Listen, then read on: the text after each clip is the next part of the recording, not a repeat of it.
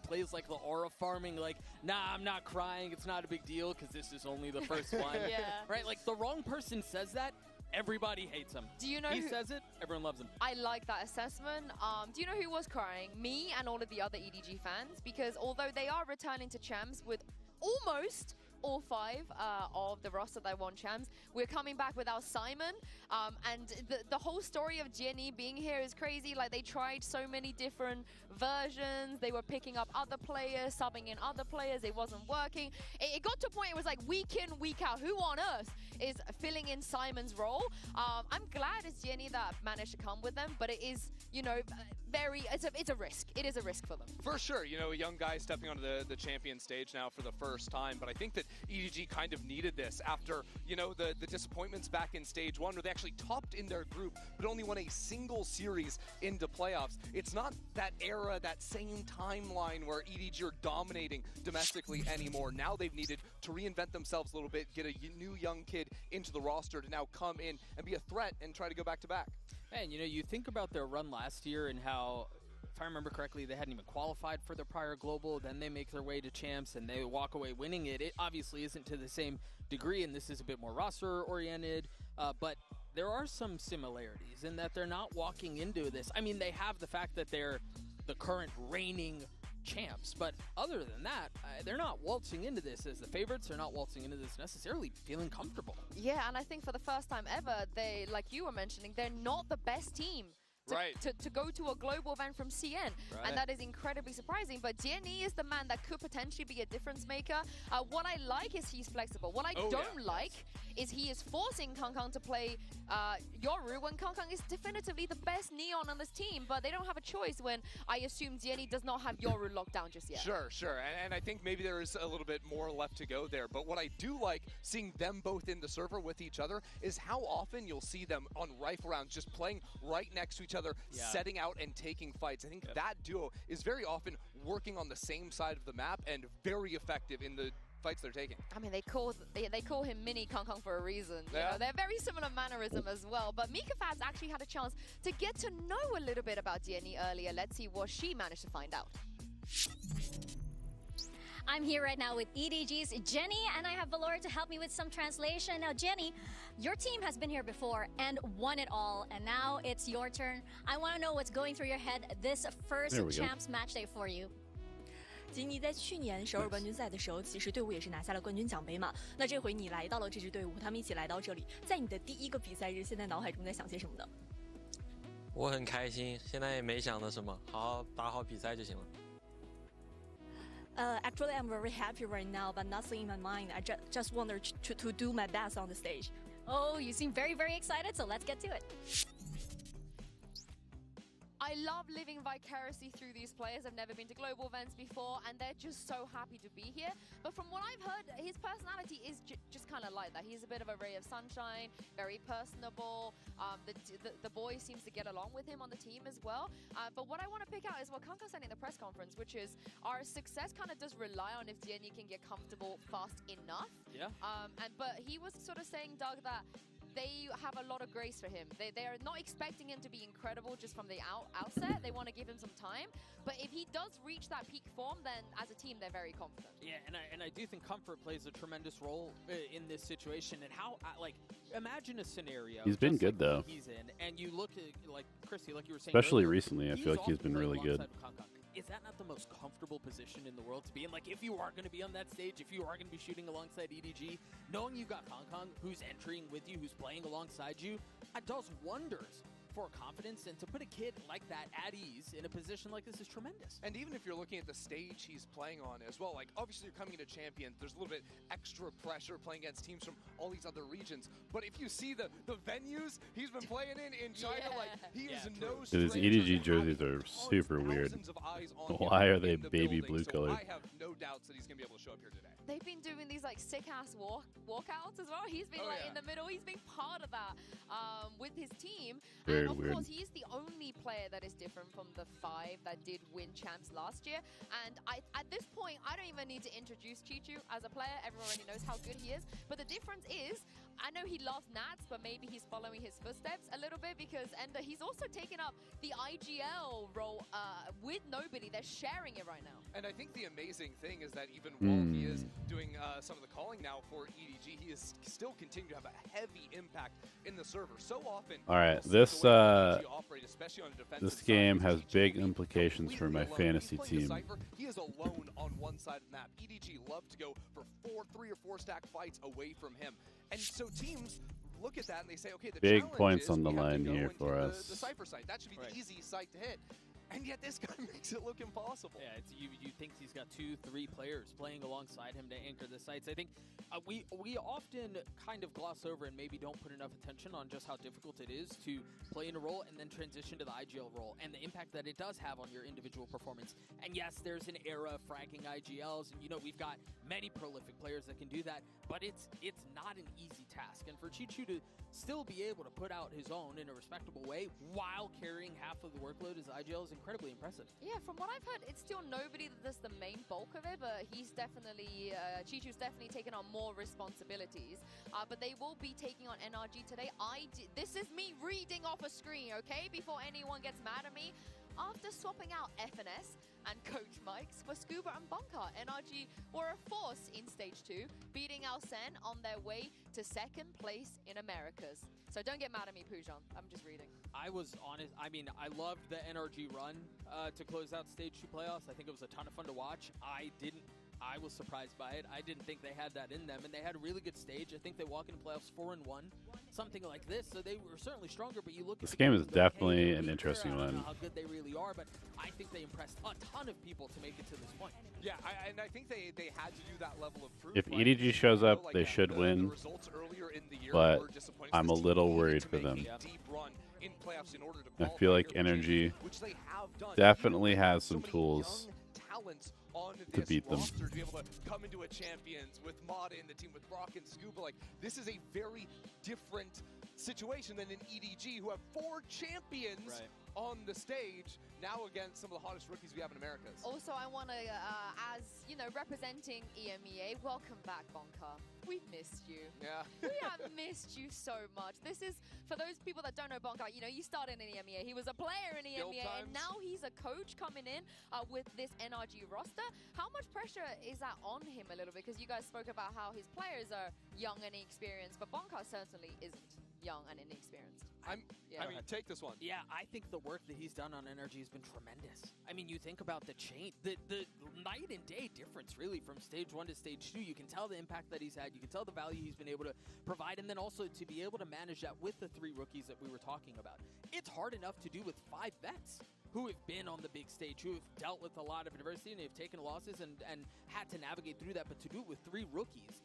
Obviously, Ethan there to help, Sam there to help, I think obviously bolsters that a lot, but the work that Bonar has done on NRG has been nothing short of incredible. Yeah, what he's been able to do in that Stage 2 is amazing, but I still think results very much matter when you look at how disappointing kickoff was for him, then stepping, not being on NRG during Stage 1. I do think making a run here would solidify what he's been able to accomplish with the team. Would you say the results matter or the results matter?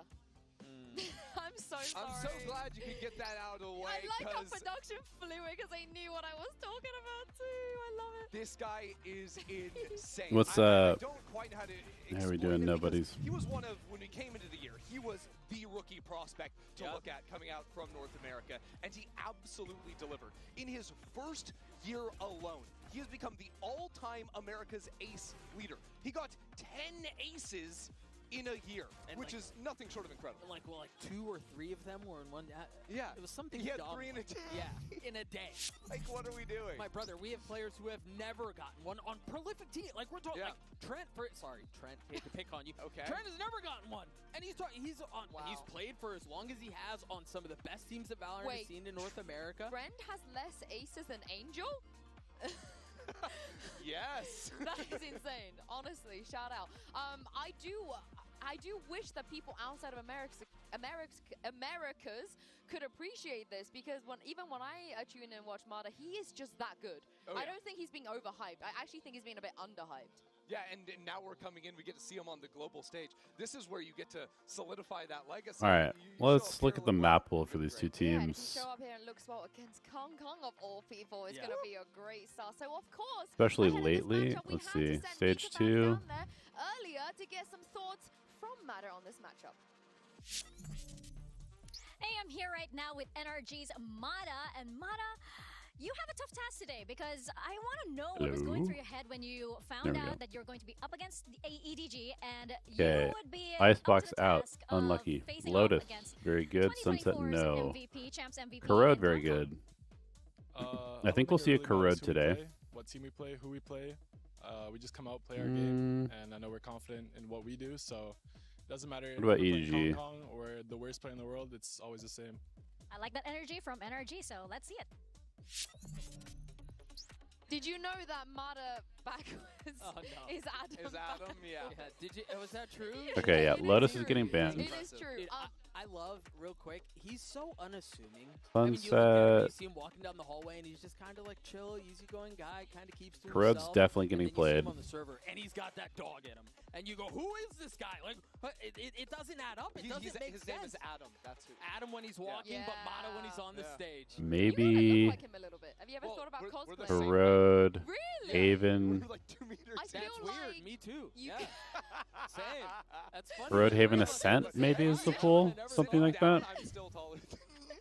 Well, it's obviously that's this hang on. bullying. That's camera magic. Let's not because How much do I rate GE performance this year than Yeah, previous and ones? so I don't know what He's that a means. liar. I heard that you're also the same. What do you height mean by as that? Dryad, so, you know, How did the team Well, compare to that's previous exactly years? I wasn't on the team's previous years, so I don't really know. You've just derailed this already. I like that he's unassuming, but at the same time, when I met him in Toronto, he was. You are the same person. Wait, yeah, turn Other the way, other way, other way. No, other way. Oh, other way? Yeah, you want to do Yes. the mirror? Oh my goodness, we can actually do a cosplay. But when I did see him in Toronto, he was itching to compete. You know, he was watch partying and he was like, God, I wish that was me up there. So I'm so excited to see him get his shot on this stage. But more importantly, it's time for the results of our MasterCard fan poll. Earlier, we asked you, who will advance from Group C? The results are in... Drum roll. And you guys said Team Liquid. 54% of you said Team Liquid. Yeah. EDG with 20%. NRG with Hello, 14, and ZX, what's up? DRX with 12. Wait, yesterday it was like CN got 3% of the vote. I guess people just really believe in EDG. There's a difference because it's EDG. Right. I don't And also remember this group what is we not said earlier, what we agreed on super is we're strong. the two that would make it out. I'm not gonna lie to you. Wow, a lot of people picking Yeah, energy over I EDG. Interesting. did Okay. predict Liquid in this prediction, but I'm kind of honestly on the fence. A little part of me feel like the DRX champs group. Of course, Achilleo's narrative picking is just so strong. DRX. See, you can't hedge your bets like that. Yeah, That's cheating. That's cheating. Yeah. Calling you out. What about the GPR? How do we feel about the GPR? GPR, I mean, this is what I predicted as well, so shakes hands with the GPR, we agree. But I do think, yeah, again, Global power referencing ranking. the global power ranking powered by AWS, the numbers line up with how tight these two matches seem, right? Like, this is a really tough day to call. This is probably the opening day I'm most excited for.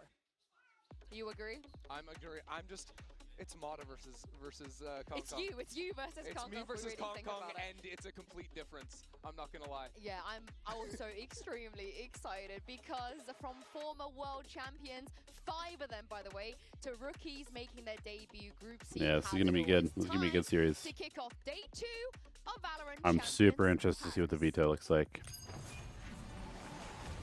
Do we get an Abyss? This is one of the big questions. Probably not, but both these teams have holes in their map pool, so maybe it gets bloated.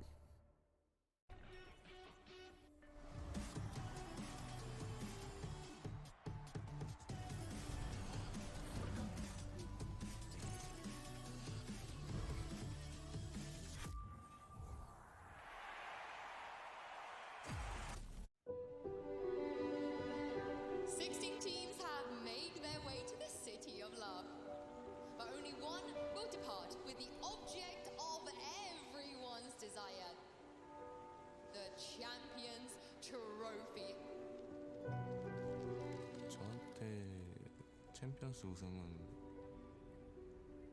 제가 지금까지 발로란트를 해왔던 이유라고 생각을 하고 있기 때문에 DRX 파이팅! 오직 그 생각으로만 할 것 같습니다. It's my 5th year in Valorant. It's an amazing feeling.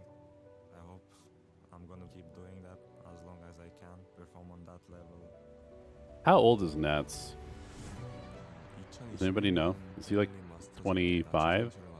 Something like that? 26? 그때 나츠 선수의 플레이는 너무나 독특했고 그 때문에 좀 많이 무기력하게 졌고 현재는 그런 무기력하게 질 것도 없어 보이고 DRX is known as a team who is always making out of groups. That's why it's gonna be interesting to see. They also had a bit more time to prepare because they made champs by points. So let's see what they cooked for champs. 팀 리퀴드도 아마 저희랑 비슷하게 만나보고 싶다라고 생각을 할 것 같은데 한번 뭐 같이 그냥 재밌는 경기 한번 만들어 보시죠. He's only 23? Wow. That's crazy. He's been playing since he was 18. Fair enough. 2 years late to the party of VCT. People thought it might never arrive. 我觉得去年我们证明了所有人的观点是错误的。EDG have arrived and they are here to stay. 我想创造历史，所以说我希望今年还能够做一遍像去年一样的事情。这一次我依然渴望，我会拼尽全力，不留遗憾。It's rare that a team that wins champs continues to have success the next year or the years after that. EDG, obviously they won the last champs, but definitely not the same team that they used to be. The villains have had their day. 2023年的美国冠军赛，然后跟伊森交手过嘛，我们23年的时候输给他，所以说我现在想复仇。我觉得23年到现在其实进步是非常明显的。然后因为以前不是那么自信嘛，然后现在其实是。Man, actually, both of these matches today are amazing. They're super good. Is getting a second trophy. EDG are your Valorant World Champions. For them defending their. This is really sick, actually. Back to the climb, ever chasing, and this is a squad that knows what it is to chase. 在今年，我遇到了未曾想象的困难和挫折。我曾经在舞台上说过，让世界聚焦于 CNFPS。这一次，我将燃尽一切，让其又一次实现。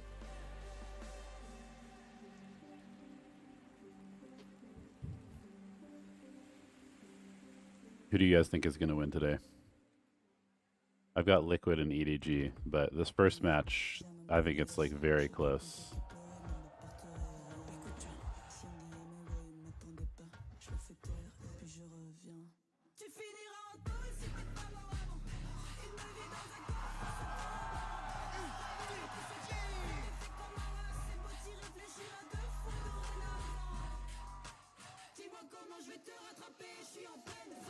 I like their windbreakers.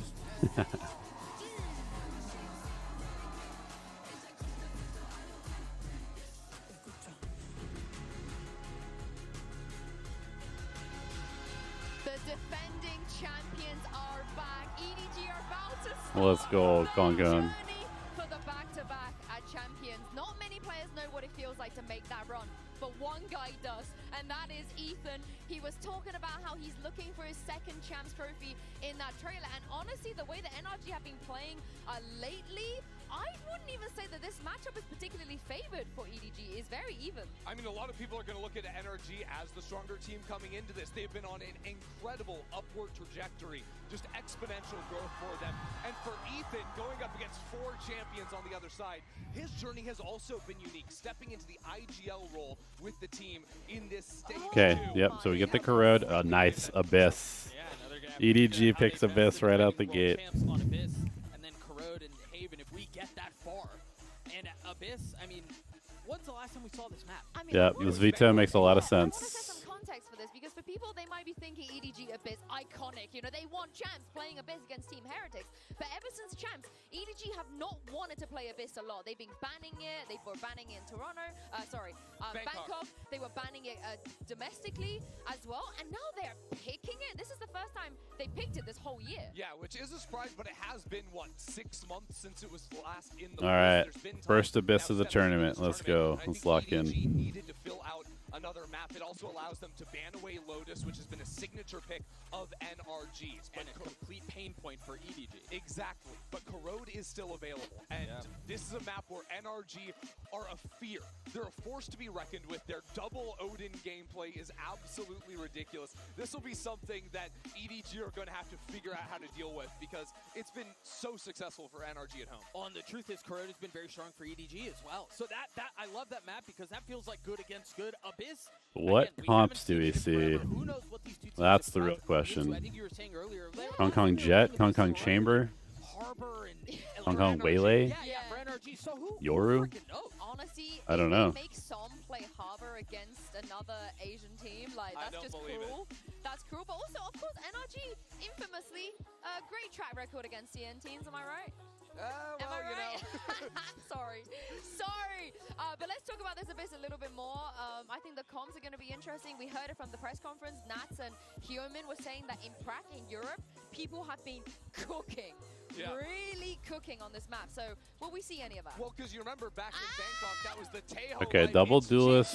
Wait, it is Som Sage and Harbor. Som Harbor again. It is Som Harbor. Wow, we're rolling back the years. So Okay. The Harbor thing, people may not necessarily love. I honestly, it's nerdy, it's unique, it's different, and a really All right. Harbor, I've said this I a mean, couple times, fits the Harbor mold of can one of the be best extremely good on this Harbor map. is smothering to play against, miserable. For sure, and I think it'd be very effective, especially against all. I Sage, definitely- what I am looking at, this is wild. I It's don't full mind force either of these against comps. Sage, so single smokes, but I think Sage Wall on defense for controlling A main in particular can be very good, but it's also so good at helping retakes on the defense side as well with walls, with teams wanting to play off-site in post plans. That wall can just Very interesting. Okay. That wall can also get EDG starts an attack. by a bunch of Odin. Sure. And All right, they need to get probably Yeah, and also NRG Probably just suffered. 6. It's a different roster, but it's the same comp. you know? Probably need They just 6 have, at a minimum. New players moving on to these agents. It's the Bonkar way. Special, Yeah, yeah. because back when he was coaching the team, that's when they were playing the Harbor, so it sticks. It's his method. I can't wait to dive into this one. What are we waiting for?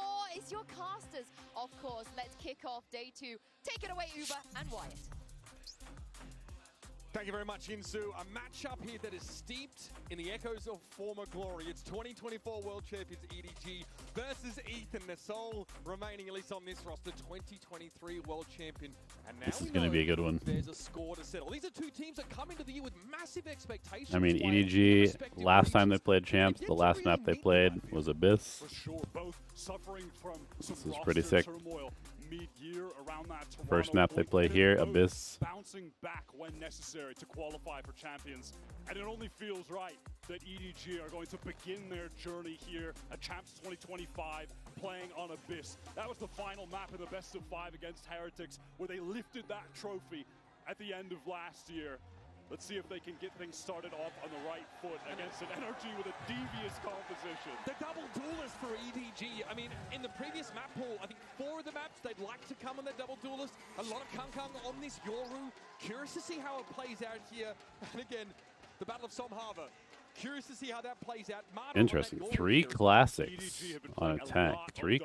4 armors. 4 classic armors. 4 of the maps in the pool, that has been their go-to, and it's been the Neon Yoru especially. Going into the Vice. NRG starting on defense here. We're going to push off A early and find very little. And the sounds of that Al drone reach Stuber's ears. He'll have to play back behind his smoke. And now this utility from Brock really just serves to delay so the rest of NRG can get towards B and play for this retake. You know, situation where Nobody. is definitely going to excel. Spike planted. That's a pretty good position here. I assume they will check him, but Jenny as well, expecting a push here off connector, and he's going to get us Cooper, and some ring out. Nobody doesn't have the stopping power to put NRG to bed, and it's on Smoggy. Smoke to upper, playing by Coast. No way he wins this. Telegraphed. NRG have a decent idea, so Smoggy gets on the move. Catches Gets it, one goes for early, some but there's no way. him down. But now Brock will be waiting on the other side. Smoggy's got Wait. a hard place, but it's a Oh my god. There's no way. That is absolutely stunning.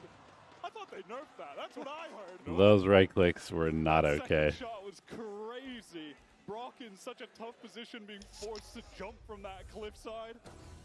Oh, How just a on earth? glimpse. What a beautiful little tap there as well. Oh my god. Wow. Okay, what a way to start the map. That's a killer for NRG. Oh my god, what a way to start. And NRG trade well into every other part of the map. That's a 3v1 that falls flat for them. And so EDG get off to the races in the best way possible. NRG set themselves up for 4 rifles and a stinger. Full investment here.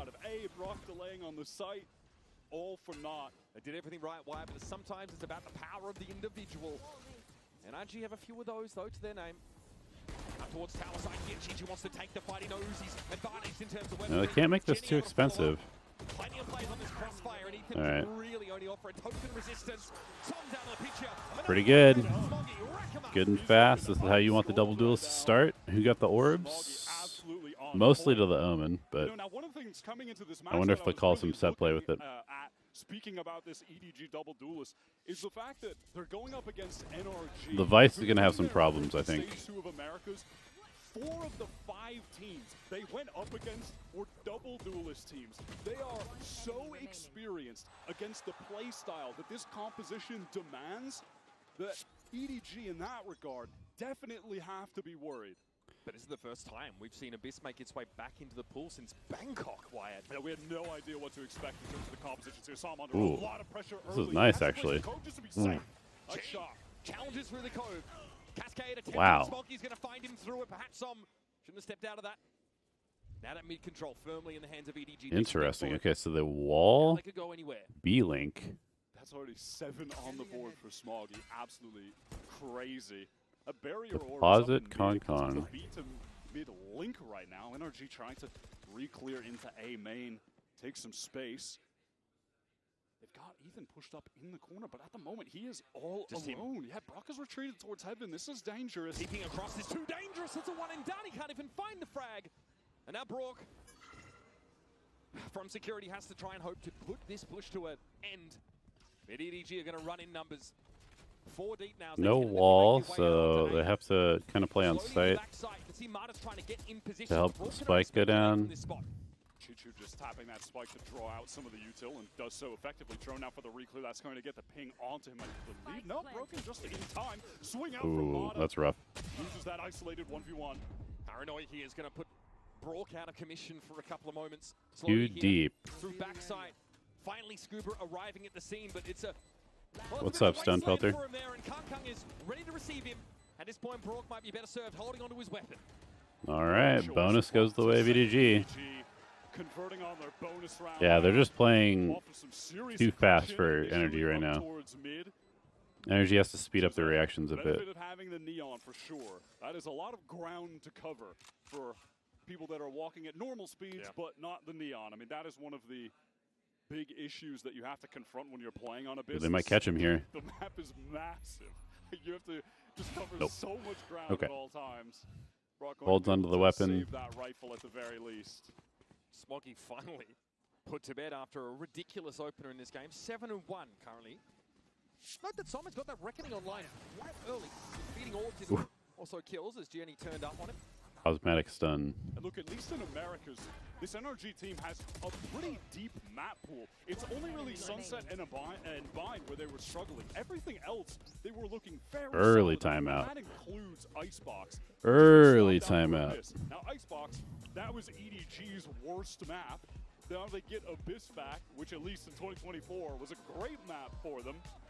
So that's just a bad situation for NRG to be in, and we have to find out if Abyss is going to be a competent enough map to replace. All right, which 2 EDG players did I have in my fantasy team? Gianni and Chichoo. Okay. Bonkar already in the boys' ears. It's a timeout called just prior to round number 4. And I think they're going to have to adapt to this pace we're seeing from EDG up mid. It's early drone onto B, maybe pull some players out, and then that library control they are slamming. Jenny just sprinting down mid. Also, Kang with great mobility on that Yoru. EDG can cover a lot of this map, and the rotations are slow for defenders. Pulling them out of position with the misdirection that Yoru can provide can really soften up these sites in advance. I do like this early timeout call from Bonkar. I think this is the right time to do it, honestly. The team is going to be able to force up, especially around Psalm's Reckoning here. Another tool that is very effective for a retake situation that NRG could find. Yeah, they are forcing. And I think that's really going to be the name of the game for them. Still, yeah, I mean, honestly, alts kind of favor NRG. They don't lose too much of that map control early, lose players getting picked off early in these isolated situations like we saw in the prior round. Dart there. Not getting any catches. Kangkang's having to walk up here, and it looks like a ping out on Ethan. He has to give that ground away, deploy the one-way, and that NRG scrabbling back on the side to try and get things in. Wow, he just swings totally by himself. That's a little crazy. Little crazy. Double face, and the ideal situation for NRG. They have Psalm just jiggle peeking towards top mid right now. After Pretty standard high-low. Expired and Interesting. Their default was basically just like the pace of the game, allow EDG take a to one, execute where they no intend support. on doing so, play for retake with the Reckoning and that man advantage. Nobody with the spike over at A. They're just playing for an info push-up, but Scuba and Mana with that high-low setup over at B. A little awkward with Judy swinging out while that orb was being taken. Smoggy catches a very low HP Brock. All right, they're going to go back to A. This is a good read. On the A side, really, the B players have no info tools. They kind of have to just get aggressive with their bodies. The retake potential is there behind this. Which is going to leave an opportunity here. There's no teleport over to A either, so Ethan is kind of alone. Paranoia already loaded up. Ooh, okay. Bring the Yoru back into the fray. Okay, nice wall. More stall now. Reckoning going to be deployed. Slow orb at Ethan's feet. Yeah, I mean, they have to fight through this. 10 seconds. Nobody. I feel like there's no way. You gotta use the stage wall for something. Yeah, there's no way. Round over. Last standing, trying to get away. He blocked himself off. And lose it. Scuba for 4. Beautiful timing on the flank is how he collects those 4. Good patience from NRG.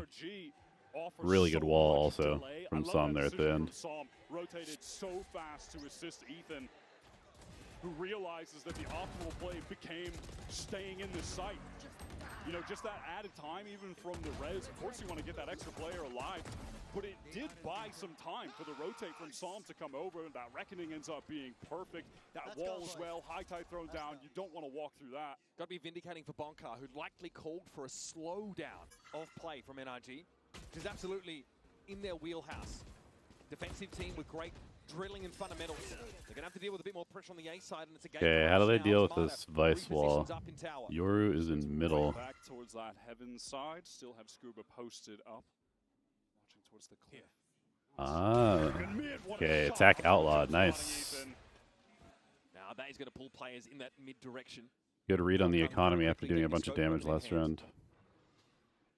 NRG heavily indexing in the read that this is going to be a hit towards B, and as it stands, they are absolutely correct. Scuba has that guarded. Ooh, Chichoo. This is a good read from NRG, but I don't think they needed to push out, honestly. Brock still had full info utility at A. He should have used that to tell them whether they should move or not. Chichoo was loving using that wall over on the right side to get over on top of that bookshelf and have to swing over top. We haven't really seen it play out, but it is a cool idea. NRG getting very aggressive there, trying to get the... Yeah, I mean, their read was good, but then they just pushed in front of their Vice utility when they had the stack correct, which didn't make any sense because they still have drone and recon. Just drone or recon this at least first to confirm whether you should push out B or not. He feels much of their run here at Champions kind of rises and falls on Jenny, but they're giving him grace, not putting too much pressure on the relative newcomer to this team. He's been put in a pretty pivotal role, right? Like a main entry, playing the non-Yoru duelist, really has to be able to channel and exude some confidence out here on the biggest stage of his career.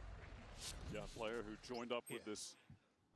This pick was huge. Squad midway through the year was just a good read. Team and has been playing. I wonder if they really lean into the attack opping. They probably will. It's sort of like one of the things that sets them apart from other teams. They've got NRG back on an eco, 1 hero rifle for Mata when you get back into this. Mata's yet to get much accomplished early in this game, but we have seen on several occasions throughout America's Stage 2, regular stage, and playoffs, Mata will have a slow start to a game and then suddenly go nuclear and bring them right back in. Early B pressure. Not the kind of guy that seems to You get the Yoru ults. slow starts. And Mata is deep. He's got the only gun too. Really nice from him. So can pull out over back towards the security. Now just sending that gate crash back towards the B. 2 orbs off of res. Can't actually get him back up. Wants to use this timing to get some info towards B main. But it's in mid where EDG are just slowly contacting forward. With Mata teleporting away, they know that they can just garner that space for free. What a weird wall. There, but some might have to give it up. Might be able to put it back together here with Brock. Crazy hard time just gets thrown down in the moment. All right, classic there for some. Smoggy is playing crazy right now. Smoggy doubles down. Nobody's gonna serve Oh boy. Eventually gets the job done, but up on high, it was Okay, 2v2. Now Ethan has to come back in with nothing but a classic. That high tide's still in play. Chichoo is about to have an opportunity for a res as well with the spike going down. Yep. Okay, somewhat exposed, but he's able to bring Oh, actually. into the game, and he comes back with Oh, I just realized, like, this wall is just because of the Sage buffs. It's like, how did he place this wall here? But it's just because Sage has crazy range on the wall now. That's actually kind of cool. Smoggy is just having. And they're basically just, they're turning the long rotate into an even longer rotate. Transfer to Psalm, that was sick. So sick. Bullets spring out from Mata. Damn, he is playing so well individually. Spinning at attack. Good attack half so far from EDG. First kill from mid, that push up for Mata. They just don't have the weaponry after the fact. Attack operator. Mata to accomplish much when the round gets scrappy. Someone here, double face. They've got a full buy. They've got an AWP on Mata, and they have 4 ultimates in their arsenal. Kung with dimensional. Yeah, this round is going to be crazy. For EDG as well. It should be. And we might get an AWP battle between. Gotta be careful. Gotta be careful dry peeking stuff against KK. Not expecting the operator to be in play. This is really a matchup of one of the greatest operas of all time in Kong versus Mata, who I think is the best opera coming out of Americas right now. Currently with the record in Americas for number of aces, and he's got it in 1 season. 10 aces from Mata. Ethan alone on this site, going to feel the pressure. Go ahead and use your ult. Yep, I like it. Oh boy. Can't be having that happen. Mata at least able to get out of trouble there. Now, NRG, you are a crazy guy. Wait, they came back? What is happening in this round? For B for now. Mata still able to be a factor in this round. I'm kind of surprised they didn't just commit to A with the your ult. For the timing. This is a bit of a weird pivot. This might be the opportunity to use it. Ethan managed to get up in heaven though. Here's that Hunter's Fury looking towards. Might still work though. It's searching. Even a steel guard had committed to that effect. EDG able to get through those ultimates now. Have a plan. Yeah, but they've got the op watching the cross. And nobody dashed aside. That was an excellent play from Ethan. The paranoia into the teleport across. Nobody had no idea what was coming. Kong going to have to go crazy right now. Oh boy. What a correction, but now he's out of Okay, nice retake from NRG. I didn't love the pivot from EDG. I think they could have just committed to the A site. Like, he had full information. I think it was because Gianni maybe called that Yoru teleported away, but he didn't go that far away. You had the 2 EDG players facing the cross. There was so much utility pressure onto nobody backside. Once Ethan hits him with that paranoia, he's able to teleport right in this moment. Gets that very crucial kill. NRG's IGL playing that situation very perfectly. Just a dirty flick from Kung there from Crows though. Could have gone either way. Yeah, that was mental. All right, Genie here with that overdrive going to pick up the Bucky. Okay, interesting. They show the Yoru. Ping on Kung, pretty telling. EDG are adamant though. And then go stack B. Ethan hoping to stall this out as much as possible. Obviously, Ethan and Brock have been manning this side of the map. Here's the fast lane. They are committing to this. Oh my god, what the heck? That took so long for him to get that kill. Now it's NRG needed to rotate in. Somehow again, by the way, Chichoo is just one orb away from getting a res. That is crazy. Wow, good kill from nobody.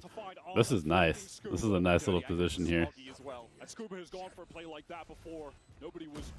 They will see him with the Yoru though. Smoggy's dropped down. Dimensional drift notes both EDG players up close here, and nobody's really found Mata. Yeah, EDG is shooting. EDG is shooting right now. 6-2, favoring EDG. And even if he didn't find that, Chichoo was already over the top, ready to fight NRG immediately on that retake effort. Fair attempt from Brock, who is a very trustworthy site anchor for this NRG team, but ultimately they are still overwhelmed. This is a critical moment though. Scuba on a couple of these retakes towards the A side has gone for that long flank through main. Nobody well prepared for that. Crosshair placement was perfect. And once he collects that kill, 3-on-2 where they can just focus forward. All right, so they got the 6 that I said they needed. The push up mid here from How dominant does this have to get? Just at library for now. I mean, we could be looking at It's high tide from Som. 9, maybe 10 potentially. Side of mid. So they absolutely know there could be some pressure coming from NRG. They could be walking down, trying to take forward angles, just as Mata is playing at library right now without Sheriff. Kong just making sure there's no cheesy crossfire setups in A main. The one-way is refreshed. Mata cancels out back towards spawn side. Of course, Kong does pick up that operator again, which is of note. The mid-round EDG begin to gather up towards this B-side, seemingly. Yeah, Kong obviously can rejoin them easily enough with the gate crash. NRG, they are gambling on this B site, however, so things could get dangerous. Yeah, NRG's doing a lot of stacking. Even on rifle rounds, they're kind of gambling a bit. But that's sort of this map, especially with the comp they're playing. Som gets one kill here, will have the reckoning. Jenny, set up here. Wow, good kill from Chichoo. In and around the site, make his way towards connector, finds one. It's the classics ringing out. Ethan gets himself a consolation. Oh boy. Gun recovery of a Som now. Can he make use of it on the other side of this high tide? Gets himself Chichoo, but it's going to take more than that. And the op over the top. Yeah, EDG have a good read on this map, I think. These executes from EDG have just been honestly, I just kind of forgot. I can ask TMV if he wants to call. They didn't have the best weaponry, of course, but it still just looks all too easy. Chichoo, that is... I mean, he's really been a menace as well. He's put up 12 kills. It's just that Smoggy has had, I think, the flashier kills and does have 14, but that duo are going absolutely crazy. And NRG are really segmenting off the side as they hit it, right? It's Cascade, there's a high tide, there's Omen Smoke. Let me open up Discord. To, compartmentalize these little engagements, but as you mentioned, they didn't have the guns for it. Now we're all turning up in mid. Fast push to library for Jenny. Brock gets that Hunter's Fury online with a collection of the A-man orb. EDG taking a lot of space towards mid, just cycling these dark covers. They've driven a wedge straight up the middle of the map here. And now, looking to give that space up, maybe punish a re-clear. You can see NRG, they of course have concerns about that. It's Ethan jump spotting towards that B link side. Mana focus on B with the operator, but shouldn't have any opportunities to take a shot in this round. It looks like EDG, they're ready to just go for this A side, execute, and Kong wants to cut off a rotator with the op face down mid. This denial of information and nothing spotted. Feels like Mata has no info, despite playing Yoru with an op. Probably find some more space on B, but he doesn't really have any support to do it with. Has to be ready. Sheer wall, of course, active. Brock might have to drop down off security, otherwise, off tower rather. This could be a wall in his way. This is a mess of a round. Look at how broken up it is, but Jenny's having to take the 1 versus 1. Big entry from Jenny. Reckoning in play. Jenny, unperturbed, gets 2. unbothered, and gets his second. Plant stuck. Some falling by the wayside. NRG are looking out at C. On spare, just completely outgunned. They're getting owned right now. Just some nerves maybe showing up there. None for Jenny, pushes getting forward, owned. Removes the operator from the map. And now it's I mean, I respect it from EDG. Just picking Abyss, first map of this of champs. Americas when NRG for the most part, outside of maybe one map just against going for it. When they've had blowout wins, it's come from starting on defense and being an absolute brick wall. But EDG are running them over a lot of it due also to just individual skill right now. They are dipping them in the gun duels. Like, they are straight up just winning these. I mean, the thing about this map is it's so wide, it's very hard to play defense correctly. With all of this controller util on these sites as they're being executed on, NRG are asking for these pockets of play where they can take 1v1s, but they are losing out to young guns like this guy. Jenny, just dominant. And again, was by their own admission, considered a wild card here for EDG, where they may rise or fall, and so far he's delivered. I feel like NRG would really benefit from leaning a bit more into playing for some of these retakes. Trying to anchor these sites hard against this EDG comp is just not working out right now. I think they just need to get more proactive with their Yoru. Their Yoru is like very passive. Taking control of A main though with this operator. Mata's not pushing up aggressively and taking any space. He's just like sitting on lines like he's a jet or a chamber. You gotta play way more aggressive with this character. It's a nice ult. They have res though, yeah? Yeah. Love that synchronization of utility. In the meantime, NRG all the way out of this B. Oh, he's gonna get two? Oh my gosh. And again, that same info push off a B for NRG is shut down. And Chichoo has just had reses constantly. So despite that awesome little bit of utility pieces in tandem from NRG, a great Hunter's Fury from Brock getting that first kill, it's made ultimately irrelevant. Tell you what, your knees start to shake when you hear that sound. Oh boy. Just absolutely deleted. Brock here has to clear this all early on. That's not where he wanted that recon to go, and he can't do a damn thing to interrupt this plant. Yeah, this is a beating right now. Back by security. EDG have this one covered. As Som steps up, Mana's on the other side. He will struggle. Finds Jenny and gets his second. Now he's given himself a foothold. Okay, don't troll around EDG. Fall back to this A main hold. Can cover the spike. Does have one flash to get out. Step Brock to drop. What a shot. Dangerous. He wants the fight. Goes for more. Wild, but Brock can only get one. 9-2. For the rank upon rank of teammates, EDG step up. And are they back on eco or like half eco or something at this point? On this attack side has collected a lot of very crucial kills. This B push was a disaster for NRG. They already had the opening kill in the round, and then they just give that one away. Genie threw down a great relay bolt. Funkin is so fast with the op, it's crazy. Predator's Mana makes his way into the side off his own bat, finds those 2 kills, but by then it's too late. EDG are just trampling over these sites with absolute ease. NRG trying to throw another aggressive play into the mix by taking very deep mid control, and beyond that, just pushing all the way through. Yeah, Smoggy sniffed this out. Ooh. There was a ping at that part of the map by EDG. They knew something was headed their way.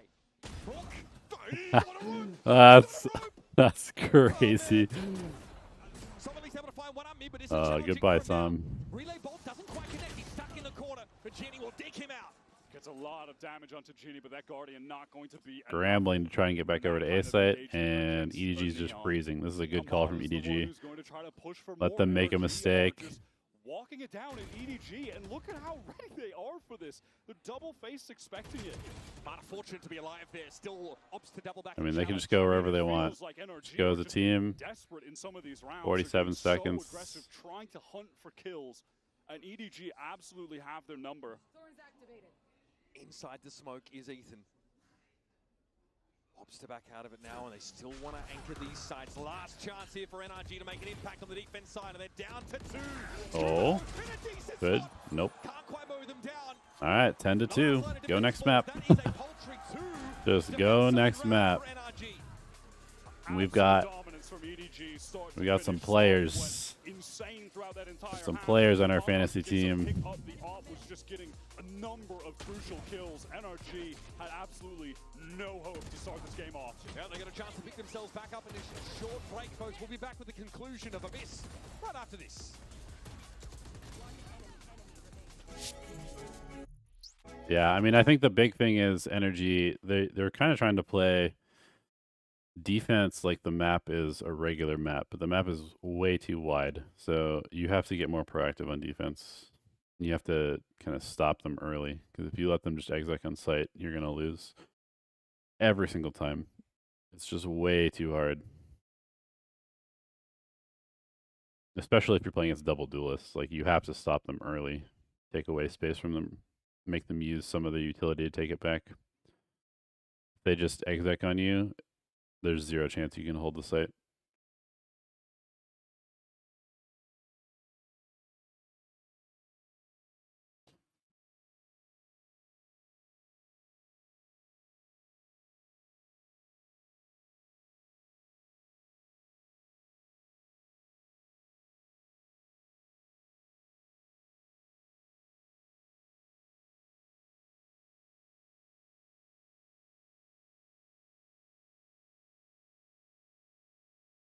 Yeah, some of these walls that Sage was placing were so far away. Forgot.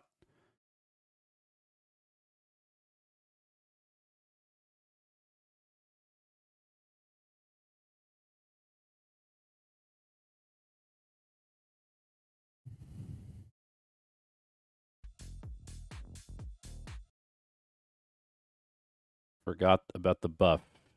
Maybe the buff is crazy.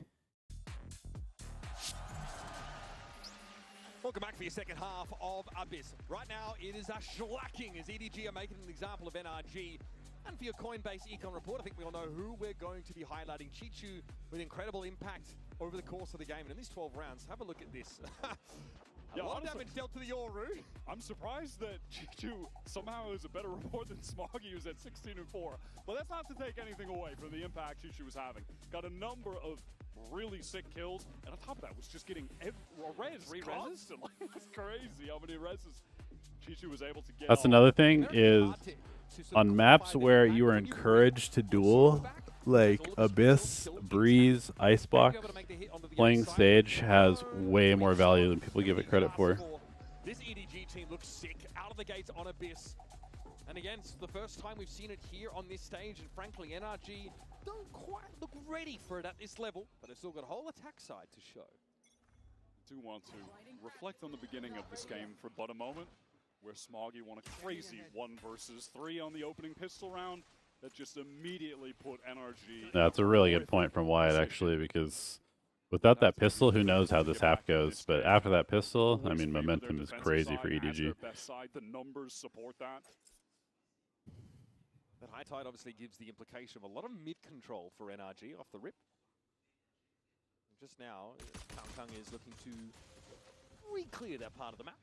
Yeah, that is one benefit of running the harbor for sure. It's just being able to throw some of those cascades, high tides towards mid, makes the defenders forced to re-clear, forced to use util to re-clear, or just play in more passive positions. Vada ultimately pinged out. That Sage wall, even if broken, would force a wider swing on A main to risk the NRG at this point. Quite ready to take. NRG have cut noise, broken part of that barrier. They only broke one segment of the wall. Had no desire to leave this site. 3 players are ready to face this. No body position as well, assuming some mid control to be taken, but there's going to be no pressure coming out of tower here. It's just too easy. I mean, they haven't shown anything on B. Oh boy. Wow. How did he win that? He gets out of the dark cover. Does Smoggy again has to clutch it up. Not again, bro. Surely. Only 18 health for Brock right now, going up. Oh boy.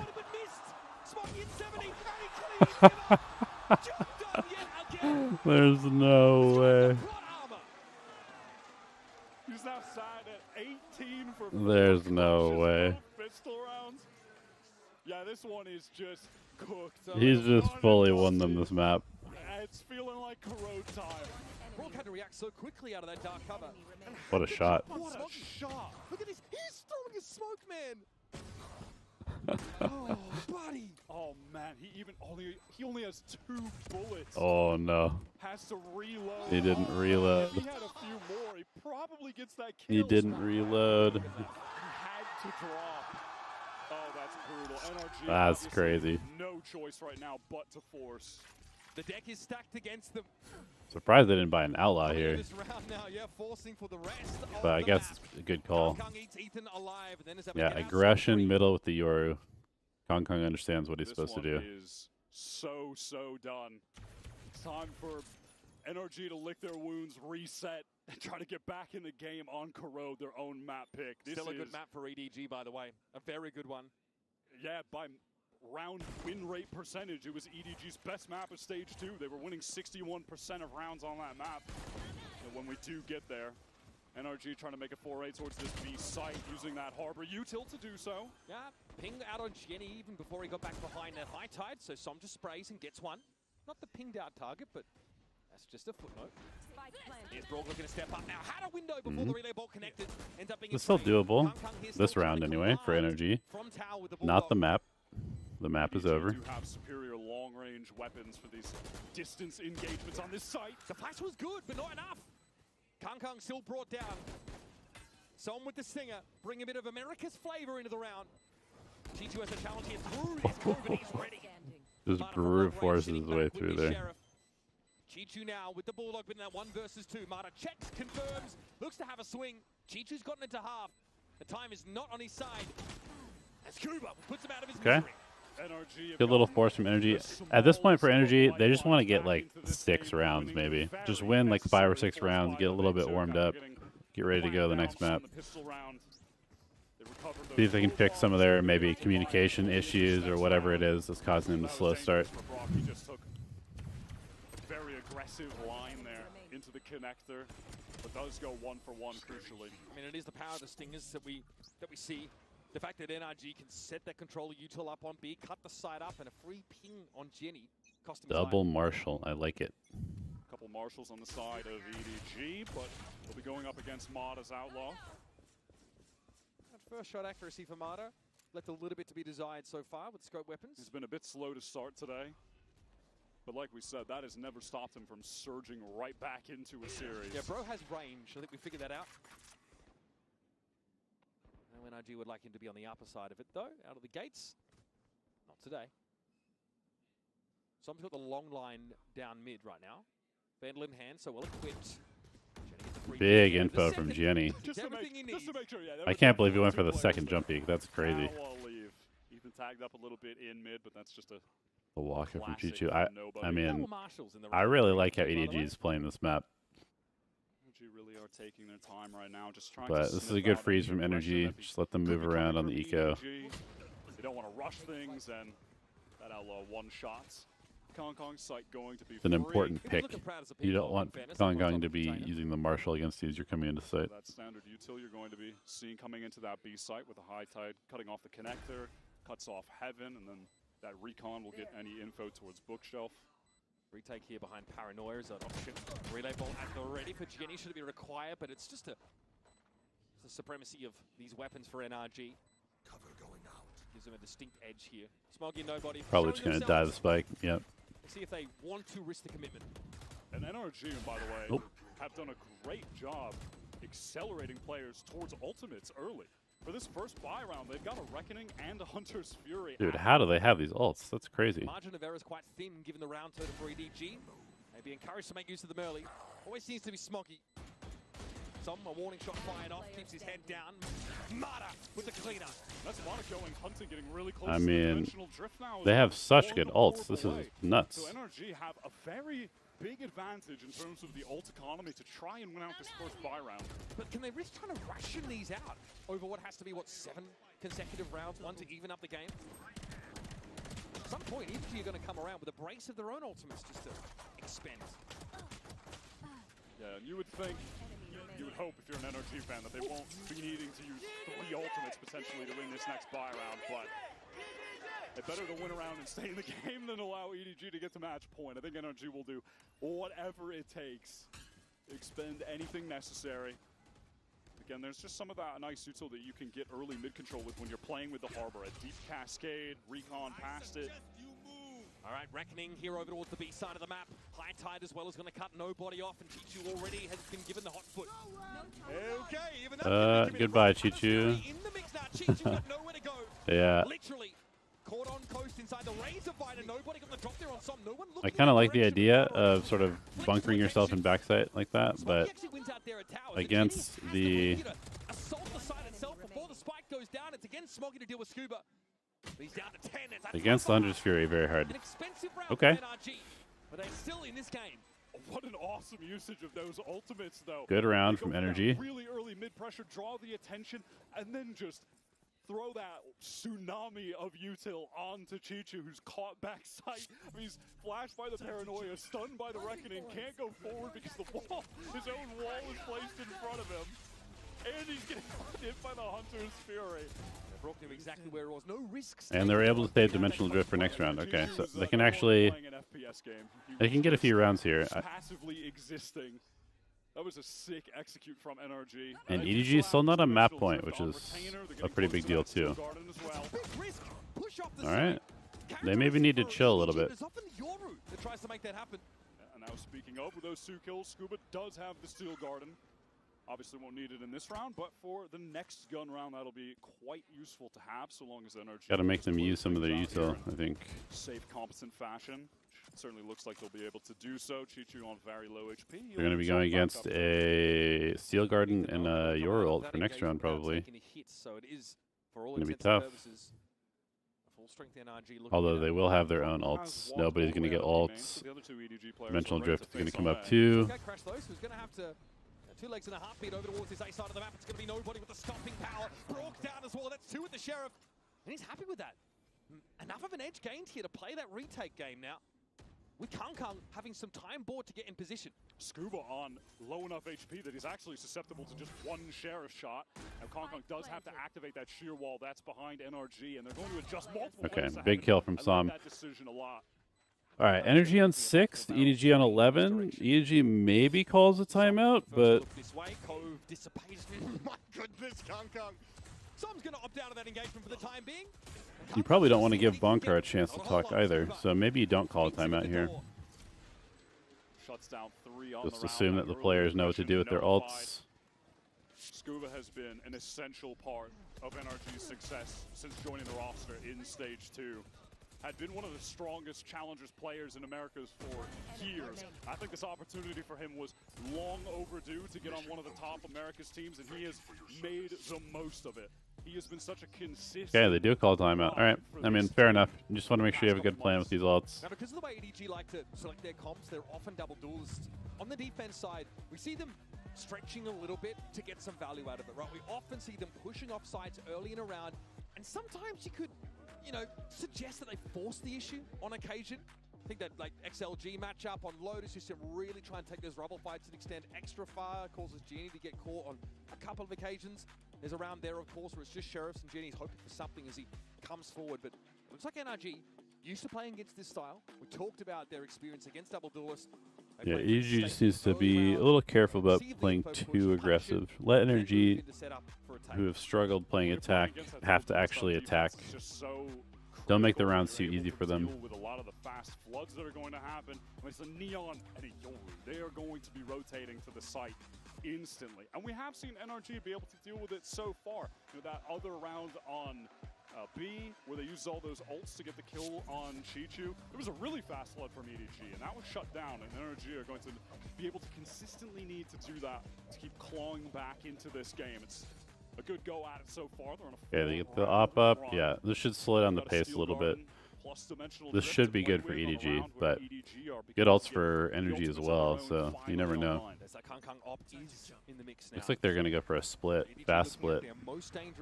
And for NRG, it's really just a question of when is Kang going to have the op, and they know it could certainly Gonna be check A, make them think they're coming A. Back middle. Yeah, time to go for the split. He's probably dead here, though. Ooh, nice little second teleport. Holds 2 people in middle. Yeah, again, he's just isolated on this back B side. This is a nice play from NRG. Taken out by Ethan. Mata is offering such a distraction. Yeah, Look at the way these other anchors are like, what, is he going to push? And he's just not. He's being so patient. This is really bothering EDG. They have to be so mindful of it. Just a timing push out of mid. Here's the Steel Garden, just as EDG mostly set up into the trap and the waiting arms of Mata. Only one has to try and get up, and Genie catches him. That opens things up a little bit more for EDG on this retake. Yeah, they're just going to save. Just going to save. Genie is so weak. Kang, they want to keep that off. Okay, good round from NRG. All right, if they get to like 8, 9, if they get to 9, I believe in the comeback. Chichoo is going to double duelist defense. A little tough. But crucially too, yeah, it is just Mata's play towards mid was so impactful as to how EDG were forced to just play around his existence. And then they got funneled into it by the Steel Garden. That definitely forced the save there for EDG. So that's another nice round from NRG, but it's heavily assisted by that sheer weight of ultimates. And now that edge for NRG has gone. Exactly, and EDG were required to use none of theirs. I mean, they just go for a 3-person save. They never really got in a position where Chichoo a little bit too isolated on the side a bunch also. But for them, they're going to feel okay about that. Okay, we trade off 1 round loss. We still have a 4-round lead, and now we have a 4 ultimate lead. That's not a bad offer, honestly. I think they'll be okay with taking that. Yeah, again, the deck's still stacked. Okay, Kong is going to get a deep line here in A. Giving us a good run, at least. Or at least an off-angle line. Somas is able to collect that orb in B main. 1 away from the Reckoning being active yet again. Again, they're playing around those early info pushes off sites from the double duelist defense side. Nothing served up for them this time, though. You get some early info. Nobody does spot 1 player on the cross. That was Ethan. Quickly breaks that drone. Kong has been very patient in this position, and of course Brock is out of absolute necessity going to use that drone to clear an AWPer with the potential of an AWPer out of A main. Kong had to get off that line initially to reset his gate crash. Now he needs How to aggro is he going to be? Just can play off this one way as it's still up. Oh my god, is he going to walk through this one way? No way. Here we go. This is about to get messy. Around the corner. What a shot. What a shot. Gets a second one. Yeah, he's just so scary with the up. He even uses the dimensional drift to get right back in. Hunter's Fury off the back of that. Some spotted. No connection just yet. Yeah, there's a There's tag. a ping on Som's position, but he's still going to look for this plant behind the cove. Martin looking to find backside, but he's going to be pinned. He's behind them. It has to be respected at some point, but no one is looking at the Yoru. 4v2, Scuba could win this. Wow, what a shot. Just kidding. Just kidding. He's taken the vice out of the game. It's Martin side to slow walk. One is good, but the second hard to come by. Alright, there's match point. Yep, the ults are the big difference there. That is just a mental play from And also, EDG. Kong is just insane. Right back in with the AWP after using his gate crash. But honestly, this has been a pretty good sort of like warm-up map for NRG, so I don't think Corred will be as one-sided. They were definitely heavy whipping early on. Crazy play. Jenny now has that overdrive. And it was only a matter of time until EDG were able to sync up these ultimates to win a round. And it's a classic as well, the dimensional drift with a Hunter's Fury. You know, it was sort of said that it took a little while for Kong to acclimate. Look how aggro they are in to mid. play, but safe to say, he's feeling himself now. Now NRG going back to the well. They've got an incredibly fast flank here. Side executes, and again, it's just that high tide. Onto a shove. Oh my god, this man, dude, that's just a Vandal, and Som is down. What a spam. He's respecting Smoggy there. He goes for the spray onto the side. Now they'll try to find Coast instead. No harder util to actually try to stall out this retake that's going to come in. Just Ethan smokes, really. Mata needs to go crazy here. Could even be popped from Genie to just be that forward man. Yeah, there it is. That's going to deny the line. Okay, Mata can maybe win in this round with his positioning. Around through connector. Instead, Gate crash out to his side of the map. But Kong notices this. Does he know Brock is there as well? Perhaps underestimating the positioning for NRG, and Scuba attempts to go in with the shorty. Mata has to step up. Yeah, big round from Mata. Nice job. For him and Chichoo. Ultimate not in his favor in that one. NRG stay alive. Very nice. It's been all about the B side for this NRG team, and exactly what we were talking about with Mata is happening.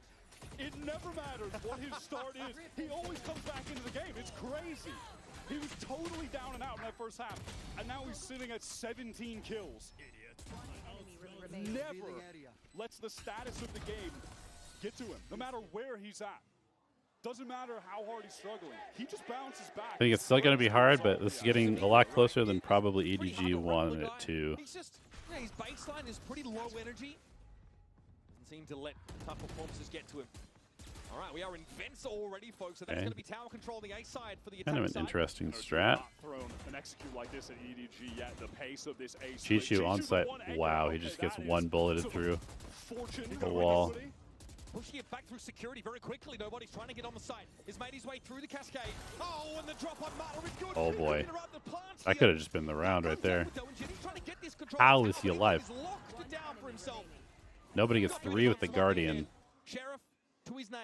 He should have won this round, honestly. Multiple clutches in this game already. 23 and 9 is the most crucial a crazy score. To close it out with just a Sheriff. Devious rotate here into tower for Man, Smokey. he gets the gun too. He's got himself a weapon. NRG still needs to recover this spike. Very dangerous location to get it as well. He's about to have one dark cover to play with. See if there's an opportunity to maybe use that. It's to main. Ethan, is even smoking off. Ethan is smoking off. They have no idea right where he is. On A. Just concerned. They don't know where Smokey They have no idea where he is. Okay. But contingency as well. Arcaros thrown up in tower. That allows for a spike to be recovered. And now they can plant back sight. Scuba is in a position to keep Ethan safe. He made noise. Sound on the rope. Didn't get the silent drop. Ethan hears this now and is starting to inch forward. Scuba ready to play out of security. Can Smoggy go massive again? I mean, this wrap is kind of nuts. This would be for the map. Steps into the dark cover, gives it a tap. Where is Ethan lurking? Still on the other side of the boxes, and now Scuba's Knows giving where himself 1 up in is. security. Maybe knows where 2 is. Yeah, he knows where both are now. Now looking in that security direction. Okay, good. Well played from NRG. I mean, NRG really slow the game down there. Take their time, make sure they work themselves into an optimal there is a chance. chance. Getting that spike. There is a chance here. His hands backside where Scuba can actually watch for him. They won't be in an isolated situation against Smoggy. Man, nobody had some crazy kills there and had a real shot at just one-tapping Brock. He was trying to stick the plant. Yeah, headshot there, and that's the round. That might have been, that would have been the round sealed. It certainly feels like it anyway. Bro, I don't know what's happened. I keep getting shot through smokes. That was a little unlucky. A little unlucky. Armada has the attack off now.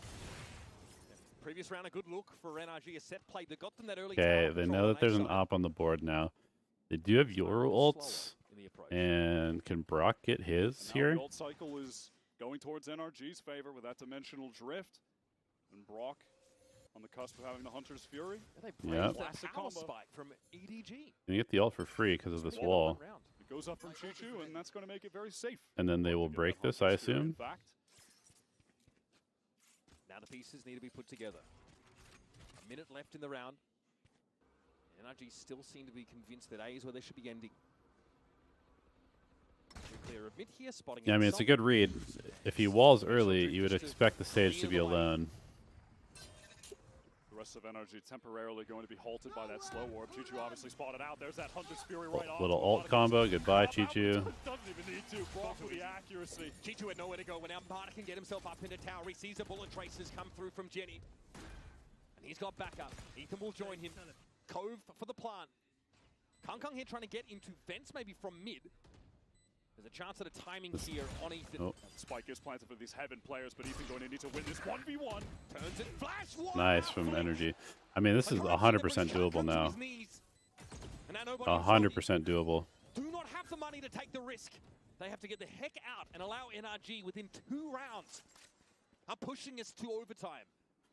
Yeah. Playing defense on Abyss is hard.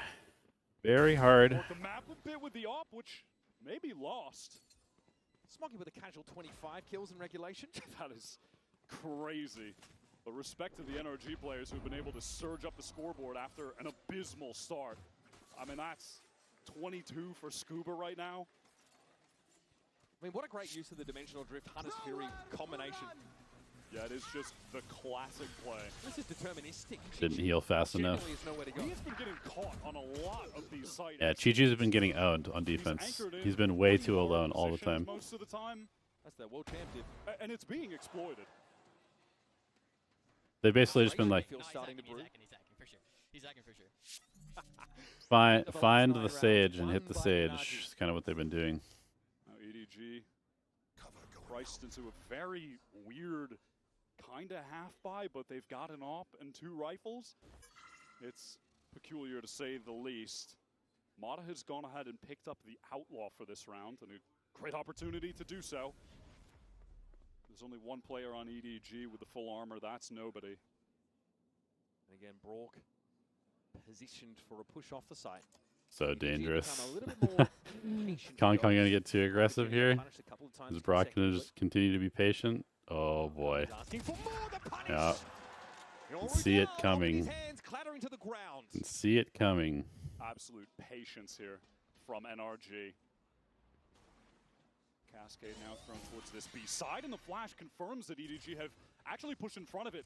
And off that audio cue, NRG And again, just hitting the Sage's site. Chichoo's always alone. That assumption is correct. This is a huge read for any team playing EDG on this map going forward. They're just always alone. All right. I think we might be going into overtime here. And EDG just look like they have no idea how to stop this attack. Just hurled into a save position. NRG can certainly go hunting. Nobody looking for some garbage time frags, and Scooper is going to be handled. The money, though, still good enough for NRG. I mean, nobody would be happy to get some kills here, honestly. Gets that Hunter's Fury for the final round of the game. Yeah, he's just going to go for the ult. Weapon, though, stripped from his grasp. Worth it. Notice the money. Although, they need to save this gun. I think they have to save this gun, otherwise they can't full buy. Bear in mind, it was a 10-2 half for EDG to kick this game off. And NRG have clawed this all the way back on the attack side.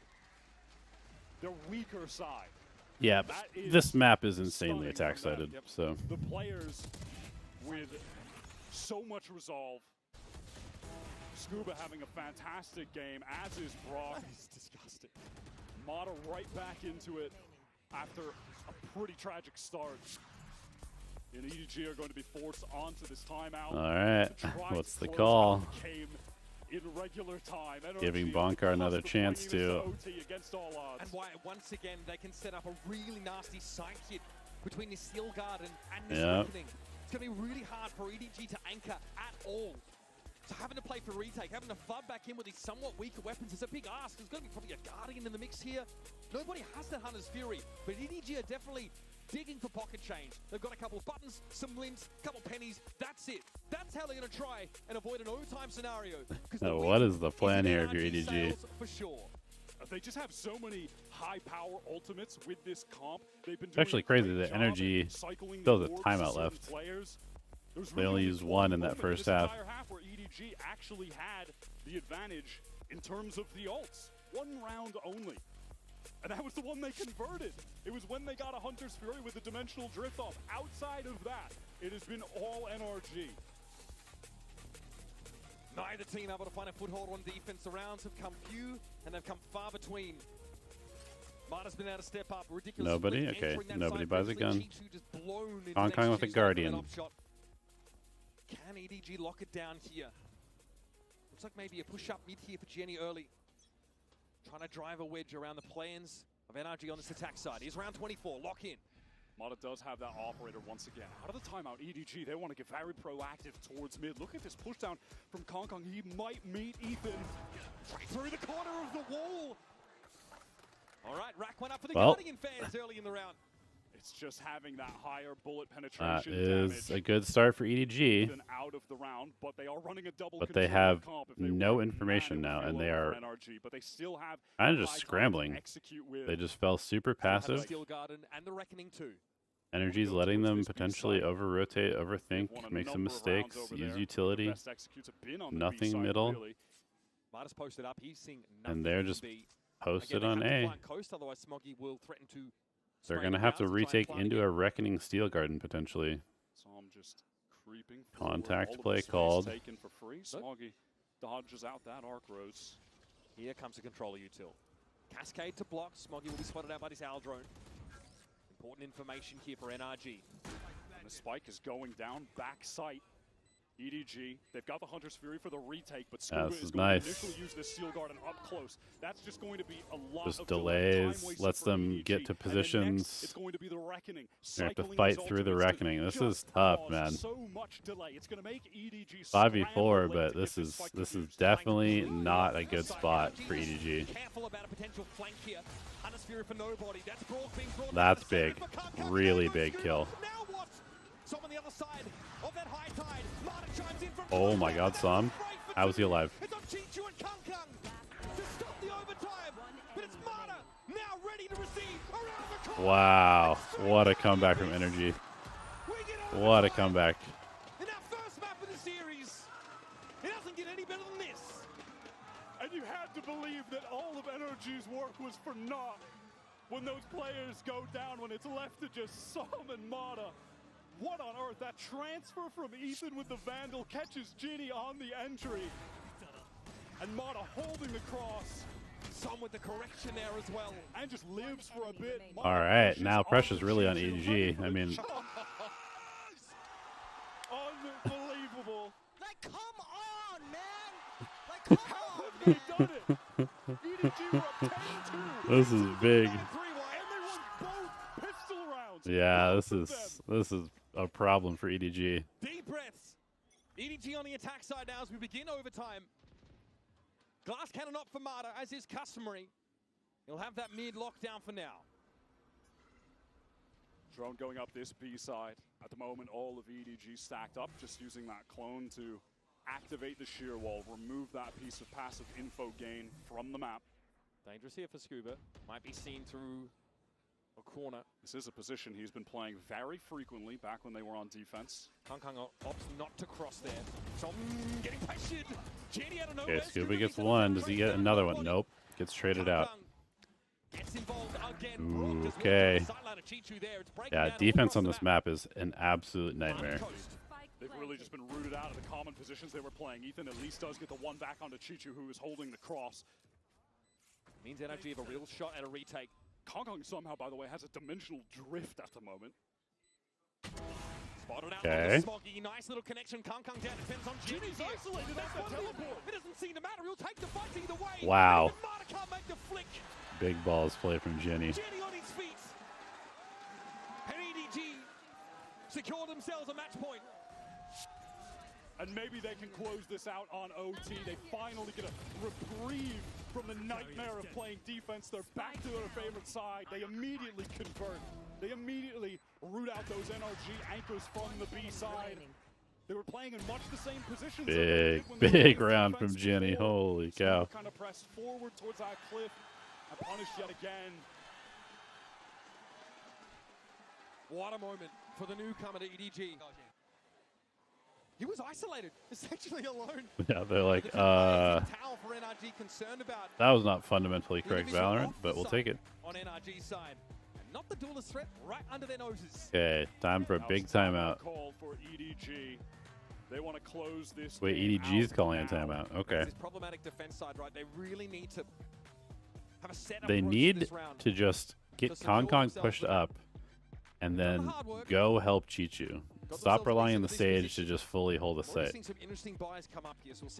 You got to support the Sage, I think. Honestly, going back to defense, but it's got to feel good to just finally deep breath. We got a round. I want to see if Kong is going to commit to buying a glass cannon off on defense, same as Mata just did. Certainly would not be a surprise. They've been getting a lot of value pushing middle. Down to the wire in this first map between NRG and EDG. If I was NRG, I'd be very cautious of the middle push here. Mix of veterans, literal world champions, and then hungry, young, talented shooters from their respective regions. Jenny from the academy roster of EDG, and of course Scuba, Mata, Brock, all brought in up from challenges.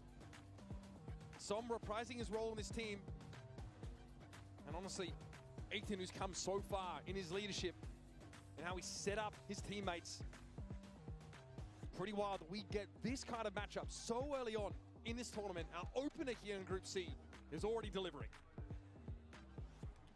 It is wild to see Scuba, Mata, and Brock, just that top graduating class of Challengers players from 2024.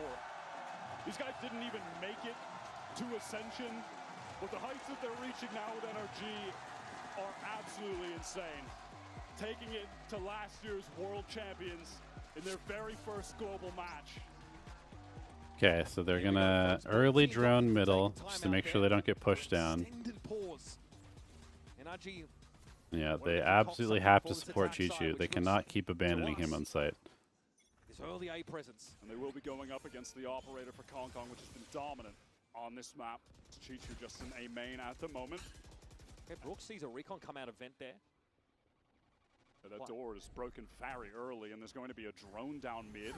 I mean, just the same story over and over. He just gets pushed.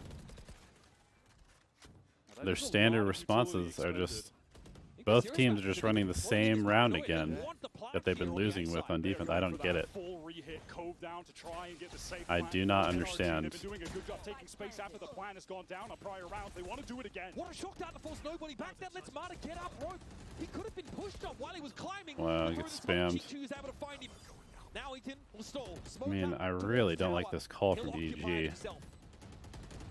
Just biding time in the smoke is going to have to make a serious play happen. Gets the first. And he got away with it as well. That is ridiculous. Now TP back to a I mean, there's no way. There's no way they win this. They cannot keep letting Chichoo defend the site by himself. It's like super troll that they keep doing this. He's brought down. What's the contingency here for EDG? No other option but to stand and face the music. Yeah, I hate that play call. I think that's terrible. Honestly, both teams, like, they just lost 10 rounds in a row on defense, playing the exact same way. Why would you not switch what you're doing? They push for the heaven control. Mata goes down. Disastrous that he sprayed through the smoke, but Ethan retains that position. It's bold. Same thing with NRG. Like, they played like the same defensive round. Not working. Leaves the spike open. He gets forward while the rest of them are able to just play spam with the Phantoms in main. Really sick game plan. Worked exactly as they drew it up in that timeout. Away we go. Ooh, I like this from NRG. This is nice. Nobody was able to find two around that. It doesn't work, but I like the call. Oh my god, how does he win that? Brock absolutely needed to get that one and really thought that he would. Sam is creeping back into the site. He needs to make a heroic play, but he's caught by Ginny. And Aldrone is a problem. Some ice at the sky. They're just... Doesn't see the threat right in front of him. Nobody can play defense on this map. This is NRG just fighting to avert a map loss at this point. High-low set up there. Jenny slides on in, takes the fight, and converts. Jenny. Absolutely no lack of confidence. Given the weight of this game, the situation that EDG are in, the prestige of the team that he's found himself on at such a critical moment in their history. Strange variation, isn't it, from NRG to push up and A-man and take the fight. They just want to try something new. I kind of feel like maybe they should have brought 4 people if they're going to play aggro. Just gamble. It's kind of what you have to do on this map. But it doesn't pay off. Still no timeout from Bonar. I mean, EDG. This cascade is going to be thrown out. They're scrambling right now. From Psalm, trying to apply some pressure. It's a high tide towards mid. NRG are making it feel like they are pushing up multiple lanes of the map right now. Good clear in A. Okay, finally they have Kong on aggro line. Pull the plug with a gate crash should he need to. He might want to Good take luck. the fight, realizing his window is closed. And with that drone Okay, coming through they need to stop just sacrificing the site. I know like Smoggy needs to kind of fight for this site, I think. Gate crash to get back towards the team, while they are really trying to get these orbs onto Psalm, get a reckoning. Ooh, Mata hears him running away. They're just gonna walk onto A site. On the retreat. He knows he went up. Yeah. He's taking this timing off that audio. This is nice. But Kong is noted by Mata. He's in the perfect spot to punish him. And how? He gets it up with full armor. That's so sick. Can hold the angle towards spawn now. They've left Ethan as this late wrap towards mid. Is nobody aware? He's got an idea that it's certainly possible. Now it's been confirmed. Okay. Ethan and many of those We go again. away from the play has found success. And at that, Psalm, Who can win a defensive round? They have the reckoning as well, and Mata ready on the angle. Is always. This was a nice mid round by by NRG. Eventually he'll be brought down. That's Chichoo making his way in through security. Naturally, EDG just have to go for this. Chichoo picked off up on side, and now it's on Jenny. Fast lane to maybe cover the sideline. But some riddles him with bullets. Feels like this one might be going all night, Mitch. Okay. That's fine. It's just day 2. Okay. We have energy in if you're NRG, great reserves. Surely at some point, one of these teams will figure out how to win a round on defense. It's only a matter of time. I mean, both have been mixing it up, or at least attempting to. Yeah, they've been trying, but Mata just off his own timing, able to explore onto that A side. Just want the gate crash back for Kangkang is what unravels them. Yeah, and he hears Kangkang running away. That's when he calls for everyone to rotate back. That's when he gets into the site. Okay, still no timeout. Mata is back to that glass cannon operator. Used it in the first OT round. Are they going to try and kill him? They tried this earlier. He needs to run. EDG are all the way up mid with both duelists at the moment. Okay, they're going to paranoia. No paranoia. Where's the paranoia? Why no paranoia? I don't get it. Now on the side is Kangkang. How's he supposed to fight off this? Wall up in mid, nobody going to be spotted up on account of. All right, NRG might be taking this. Straight up shield wall here for NRG. They've all congregated around this spike drop. Kangkang doesn't have a flash to pop out of this dark cover. This is tough. To expire. Straight up raw gun duels need to I mean, there's just no way. There's layers of double swings here set up for NRG. There's just no way. Yeah. Flawless maybe. Flawless round. I don't understand why they didn't paranoia through the wall there. Like if they were gonna split into that area, why would you not paranoia? The lead in this game. They finally convert around on defense. Mata with this operator. It looked like they even had Smoggy ready to do it, but then he just threw a smoke and left. B split up mid and Scuba tucks in the corner. Mata makes it seem like he's the only presence there. Scuba has been playing so many really dug in B-side anchor positions. Bonar trying to remain cool, calm, and collected that time. Just the first map of the series. Kangkang with an early push up into main. Okay. Instantly. Almost 2 kills right off the bat. He's not favored. Ooh, aggro from Ethan. I kind of like this. This is wild. TP forward. Jenny's on the line. Timing. All right, I mean, big play from Ethan. And now they've cut the map in half.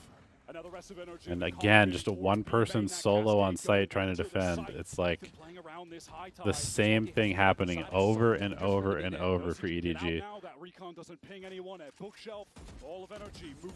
They're just playing full retake on one side of the map every time. Like that last round where they had the reckoning. This is just an honest 4-on-4 retake. Kangkang still has a lot of util in that kit. Chichoo could even try to wall to defuse the spike. There are options for EDG on this retake. They're going to get aggro here. Oh, it's a big kill. Oh my goodness. Ow. Ow. What is this game? Suddenly both teams just decide it's time to win the defensive round. What is this NRG game? make you believe that this is the moment to close it out. They get the lead, they get the spike down, it's a 4-on-4. I mean, Brock just got deleted there. That important initial duel against Ethan, EDG able to just retake back into connector off the back of it. Massive round. We just keep going. This is an absurd map. Abysmal start on this map. That is the most Mata-coded result.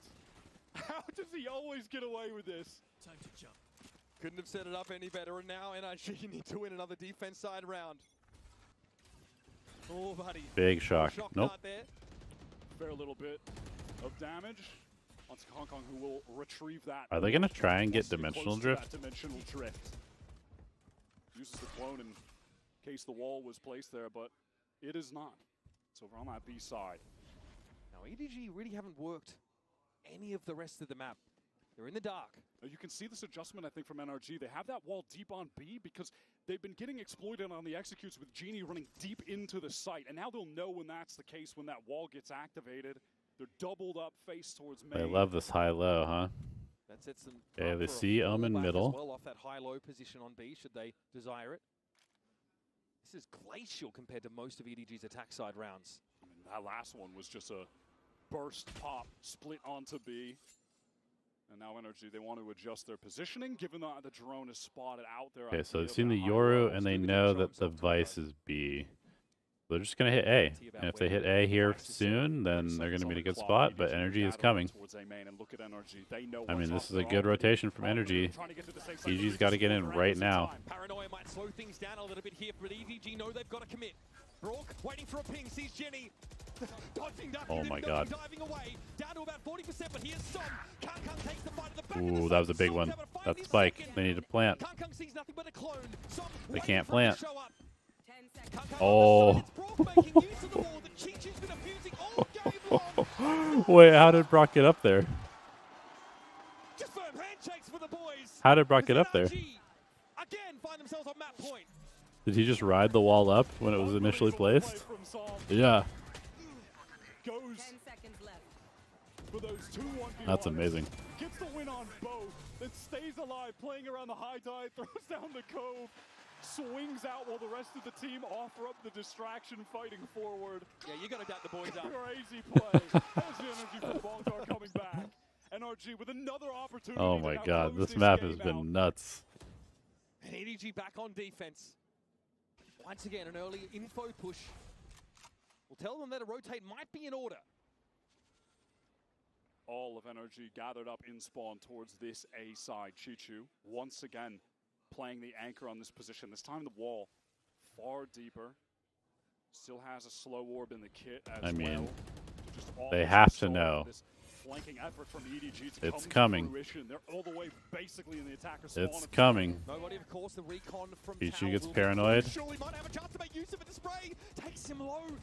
Marta not able to finish the job, and unwise to just how low he's gotten this over. This is new from EDG to have so many players retake. This flank is crazy. For that main spam a lot. No plant yet. They're gonna fight into security now. I like this call from Energy. Huge call from Energy. Now it's up. Really nice. Inside tower, and from A main come the rest of EDG. It's the perfect adjustment at the perfect time. Yeah, this has been really nice from Energy. How is he alive? Still alive somehow. Jenny puts him out of his misery though. There's no way, right? They should lose this. Yep. It's over. It's over. Huge, huge map from Energy. Wow. What a comeback. What a comeback. They were down 10-2 and lost That was sick. their pistols to Smoggy clutches. They bring it to OT and close it out. That is shocking. That was amazing. What a map. You got it. You'd be mentally go anywhere else. Corrode on the docket. What a map. Don't go too far. All right. I mean, who knows what's going to happen on Corrode. EG plays double duelist again. And yeah, we'll see. The Harbor was owning them on attack, Now that I'm a mom, or on Energy's attack, things rather. are different. Verizon's different too. Wow. Okay. That was serious business. Okay, so EDG, Corrode, they've been great on both sides. And then Energy has been, I assume, really good on defense. Honestly, really good at both sides also. So, ooh, they play the Waylay too. This will be cool. They play Waylay and KO. Yeah, big fan of that. I think that's a pretty solid direction for Corrode. Holy moly, what a map. What a map.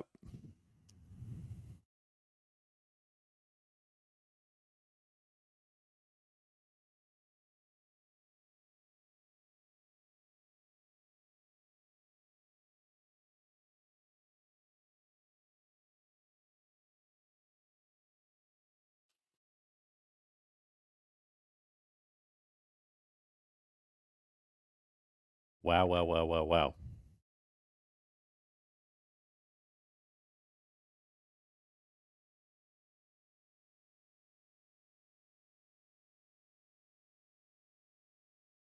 All right, I will be back in a couple minutes.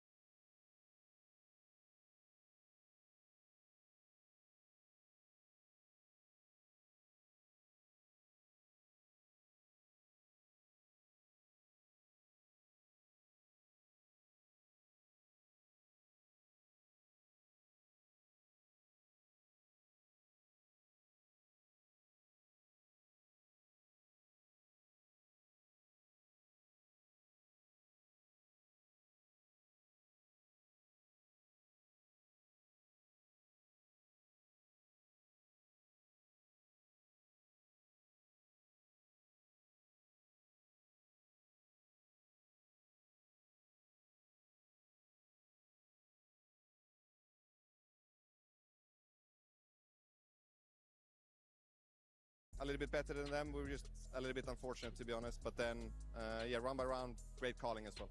Round by round. Well, let's keep it going. All right, good luck.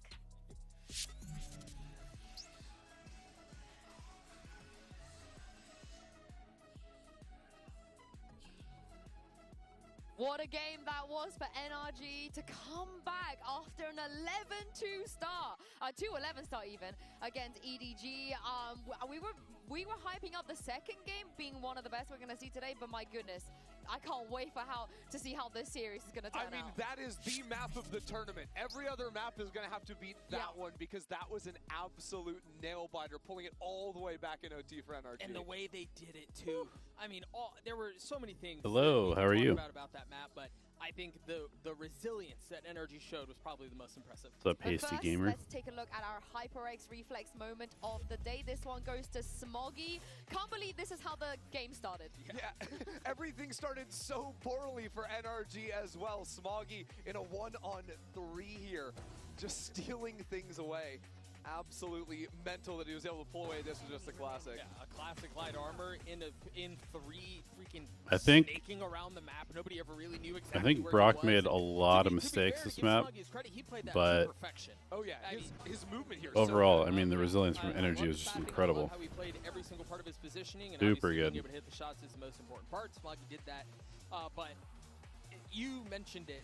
From the beginning up until whatever round it was when the comeback started, they played, I mean, NRG looked lost, dude. We were talking about it, and I said, why do NRG look so lost? Because they looked like they had never played the map before. And truthfully, it's an abyss moment. Like, you forget, this is the most attack-sided map that we've got. Like, back when we were seeing it, and we started things very off true. round 1, slipping away. This is round 24, where Som is an absolute rat on site. He started playing these sites in OT as well, where he was just hanging out, getting multiple kills. Mada as well, taking out Kong Kong. Is just cinema. To force OT, a 1v1 between those two guys, and Mada plucks him out of the sky. It was poetic. And I love the energy Som was bringing as well onto that stage. Like, come on, man. For a little bit with Katie and Kelly, you could really just feel the stress, first of all, from the NRG fans. Oh, yeah. But then just the pure energy radiating off of the players on stage. Also, 16 out of 16 plants coming out of NRG. They had a great game plan on that attack side. Yeah, they did such a good job, and I think that they really figured out, especially just playing their post plants in particular. A lot of teams will fall off of the site on Abyss early on, play the post plant, especially over towards B, but I think NRG consistently were leaving players on site and fighting forward. You think there's A post plants where they're going up rope multiple times. The first player dies, they're down numbers, but they keep fighting, and it worked. Oh, it's rough if you're an EDG fan, so I hope Coach Muggle had some nice words to say ahead of map 2. Hey guys, Mika and Valora here with Muggle of EDG. That was a very tough map to lose on. It was very, very exciting, but unfortunately for EDG, they do have to make that comeback now. I'm curious because we saw Chichoo on the stage role, so what is the dynamics like, especially since Chichoo might have a little bit of a hard time falling from that role? Does nobody come in to help him? Can you tell us a little bit about the team and dynamics in that kind of situation? 首先，可能确实很遗憾，咱们今天没能拿下图一的胜利。但是也想问一下，因为我们看到今天球就是来到了一个贤者的位置上，我们可能会觉得又要做贤者，然后又是指挥，可能会稍微有一些困难嘛。对他来说，会不会相应影响到他的一些风格？同时 ，Nobody 也在这个时候会去协助他吗？其实他这个位置就是也是属于那种少尉嘛，所以就是偏站后面的队伍比较靠后的位置，所以不太会影响他的那个场上的指挥风格。然后 Nobody 就是基本上现在会在中期的时候做那种，就是可能队伍需要一个方向，因为他不一定，因为球不一定在队伍的这一边嘛，然后 Nobody 就会在这种时候去帮助他。So I think it won't affect a lot on Chichoo because he's the sentinels of our team. He always like on the backside of the team. So it gave him the room and the time to think about what he's gonna do. So it won't affect a lot. And nobody gonna to share the responsibility with him. And especially during the game in the mid round, maybe sometimes Chichoo is not on the side with the team, and nobody will do some callings. Well, eager to see that tandem on Corrode. Good luck to the team.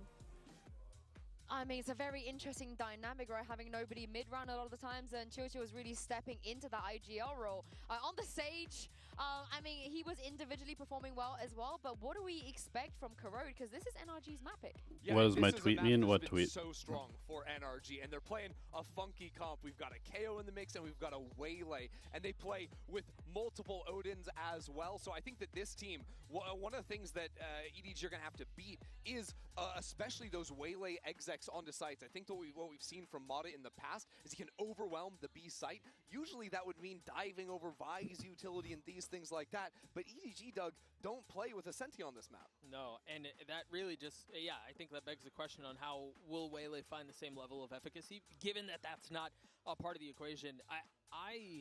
Ooh, it's going to be an interesting one. Is this a Waylay? I don't. Yeah, I don't know what that means. Like, I don't either. Like, is he gonna Waylay? You guys don't. You don't have that in Americas? Okay, never mind.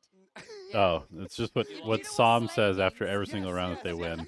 My goodness. I'm sorry, we're kind of just. He just says it after every round that they win. We need to do a little bit basically. Better. Honestly, Mata incredible on this map. So he does Waylay. Yeah. We'll give you that. He's locking Hey, in that, Neon Euro again. Of course, on the other side of things, it is that double duelist look for EDG. In theory, right there, they get start things off on attack, but I am a little bit concerned. In theory, I favor NRG's comp because I think the KO is nuts on this map. Deal with this NRG comp, and as a result, so much will rest on Kong Kong and I Jenny think the KO is nuts on this map. before they actually get onto the execs. And it's very good. To be honest, I think Very good against EDG's comp. Really put a ton of focus into the middle of the map. Given that they don't have a Senti, I guess they probably don't feel like they can play quite that way. But if you're ignoring the middle of the map, I think NRG are going to abuse that. We know how proficient they are on the defensive side, although Abyss would suggest otherwise, given what we just saw. Wait, EDG picked attack first into NRG's defense. Okay. I'm so excited to see the Odins. Man. I want to see that come out. I want to see We'll how see. they deal with it if NRG have even more they can show. They do, and I'm so glad that we saw Scuba, the rookie, show up in game 1. Let's see what he's got in game 2. Yeah, he was. No, I'm not gonna. I'm gonna save the pun. I'm gonna save the pun because the game is too exciting for us to hee hee ha ha. Let's get back in and send this over to Uber and Wyatt. An unreal moment of vindication for NRG. A comeback that ties the greatest. Last map is Haven, right? Obviously, a round delta of 9. And a slow start for Mata turns into Bro just taking over the game. Server admin Mata was in full effect. At the end of that first half, he was at 5 for 12. Finishes. Yeah, last map is Haven. So if EDG can get to Haven, I think they win, but I'm a little worried for them. Now swapping over to the Waylay, this has been the go-to comp for NRG. It's the comp that has them sitting at a 4-0 record on Abyss was nuts. It was just both teams won 10 rounds on attack. Last we saw them play it, they destroyed Sentinels on that Both teams won 10 rounds on attack and then won an additional 3 rounds on attack in overtime, and then eventually. They have had so much success on Corrode so What far. the heck? Starting off with the front foot. Is that just 2 spam kills? It looks like it. There was a smoke there. I'll need to see that on the replay. But yeah, it was a little depressing, but also, I mean, it's fun to see the map again just because we haven't seen it in a while. There's obviously an exchange of shots. Jenny down to 50, but it's great intuition there for EDG. Know exactly where to be looking. A site now, very open. Spike planted. Just have to deal with Mata back site. Sam, Scuba going to gather up. The 3 of them all trying to get back in from this same side. They are smoked off, though, by that dark cover. Okay, EDG's orb lineup is not good. Trying to flood here with their remaining 3. Here's Mata. Well, he can refresh if he needs to, but trade it out before he can get on away. It's on Scuba in a 1v2. Tough to win these, especially on the reload. Chichoo brings him down. Chichoo has that late. All right, 3 for 3 pistols. For the backstab, 3 for 3 pistols for EDG. As a guarantee. I just want to see on the replay what happened at the beginning of the round, because that basically dictated the entire. You are mad. You're mad. Not even a smoke, bro. Oh, no. They're out in the open. Yeah, they did see them out in the open just crossing. That's just a mistake from NRG. Yeah, awkward time to be dropping down there. Very, very awkward. All right, EDG just make that one look easy, and that's a nice little confidence booster pistol round to win, to forget your woes of map 1 and obviously back into this swinging. Expediency spent plenty of spam through smokes. NRG have their characteristic double scan initiator. Obviously they have the KO on this map, which is fairly unique to them. But no one really does it like Ethan. How many kills does Scuba get here? Nobody's checking him. So EDG just accelerate into this site. That's awkward. Right in front of Scuba. Second, though, Scuba had no information of anything that was happening outside of his direct I respect it. there. Gotta go for one at least. So there'll still be a spike stick. 2 players top mid for NRG. Obviously not bored up whatsoever. Right click central, anybody? Summer smokes. Here's Marta, steps up, brought down instantly. Som suffers a similar fate. And Brook will be on the outside looking in. EDG really play with some patience here, just ensure that they get those NRG players actually dealt with before the spike goes. Am I going to coach GE again? I mean, I'm plan. still under contract with them.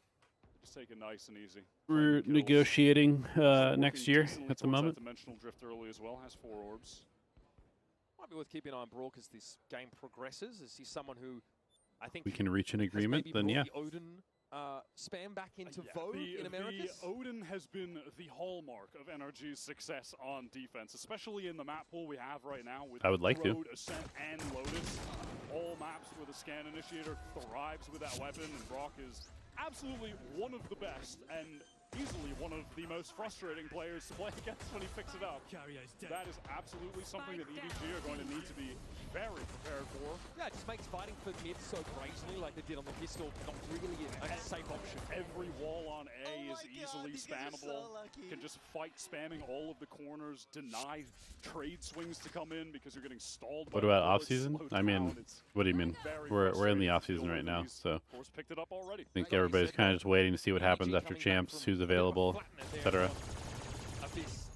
Done well to get themselves this early lead, converting off the pistol. I don't really have any info about events or anything like that. Marshall, mix of sheriffs. There's still a guardian here for Smoggy. Okay, Crash goes up mid, but that is just fake. And evidently, there's an appropriate amount of respect for the Odin given by EDG. Yeah, they are taking their time right now, working both extremities of the map now. Spike all the way over at A. Main control. Safe from NRG. They don't want to throw anything away right now. Peek from Okay. Marco. That's very aggro. Just runs into 2 players. Gun down. Shot down. This likely allows Can't for a spike recover the sweep up and gun, maybe but even move over to the B side.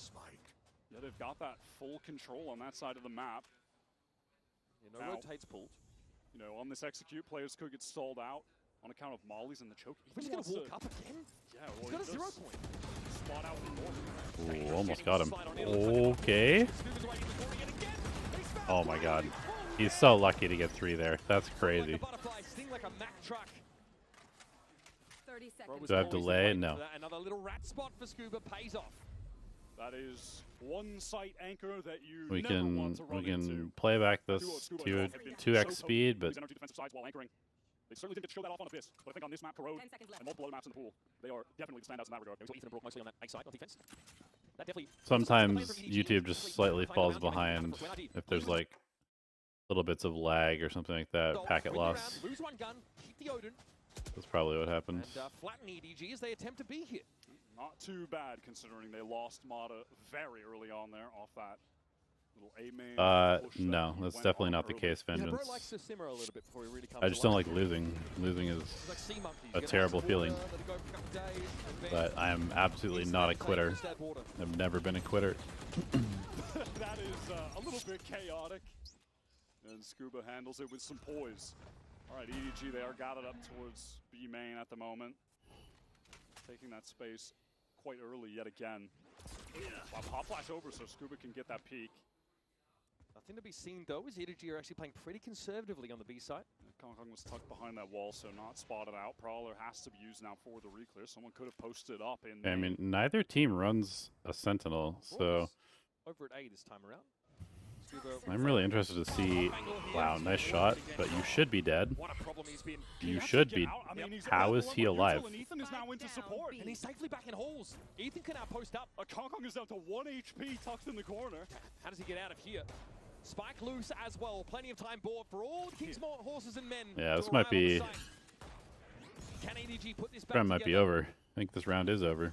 At least Veto drop to the side, but God, pushing any further than where Kong Kong is should be lethal. Yeah, NRG, they're not rushing this. They're just playing off this crossfire setup. Scuba's playing really well in the series. Unflappable so far. smoke refresh here from tower. Flawless round. Strong breeze would have blown him over. Mana with some overkill, steps out and finds Smoggy with nothing but the silverware in hand. Like I said, Vengeance, I have no idea what's happening in the offseason. I've been on vacation, so I've had essentially zero information given to me. I assume there will be some offseason events, but I don't know when or where or what.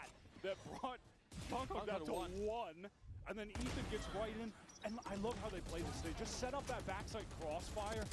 They don't over-aggress. They just play it patient. They allow for the rest of the team to rotate in. And EDG tries to get something going before the rotators get there, so they at least have a shot. And they just can't. They just can't with that NRG setup. And now EDG, they are relegated to a very peculiar bye. With a Bucky, just a frenzy for nobody. It's back into this B-site. Okay. Yet again. Confident EDG is going to need a timeout. They can't keep trying to dive back halls like this. It's not going to work. It looks like EDG are priced into this wire one way or another. It is not going to work. Kind of take the time, wait for everyone to group up. This time play for that full retake. They have a lot of tools to do, and Nightfall goes through that link, but what can they get off of it? Nothing really. EDG. I'm not sure if that caught onto anyone. I'll double up and spawn. Mana, oh, the double ping is pretty good. Very lightning. Som able to back up Mana. Converts that kill, and inside the dark cover, Soggy has to succumb. Ethan being in control. Really nice from NRG. Throw it in the side, if you will. And NRG on a bit of a roll here on defense now that they've found their footing. We've seen this NRG team in situations. I mean, Split was a pretty defense-sided map, no? On defense, completely taking over the game and being an absolute wall for the attackers. This time, going into I think it's really interesting to have maps. I don't think every map should be 50-50. I think it's better to have some imbalanced maps, because then you see who actually has like good theory. Hey, why are they testing the kid, man? It's a great question. Referring to yourself in the third person, I'm impressed. Why are they trying to spam B?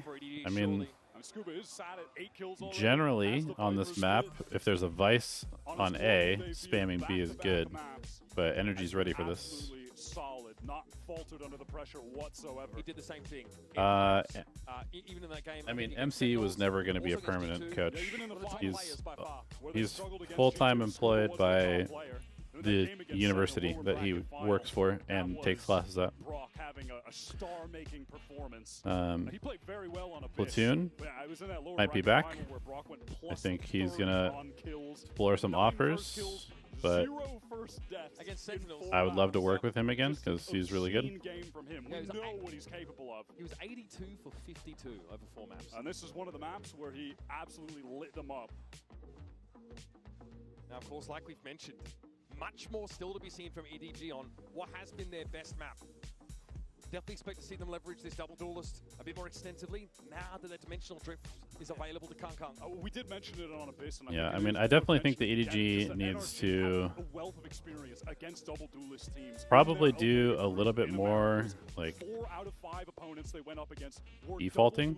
They need to take both mains potentially, and they can pop whenever they want with their comp, but they don't have to play super fast from the very beginning of every round. Sheila Gaming, they win thrifty in round 2 of both attack and defense half. Pretty good, at least regionally, at dealing with that gun disadvantage. Not a factor in this round, they have to buy it. Want to see more from them. A lot of spam coming down mid. Brock playing in that A link, just dispensing his various pieces of utility to get some info as to what EDG's plan in mid is. They didn't push back this Viper, so now they're just going to go into A, and A is going to be stacked. Get into A main.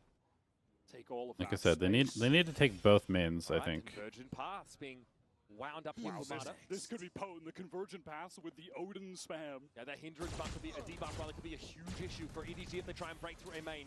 He's that dimensional drift flow for Kong. He's going to get They do get through, kind of. Ready to fight is Mana. Jenny falls back and hindered down. They get through, kind of. At some point, Mana does not want to overextend.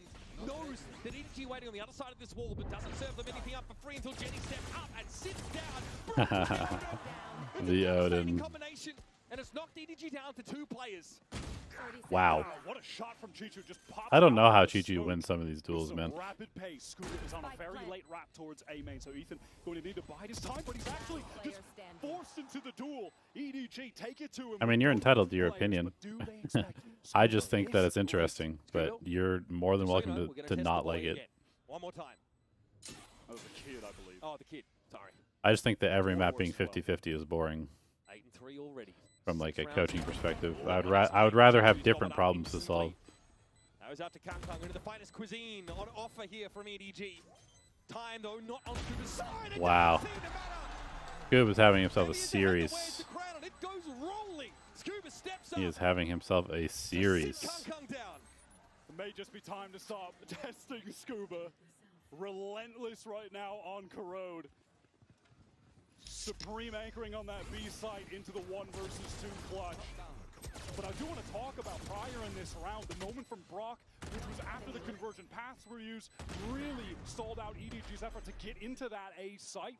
And then once they are finally able to kind of go for that second wave entry, they're hit by the saturate as well, and that's when Brock just pops off. Chill as ever. Ice cold as we've seen him on the run to get here. That brand of nonchalance only seen in NA Zoomers. It pays off for NRG. Kangkang working towards yet another dimension. Okay, the pushback B. Now they need to go pushback A, and then they can pop on something. Here for EDG. Couple rifles, couple stingers, no ultimates to their name just yet. Maybe Genie could get an overdrive active in this round. Mata with the timing. Yeah, just expected another step forward, but it was one step back there. They're going to test the kid again. This site has been uncrackable, but they are going for it. They're running into Scuba. He's got the molly ready. He's forced to retreat on account of that relay pull. Genie spotted out by Ethan, but no opportunity to really face into that. That could have had him gobbled up though. He got the ball, so dangerous place to be up against the Odin, and Jenny is on the receiving end. Oh, that's a crazy adjustment. They still have to deal with Scuba here, and Ethan doubled up, high-low. Perfect, wasn't even needed there. Scuba very comfortable from that spot. Brock eventually though was brought down. Still no plan. Nobody has to stick it here. This would be a huge round if they could steal this. I feel like if EDG can get like 4 rounds, they're going to feel pretty good. But I would not be surprised to see them getting 10-2'd here, or like 9-3'd. No way you're investing this. This is mental. Risky business. Som's looking to get this to half and likely to get off. It's outside of the pit. Dangerous as Chichoo shows himself. That is some desperation from EDG. Just a commitment to testing desperation. And failing from EDG yet again. NRG, the way that they're adjusting their setups with those 2 anchors of Ethan and Scuba, and consistently able to buy time for the rotates to come through. The support from Brock was right in time. That was a pretty nasty adjustment onto the swing from Ginny. And then after the fact, though, they just can't get into backside. We've seen this on multiple occasions. The backside. Nice coordination. I mean, energy looked good. That time a high-low on a prior round of Crossfire. They look good. Chichoo, though, brimming with confidence, even in that 1 versus 3, spends the Viper's pit in order to give him a way back into the B side. A lot of confidence, but also feels like desperation. We need to get around on the board, and I'm going to try to do whatever it takes to claw for it. And it's all for naught. That ultimate just thrown to the wind. Proper buy here, though. Late 0 point should tell a lot. Catch on to 2 in mid, and the Neon spotted, crucially. There are 4 ultimates available for NRG on this round. Scuba has pivoted towards this A site. Nice. That's a tag on the clone by the looks of things. Nothing off that Hunter's Fury, but Scuba now preemptively throws a Viper's pit down on the A side. This isn't enough yet to deter EDG. Good luck, They EDG. exit via a link, though. All of it encompassed by that. All EDG feeling pressure to retreat. Scuba's here? Let's go the other one. Yeah, genuinely time to go to B, but now you're going to deal with Brock with that Odin and a total lack of main control. Yeah, they've got a really good setup here. I mean, this could be nasty. Retreat back to elbow, and then Mata has the cross with his offer, push onto it. Oh, like another wall. It's bad, Jenny! Very low. Somehow alive, though. Mata gets traded out. Chichoo and nobody get involved in that engagement, and Brock is still looking. What a weird round. It's Ethan stepping up. Brock down. Ooh, big duels. Deals with Ethan, who won't be brought back into the game anytime soon. Now Scuba and Som had to put it together. Can we nerf the Odin already? Yeah, I mean, I just don't even know what you do without making it useless. This kill here is everything. Not ready for Probably slightly reduce the magazine size, but without Ethan off the backside. And now there's this wrap coming in. Ginny getting into elbow. Som has to drop. really the bigger problem is continuing to make maps where all the walls are like paper. I think you can shoot through basically every wall on this map. That is important. Is a huge problem. Was massive. I mean, imagine if Mata, even with low HP, just gets back around the corner. There was no one who would have been able to kill him. He could have just posted up in main. That would have been so difficult for EDG to deal with. The sick from Kang. Yeah, and then that 3K is beautiful. Beautiful stuff. And also, the null commanding Ethan is not in a position. All right, they've got some good ults. Would have any effect, so he spares his team the suppression and gets 3. So many ultimates used in that round for NRG. None of them with any serious level of value. And this has put EDG in a situation where they can get back in this game. Now they're the one with the ultimates advantage. NRG has managed to spot nothing down mid yet. Mata hasn't pushed out for a swing. Trying to wait patiently on this. I think they're gonna try an ace split with this dimensional drift? Probably. Trying to reposition himself. Mata's a clone. Case of that flash here. Now obviously spotted out by this. Yeah, there it is. On the retreat towards site. Mata needs to get out of there with that light speed. Odin is coming. Oh, he keeps whipping, man. That is completely unhinged.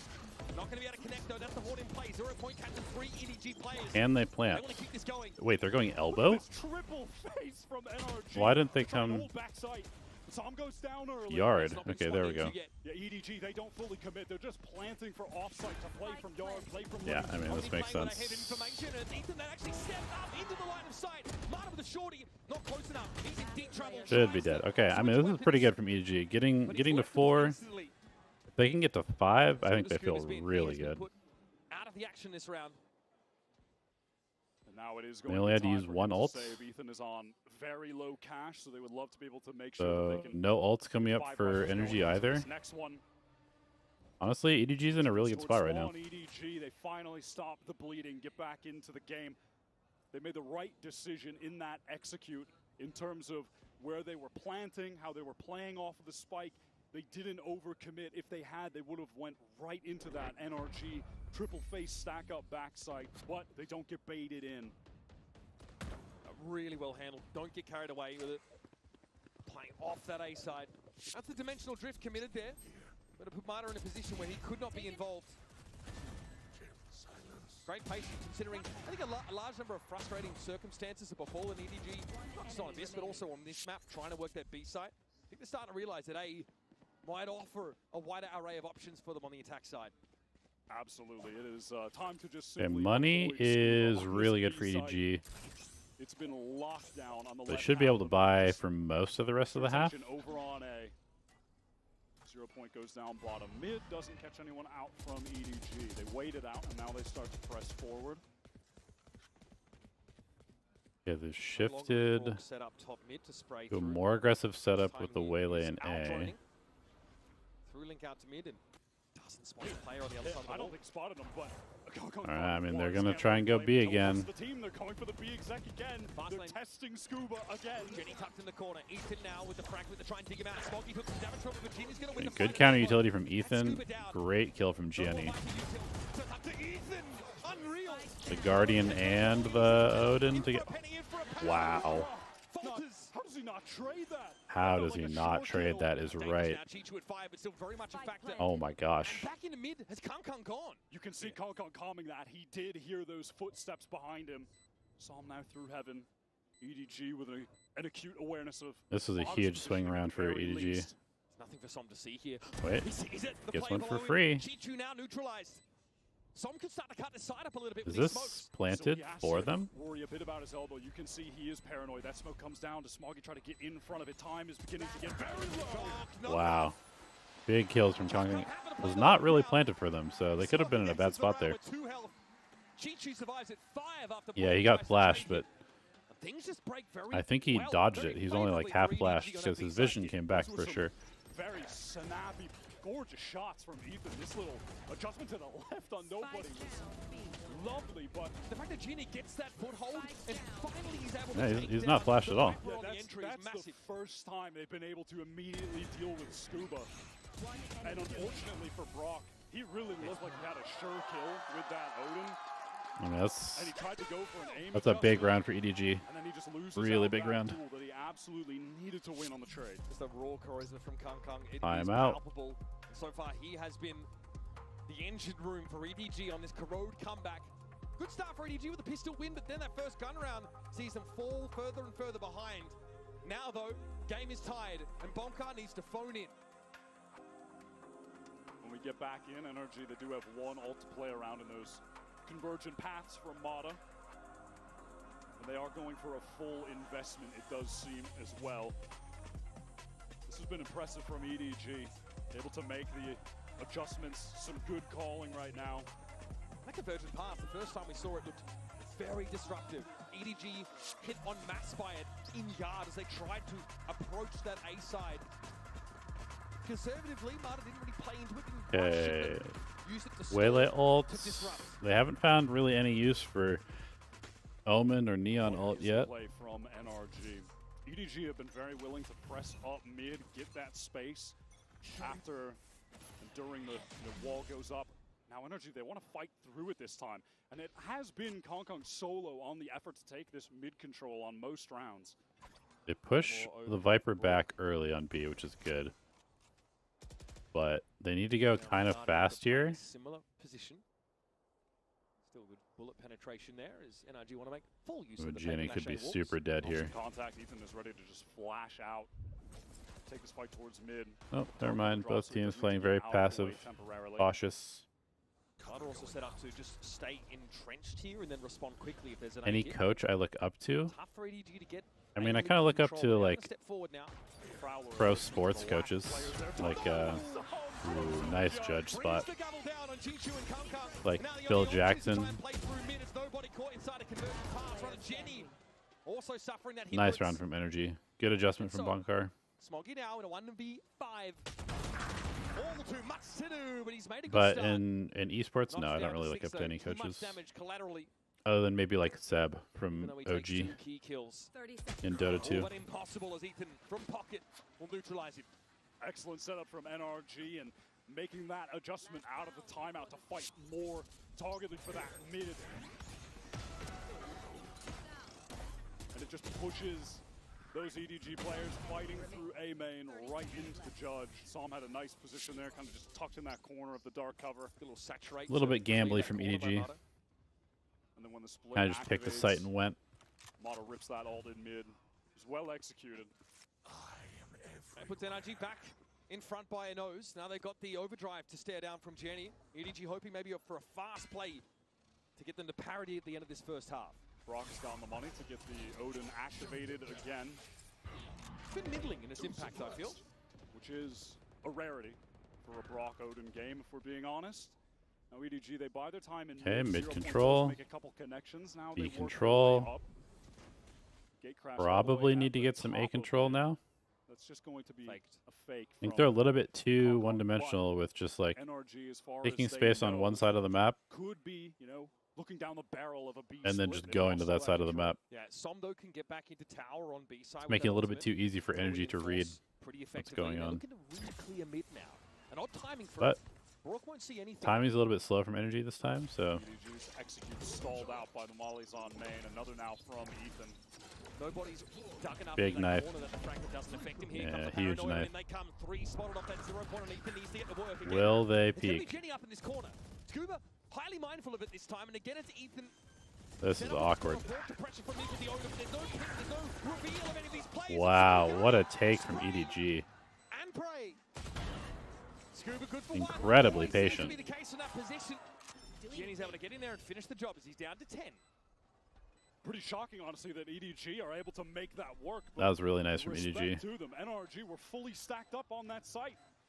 I think vindicating at the end of the first half to return to the scene of the crime and find great success on a very clean B hit, all things considered. Really competitive first half.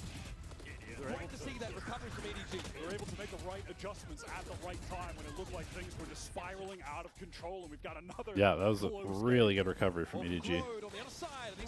Now we'll see if NRG can play attack, which they've been pretty good on this map on attack so far, so don't see why they couldn't. I'm going to be right back. I am going to turn on my AC.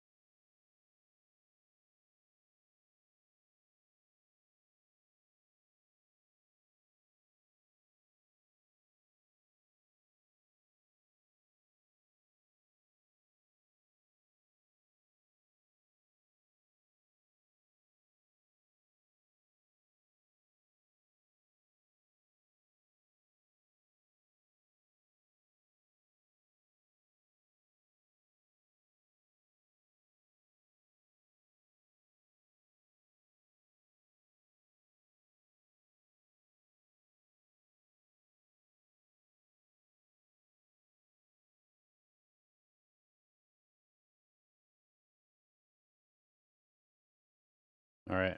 Anchors especially towards B, where they did find success at the end of that half, able to tie things up. It was an impressive showing, and outside of even just the individual play, it seems like Kong is really keeping his team hyped up, keeping them in the game mentally as well. They're really important, I think, for Jenny as well. They mentioned he's someone who they really want to set up for success, trying to keep his head in the game. He's got a tough role in the Neon, right? Quite often was moving into that B site, taking some space, getting traded at best, and sometimes just getting flattened. So making sure your other duelist is at his best, still feeling good about himself, crucial, and allows EDG eventually to figure out how to break that NRG B-side hole before the end of the half. All right, 3-0 pistols for EG so far. EDG, so NRG would love to get a pistol here. Absolute dominance. Can they repeat a performance like that? Are EDG ready to stave off how strong they are on this Interesting side of the map? wall from Chichoo on A. We saw Smoggy was the highlight player of Abyss. A little quieter to start this one off. And Brock as well, someone who we sort of hyped up a little bit, said watch out when he gets the Odin in his hands. Yeah, wasn't really able to do much with it. Very good Demon 1 will be playing, yeah. Yeah, not this time around. Said it was a rarity that he didn't get a lot of value. Which with will it. be interesting. I don't know if it'll be good, but it'll be interesting. That he's not able to put up numbers with that weapon. NRG, they're pivoting over towards this A side. Have Scuba as a late lurk posted up in mid. Here comes the utils. 0 point broken, but Dark covers in, and the dash from Mata. Oh, light speed gets Mata running Chichoo's space, and he has to give up that space, but Mata is not going to let him get away that easily.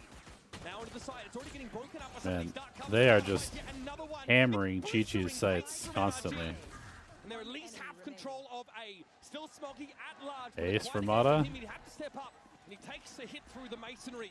He has to stand up here and give his best. Certainly wouldn't be an NRG series if we don't get a Mata ace in it. They're trying to set him up. And the man has produced them with uncanny frequency in Americas. Yep, he is the all-time ace leader in the region. Oh. Smoggy on for another pistol clutch. Oh my god. Smoggy is just... would have liked it to be, but you can see what Waylay offers you in these Smoggy situations. is just the pistol master. Threaten to overwhelm you very quickly. That's just a pistol round. But you can see the ID from NRG, who want to make use of this guy. A real lightning bolt out there on the field. It gets that first. There was a really cool little flash burn at the ground. What is that second kill? He was fully in the air. Could get an easy second on that side anchor. Man, if Smoggy did it again, he was so close. So I'm able to stand up there and be the neutralizing presence NRG needed. Stabilizes for the team, and now they have that second round bye, which involves a couple rifles, a couple pistols, and the one stinger for Mata on this entry towards Link in prime position to get his, but it's a fight down mid from EDG. Okay, 2 from Kong Kong. And he's already collected up 2 of those sheriff kills. They can't get the guns though, so they're just gonna get refought. Smoggy left top mid. NRG suspected. And of course have the penetrative power of the Vandal to try and dig him out. And they're able to pick up the important guns onto some of the Yeah, players they who get did both just of have their pistols, rifles. and now go for the rotate towards that B side. A B side where the gate crash from Kong Kong has just been thrown to, so can get a fairly fast rotate there if necessary. EDG, they do want to. EDG's gonna go and try to find the guns, but there are no guns. Catching a player there. You see how important it was that Scuba stays alive in that early trade. It allows NRG to get out of mid, and Kong Kong's none the wiser that they're headed to be. Convergent paths already from Mata. Wow. Wants to commit them just to ensure. Yeah, I mean, you might as well. This round out. Well, yeah, fair guess to assume there'd be an entrenched defender here for EDG. If it's Honestly, your when you get them on round 2, yeah, I guess if it's sure, round just 2, you might as well use your let's ult. make sure we win. I believe we call that easy come, easy go, right? We'll play off the site. Back and right on up here. Mata, of course, has a light speed to get in. Interesting No plant spot. refracts, though, to get out. Planted obviously pretty well out in the open. That dark cover's about to dissipate. Chichoo spotted, dancing the boxes in the background. There's a flash, but no attempt to actually play through it for NRG. Mata's hoping to get some information from above that wall, but very little. There's little a gap there. Kong might look to exploit. Not quite quick enough on the trigger finger, though. It's the Vandal that gets the better of him, and now Mata will step up for real. Whoa. Big frags in the second half. Very expensive. Convert. Only one gun taken out of the round. Very expensive. Smoggy just suddenly collects 2 at the end of the round. Significant damage done, and it'll be curious to see what the commitment economically from NRG will be now that we're heading towards EDG's first full buy. I mean, when you go into the bonus with the double rifle, double pistol, you're hoping to get a pretty legit bonus by going with rifle. That is not going to be the case. No, there's going to have to be some... I mean, unless they just hard force it. No, Bulldog here, some on a Sheriff. Nobody instantly over towards the Odin as well. So it is a mixed kind of half by. Okay, a little fast A short pressure. A lack of presence. Kong Kong with the mid swing. It's the first one to Ethan. Kong Kong just playing with a bulldog Just a little bit randomly. Steps out into a double face. Very far ahead of the rest of NRG on a solo mission that goes wrong. No desire to slow down. NRG not able Really to interesting wall also from NRG. In time. Creating a little bit of paranoia if you come from either short or main. Time for the kid to test the champs, I think. Relay Bolt's going to slow them up. There's a ping, though, on Jenny around the corner. Shock Dart to soften up Smoggy, who waded into its area of effect. It gets a good amount of damage off onto these 2 players, but still, they are committed to just holding this together. EDG also not moving off that B side yet. Swinging the double face. The dark cover breaks it up, though. Jenny down. This is dangerous now. Ooh, Kong Kong with the save. Nice. All right. Up to a casual 17 kills. Leading from the front. Begins as well, taking that ISO'd fight against Ethan in mid. That's just in this moment. Flash out. Okay, so he probably bought a bulldog so he can go up to a rifle, an op next round. So aggro in that moment. Seemed that he really thought he could catch one player, but Or maybe it's because he overbought with the sheriff to do damage last round. Not sure. You've mentioned that NRG's group in Americas was Okay, popular no with a lot op. of double duelist teams, but this might be the most talented team of that style they've had to go up against. They're going up against the man that has the all-time BO5 kill record. All right, nobody with an instant frag onto Mata, who used that light speed to get in. Chichoo, crazy really guy. cheeky position. And they know he's up here for sure. All of the bark out of NRG. They know for sure. Nice reclear. Heads upstairs and says, That was a nice reclear. Yeah, this attempt from NRG to go for a crazy fast side exec with the teleport with the light speed is Wow, big kill from Scuba. Kong Kong already on A though. Jenny very fast, but Scuba's ready maybe. Kong Kong's just causing problems all across the map here. Yeah, it feels like he's in the walls at the moment. Brock is going to be able to get the spike plant down. Kong Kong is having unwinnable. Actually denied a even very that strong by the map so utility far. coming through the haunt from the fade. Comes Kong again. Still a plant. That's what Scuba has to work with, but he has 85 health. He's got 4 able-bodied individuals standing in between him and around win. Make it 3. Tap on the spike, surely Kong. Stop giving him 1v1s. Surely not. Jeez. Oh, he had the crosshair placement perfect as well. Nobody was just fast enough. Wow. Oh my god. Way too many 1v1s there. I think I've seen. Yeah, frustrating for Scuba. Tantalizingly close to a legendary moment. You do not see crosshair placement get better than that. Oh my god, he was ready as well. He had it in the perfect spot to get that kill. But he was just a millisecond too slow. Too low. Frustrating. That's definitely not something you want to weigh on you. Oh my god. That was so He's close. having an insane performance. Nobody again early with the spray through those walls. Brook suffers as a result. An orb still secured for the attack side. Scuba just blowing off steam, maybe. Oh, Mata didn't want to instantly swing through, was hoping that not revealing himself would allow him to get Pretty good start to the defensive half for EDG. I wonder if NRG will call timeout EDG for their next gun round. Taking the lead in this game. And that aura around NRG feels like starting to falter a little bit. The stopping power of these EDG defenders has unraveled them on multiple occasions. Some are simply seeing what he can get for his money. Kong really just feeling himself at this point, hungry to take more fights, hungry to get more kills. Sees Decayed down, TP across the way. Chichoo mindful of it though. Yep. Brook obviously completely elsewhere. Fighting his own demons. Pretty clean. I assume they pick up the op now? Maybe? Headed into this next round. Want to take a look at the status of some of these ults because they are getting online for NRG, and can't say the same for EDG on the opposing side. This is a real opportunity for the team from Americas to put a gun round win together. They have that null command to get into a site. They have the Viper's Pit to close out a post plant. 2 potent ultimates. Hong Kong keeps buying the Bulldog. He bought a... Wait, why does he have a Bulldog again? He has so much money. Why does he keep buying the Bulldog? He just walked out and got picked off, so we'll see. This is a pretty standard open from NRG, but does he expect a Reekler coming already from EDG? 3 players in mid. Unless he buys the op next round, it won't make any sense. And Aloni will fall. Now they make control firmly in the hands of EDG. Null command now is the acceleration is the response into this B side, and nobody cannot stand. He really overstays his welcome, maybe expecting this is okay.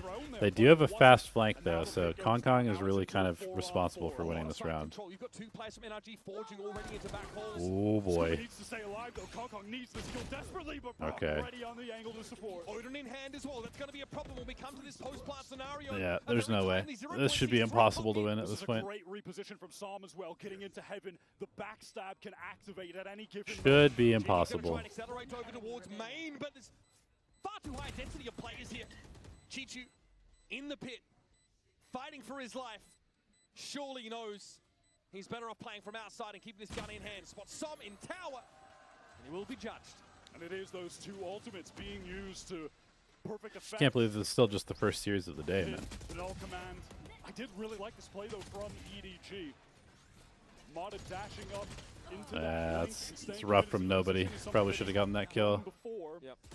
And so they're able to just isolate him completely to get that opening kill. It was a great idea. It's not the first time Mata's been very much, out at sea alone in some of those early scenarios. It was just unfortunate that nobody goes down playing in heaven. I think, thought maybe the dark cover was coming. Okay, there's the op. Not exactly sure, but that was an important kill for NRG to pick up. Man, this is... Heartless off. Finally in the hands of Kong Scuba, removed instantaneously. You know, absolutely brazen. just tanks the molly, stands in it. He's too fast. Too fast. Trade a little bit of help for the kill. Mata on the verge of getting the conversion pass. He's got the fast rotation to B with the TP back to A. Perched up here waiting for a push through B main. Now, what does NRG do? Are they gonna really slow us down, try and re-clear A again?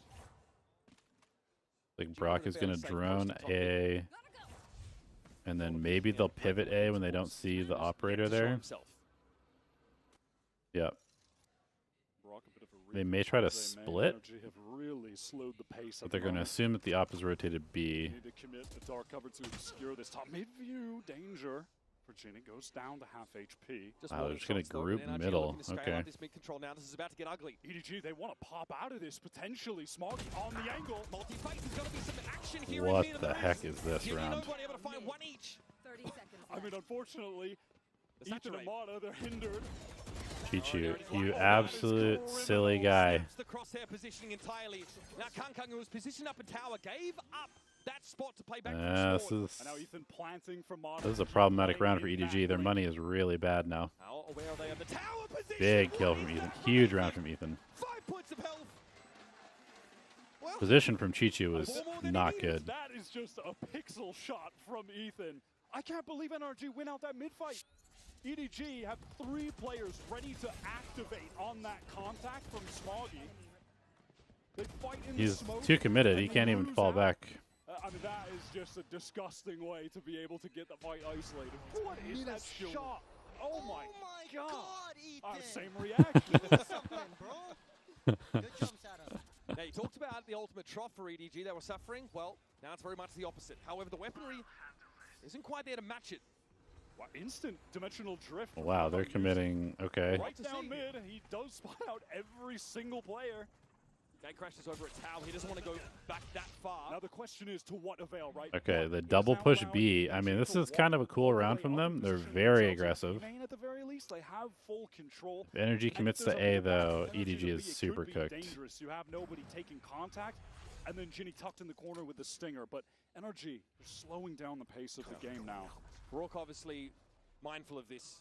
Start watching from the bottom of mid. A lot of damage dealt to Smoggy and Ethan, respectively, in that little exchange. Okay, they're starting to stack the right side, EDG, but Energy...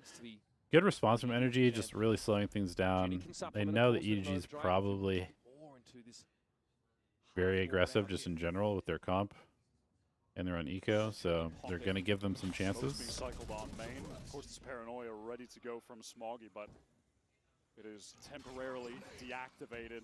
That's a nice little fragment there on Kang. He takes a bit of damage, has to step up, and now looking to play off this Paranoia. Ooh, they needed that kill. Back. Paranoia comes from NRG. Now they're going to assert themselves on their way over towards the A side, and Marta's good for it. Yeah. Chichoo Just gun diff. Gun diff, very, very good patience. Do you see that very good patience. I mean, this might be it. This next round is definitely it. With that saturate coming through, the 2 anchoring players blinded, hindered, and from there they are just deleted with absolute ease from Mata press forward. Obviously, outside of the fact that NRG take another big step towards a series win, it's a buff around economically where they don't suffer any casualties to the sheriff buy of EDG. Can build that foundation a little bit more. Now Convergent Paths comes online for Mata, gives them something to say in the conversation of ultimates, whereas EDG is still ready to leverage many of them to get back to winning ways. Yeah, Ethan did throw out that no command very late in the round. Just, I don't know, feeling pressure in a bit of a chaotic moment on the entry into site. Wants to ensure they pick it up and get to 11.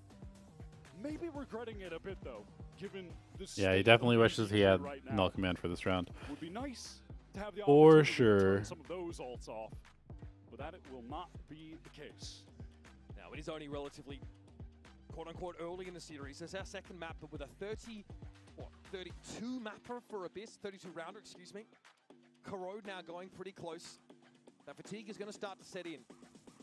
EDG in the last few rounds, if you've seen it, had issues countering the movements of NRG, but his early rounds have tended to favor them, right? They've been able to pick up kills. In fact, it's NRG converting on some of these. Energy's been doing a really good job slowing down the game messy mid-fight a couple rounds back, at the right times, letting EDG make mistakes. The fact that they've only had the op for 1 round, and it was like the most important round that they lost, is a big deal also. The convergent paths.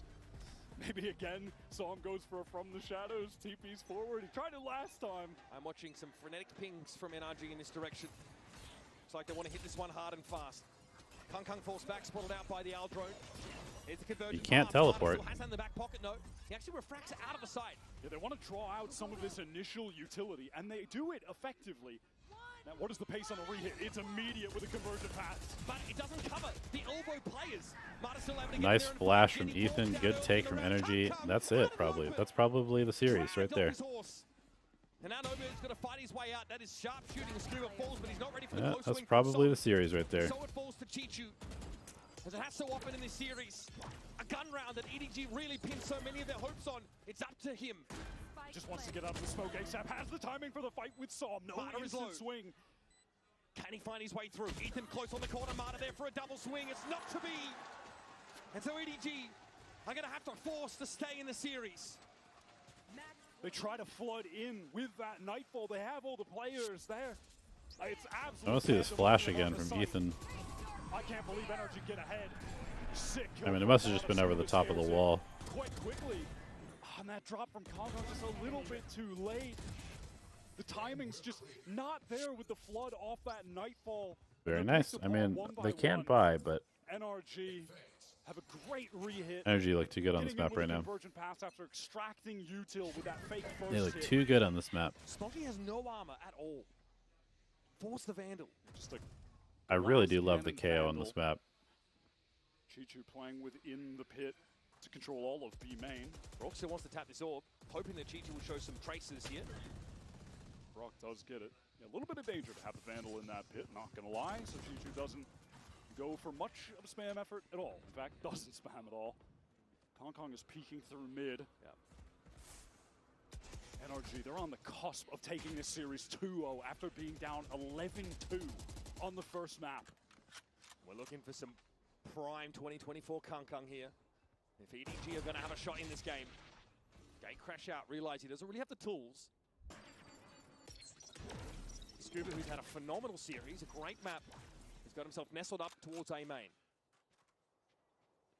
Ethan walking his way up mid towards this link flash to get some of that space to apply some pressure. The majority of this Triple NRG stack A. going to come through A main off this wall. This provokes the re-clear of Link from nobody. Wait, how does that not scan him? So we're all lined up for A main. A hard hit coming in from NRG. It's going to be Marta first with a light speed. Jimmy though tucks in that corner, deals with the waylay. Now Oh boy. all of them lit up. It doesn't seem to matter. It's Brock with the Odin. Only gets the one. And the 0 point not able to be made use of. No time. Big trouble. Big round. I'm in. That was excellent counter utility from EDG. Yeah, very good counter. NRG probably just playing a little bit too slow. They didn't really take any map control anywhere. Just kind of grouped and very slowly hit the A site. Pretty easy to read for EDG there. Beautiful stoppage power. And in the end, Ethan doesn't want to try and split A from Link. He flashes it, clears at least the first part of it, but then doubles back to join NRG for a flood through A main that gets stopped in its tracks. All right, NRG with 2 opportunities to close out this map. Mata back to this fast late take. Does bait out the Hey, they get a paranoia. I mean, that's big. That's good. Wants to gather up with NRG. But it's going to be hard for them to hit without onto this B site. any Mata utility. He's just one orb But it is just Chichoo alone, and that's kind of been NRG's win condition, is can we get Chichoo alone? He is in. Oh my god, Kong. What a crazy play that is. How do they get the second? Okay. On the side, Spike stuck. Scuba ready and has to go 1v2 on this swing out of elbow. Brock is not in a position to double up with him. Horn popped. Now he'll double back. Prowler going to come around the corner. Brock spots the player jump on the side. It's going to be Jenny. Scuba has to deal with him now. Overdrive at the ready and long range. Jenny picks Brock off. What a round. Okay. Far from done. Okay. It was just too much to deal with, but what a play from Kong. That brazen confidence just sends it into the site. Pop flashes for himself. How did Smoky die? Brock scrapes 2 players down instantly with his Odin. Chichoo and Kong do such a great job. God, that is sick. Yeah, this overdrive, though, just too strong in a situation like that. Oh my god, Some frustration there for NRG, just trying to put this game to bed before EDG take it over. And now juxtaposed to Abyss. It's been them on match point, them struggling to close this out. One more for EDG to take us to back-to-back OTs for them to stay in this series. Just an unbelievable showing from both teams. Our 2023 champions winner in Ethan against the 2024 champions winners, starting this tournament off in amazing fashion. And honestly, for NRG, it's been a showcase primarily of what Scuba and Mata are made of in this series. Scuba with an amazing defense side. NRG now have had to throw caution to the wind on more than one occasion. And now, that hit towards V, you mentioned it. Kung just I think if NRG keeps playing really, really slow, and still finds 2 kills. The guy's got they probably will win this map. But they just need to make sure that they actually take some map control. Yet another overtime in And make series. EDG have to guess and make some mistakes. I mean, that was just a hero round from Kong.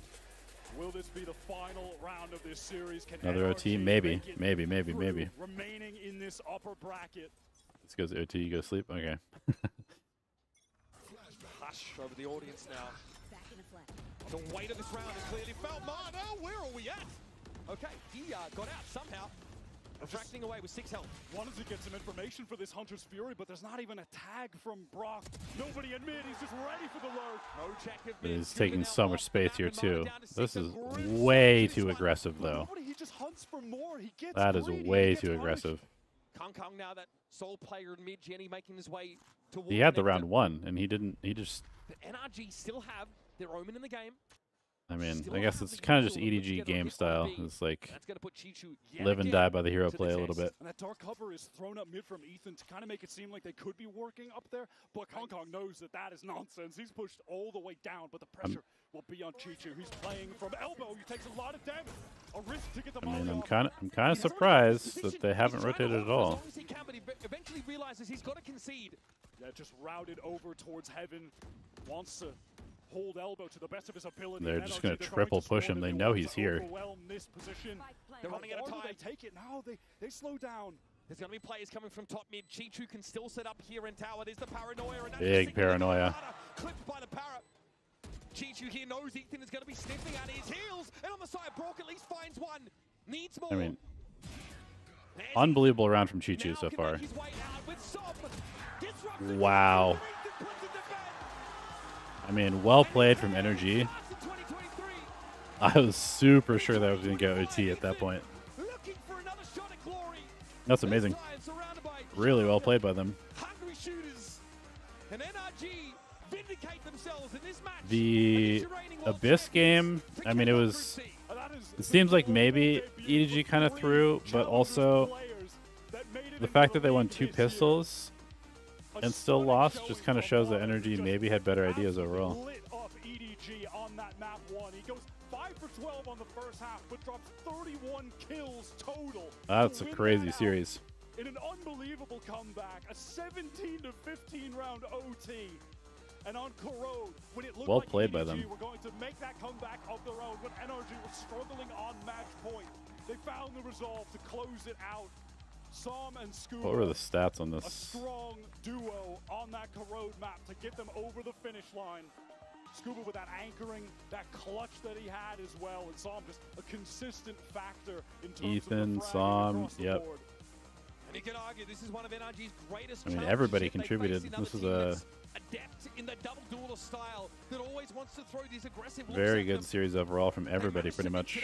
Early in the round, waiting for those input pushes. Even Brock, who looked kind of rough some of the times, had positive FK, did his job. It's time for the single greatest comeback on a map in Champions history. A 9-round These two a little bit rough. A little bit rough for my fantasy team. Unlucky. Moggy played super well. Kong played well. Je vais pouvoir rejoindre Mada après cette masterclass. Mada, may I borrow you for a second? After the selfie, you've already... Wait, I'm on a... Congratulations, first of all, for this insane performance, both as a duelist and as a team. And the first question I wanted to ask you is, how did you guys manage not to give up at 11-2 on Abyss? How did you manage not to give up to get your confidence back? How was that? I think we just stayed in the game the whole time. Doesn't matter how far behind we are, we're always going to climb back. Our mental is just too good as a team.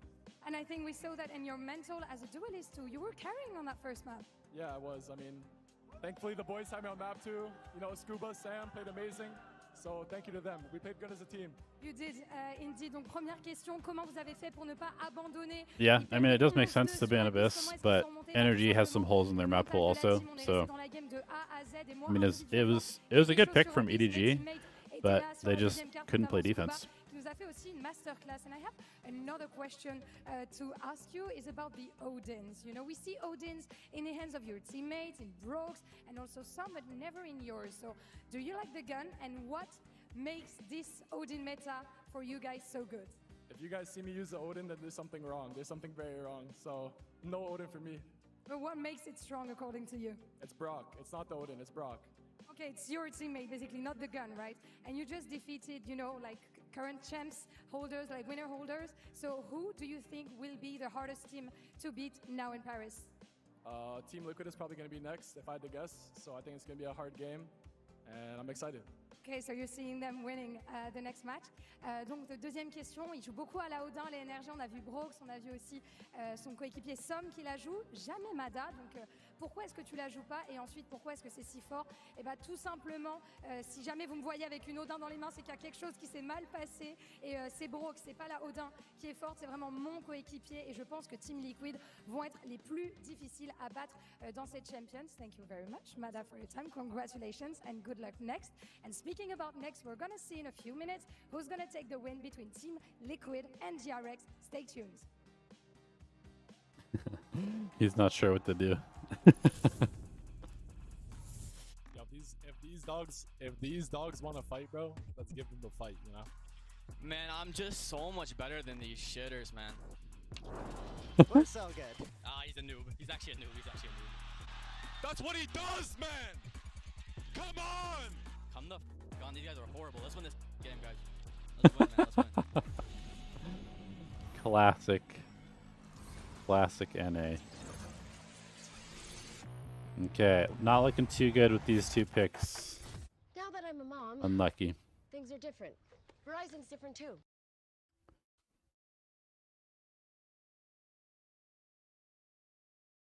So next we get Liquid DRX, right? Liquid DRX. Well, I mean, I would have to give a pretty heavy favorite to Liquid in this one. Especially since it looks like DRX has changed their roster again, which is just truly unbelievable if that's the case.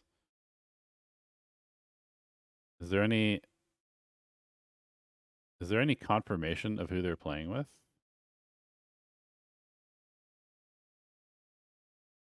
It's crazy that they haven't actually announced who their fifth player is.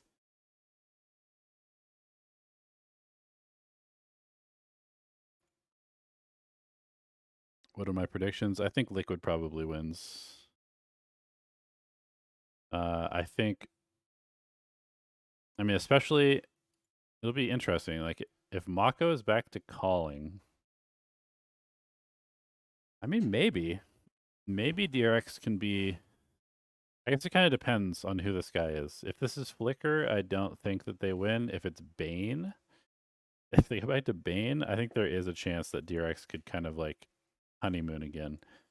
Because when they were at their best, Mako was calling, Freeing was playing really well, and then Bane was on the team. So if they go back to that roster, that would be very surprising, but also I could see them doing it because Estrella has not been that impressive. I haven't really seen Flicker play at all. Has he played a single game for them? Just the EWC? I mean, maybe they're going back to Bane, honestly. That would be pretty nuts if they went back to Bane, but that would put Freeing off the Sentinel role, which he has not been particularly good at. And yeah, I mean, I just don't know. I don't know. I'm a little bit confused as to what they are doing.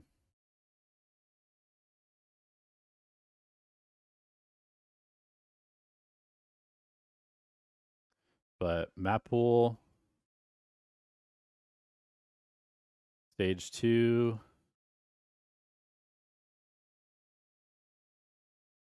Icebox was one of their better maps. Okay, if they do go back to Bane, we look at their stage 1. Their Lotus was okay. Their Ascent was good. I mean, they're missing a bunch of these maps, so yeah, I have no idea. Kickoff was when they were at their best, though, right? And they were Fracture. I mean, maybe they'll play Abyss. Maybe they'll be an Abyss team.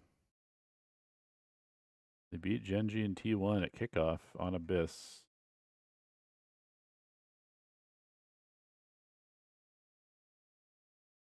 I feel like...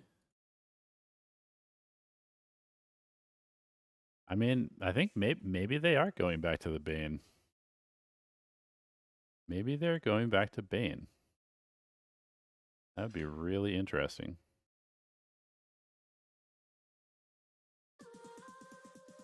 I don't really know what Flicker plays because he's barely played any games.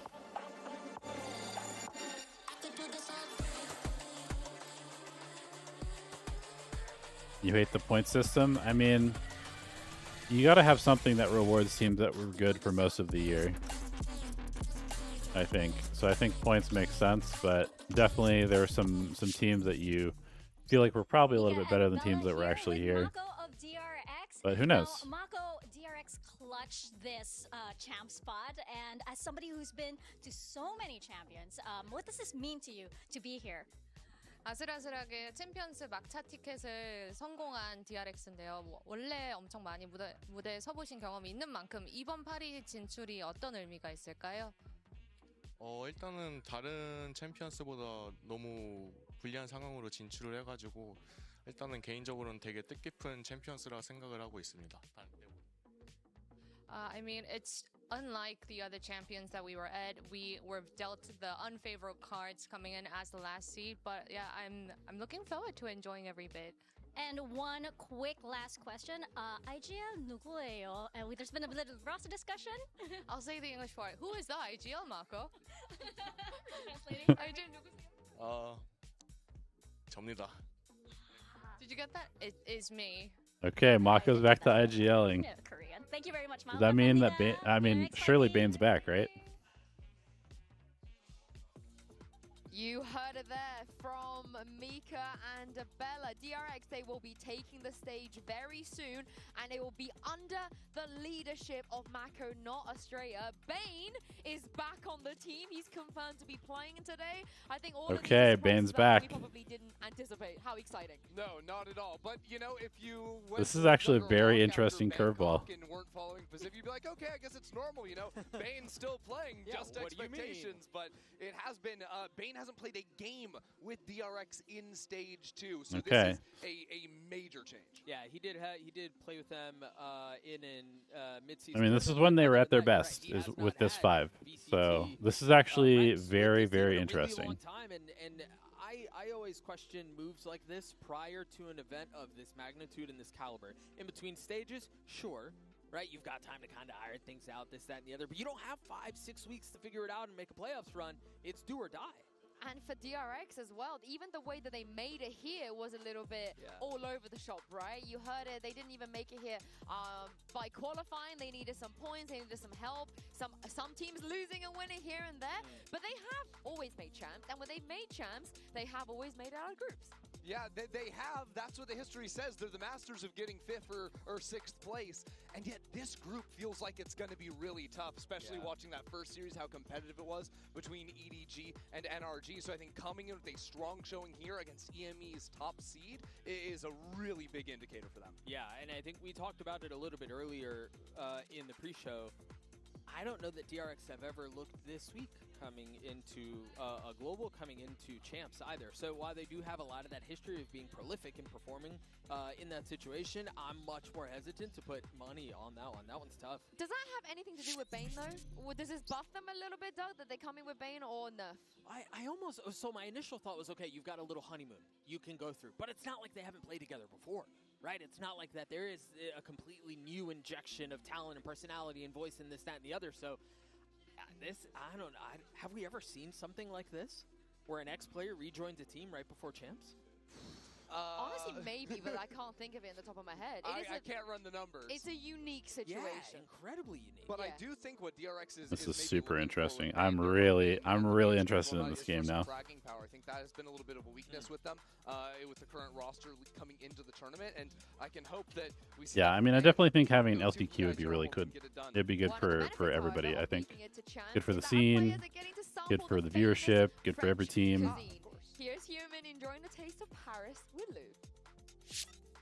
But honestly, with this change, I kind of like this change for DRX. By DRX Yunmin. Thank you, Yunmin, for joining me for this very special segment. We're going to get a taste of Paris together. Oh, yeah. And I heard you saying that you like French food, right, so Yes, far? I So, are you excited? Excited. Okay, so the first dish that we're going to try is obviously, do I have to introduce this one? The croissant. So, we're going to have to answer a Croissant. question that I'm going to ask you about the croissant. But first of all, you're going to try it. Yes, we are going to try one croissant. Okay. You can. Do you want to do it with your hands or with the fork and knife? Is it okay to do my hands? I think so, yes. Okay. Let's see one piece. Would you like a piece? Please. Do you want to do it yourself? Yes, I can do it myself. Merci. Okay. So let's try it out. Okay.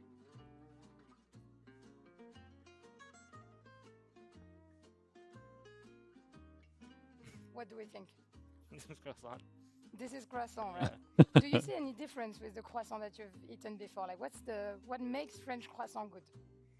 I guess it's more flaky, like more like texture to it. Mm-hmm. Yeah. More butter, I think. Also, there must be more butter in it. Also, so the question about the croissant, and I hope you get it right. So, is it true or false? A croissant typically can have as many as 55 layers of butter and pastry dough folded into each one. 55 layers. 55. Is it true or is it false? Sounds pretty interesting, so I'll say true. And it is indeed true. Typically, they have between 27 to 55 layers of folded dough in a process called lamination. We're getting good here, Yunmin. First win for you and first croissant. Also for me, I think we can discover what the next dish is going to be. After croissant, we're going to have another very famous French dessert. Crème brûlée. Okay, nice. Crème brûlée. What does it look like for you? Appetizing, tasty? It looks sweet. Something sweet. Right. What are you expecting, like as a taste? Sweet? Any particular flavor? Maybe something like yogurt. Yogurt? Okay, let's try it out. You know what?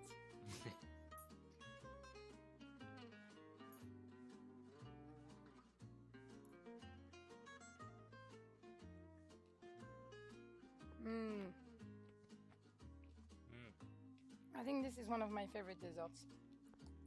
Tastes really good. What does it taste like? Yogurt or better than yogurt, actually? It's better than yogurt. Which one did you prefer? Croissant or crème brûlée so far? This one? This Crème one, brûlée. right? You will order it at the restaurant too. Okay, and last but not least, a very famous French dish that gave also its name to a film that you've watched, Ratatouille. So it's more of a main dish, you know, like salty dish. They're doing this in the Wanna try it wrong out? order. Okay. You be honest if you like it or not. But it's very famous. Good enough? Yeah, of course it's enough. Don't eat too much. It's like French gastronomy, you know, only one bit. It just looks. It tastes how it looks. That's not a compliment.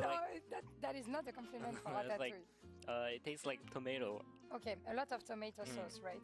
What I expected. Okay, ready for the question? Yes. Ratatouille originated in Paris, France. It's a dish from Paris. Is it true This? or is it false? This.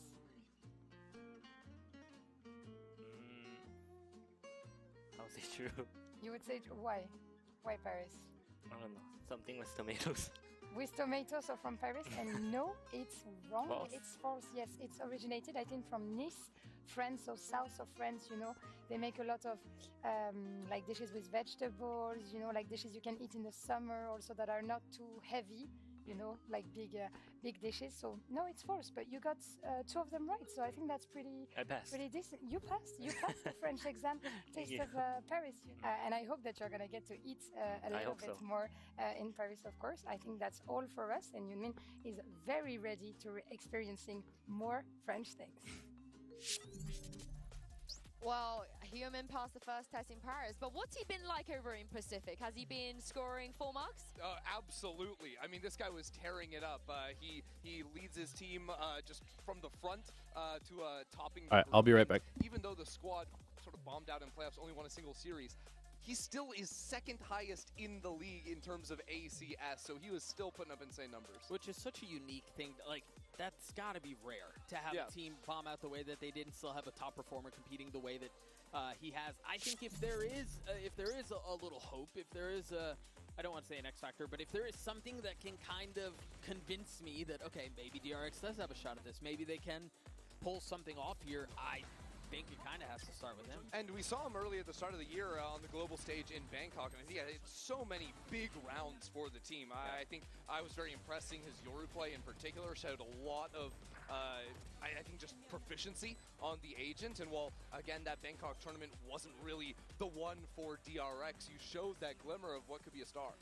I mean, he has been, like you guys said, despite the thick and thin, the highs and lows, he's always been consistent, which I think is pretty fair to describe the way he's been playing so far. But he will be facing up against the #1 seed of EMEA, Team Liquid. They win a trophy domestically, and Trex is back at champs. Not with Team Vitality, but with Team Liquid, and he looks amazing. Yeah. By the way, Trex, not T-Rex. Yeah, we call him Some Trex. people think it's T-Rex. The crazy thing is that Trex was playing against Hyunmin and the rest of DRX back at Bangkok with Vitality. But I think ever since he joined this Team Liquid roster, this is just a squad that cannot be stopped. Drop a single series, and he's just putting up consistent numbers. It is interesting to hear the discourse around Team Liquid. They come through this as the #1 seed.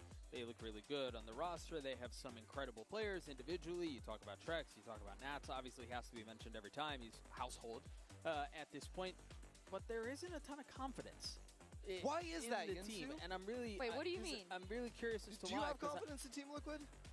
Well, my opinion is irrelevant, but I was going to say I don't necessarily, but there is that discourse where there are people who don't feel as confident in Liquid and their performance here, and I'm just really curious as to why. They just hate us. I mean, the last time they were first seed in EMEA coming into champs was 2023, and that was not the they're same just haters. story, so. I think they're just haters. I mean, we're looking at a Liquid that has an IGL in Nats on the attack side and also a caller like Trex on the defense. And when you put these two together, it's should work, crazy. right? Me personally, I'm a Team Liquid believer, and this time they're coming into a global, and Nats is here on day 1. Isn't that great? Hey, let's celebrate. That actually deserves a celebration.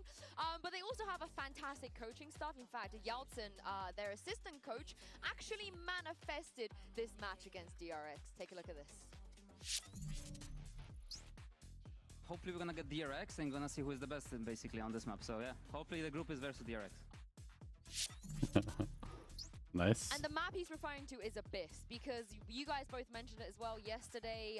Having Abyss in the map pool dramatically buffs Liquid and DRX. Were Liquid really good on Abyss? I don't even remember. At this point, you know how What was their Abyss like earlier this year? Abyss in the first game. This should be even better. I mean, these are undefeated, right? You know, this is 5-0. Okay, they were good. I don't know who but they above just four, played. to be frank, but whoever wins this one is just the best Abyss team at the tournament. Yes. They just played standard. It's been 6 months, so which is what DRX was playing as well. Though, that I would argue that if It'll be interesting. I think about the longevity of the tournament, I would love to see a really strong performance out of DRX here if we're gonna believe that they have a shot at this. Yeah, and they have 11 to win and 2. more than just Abyss, because on the other side you have an IGL who MVP'd at the finals. Yeah. He's frags, he's speeches, he's a hype, he's literally everything. And even when you say to him, "Do you feel like you're doing too much?" He says, "Yeah, I do a lot, but that's my job. Like I need to do a lot. I want to do a lot. Also, he can do a lot. I think he is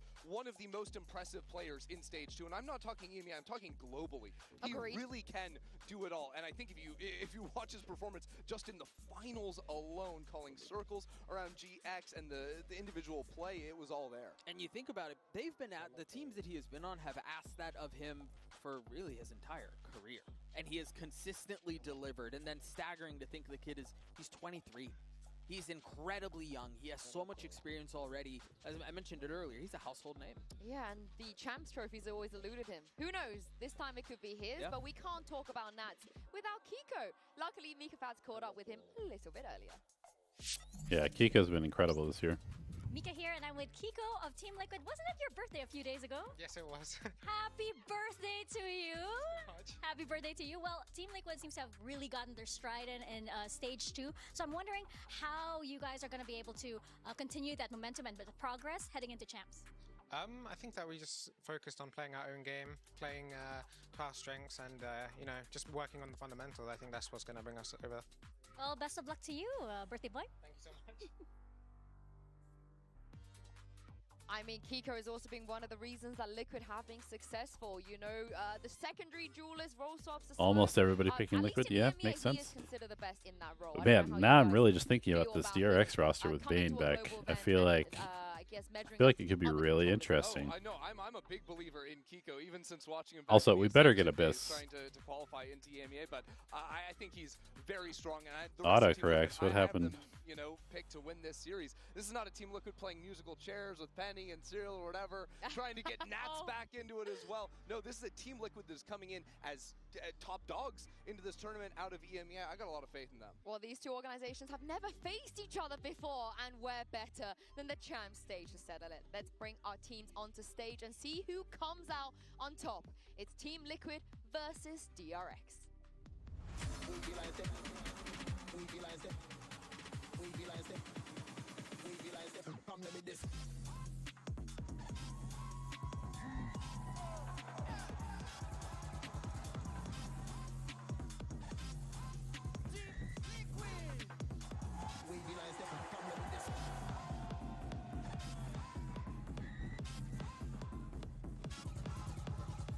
Yeah. Oh well. I mean, they almost look the same. Their jerseys are like the exact same.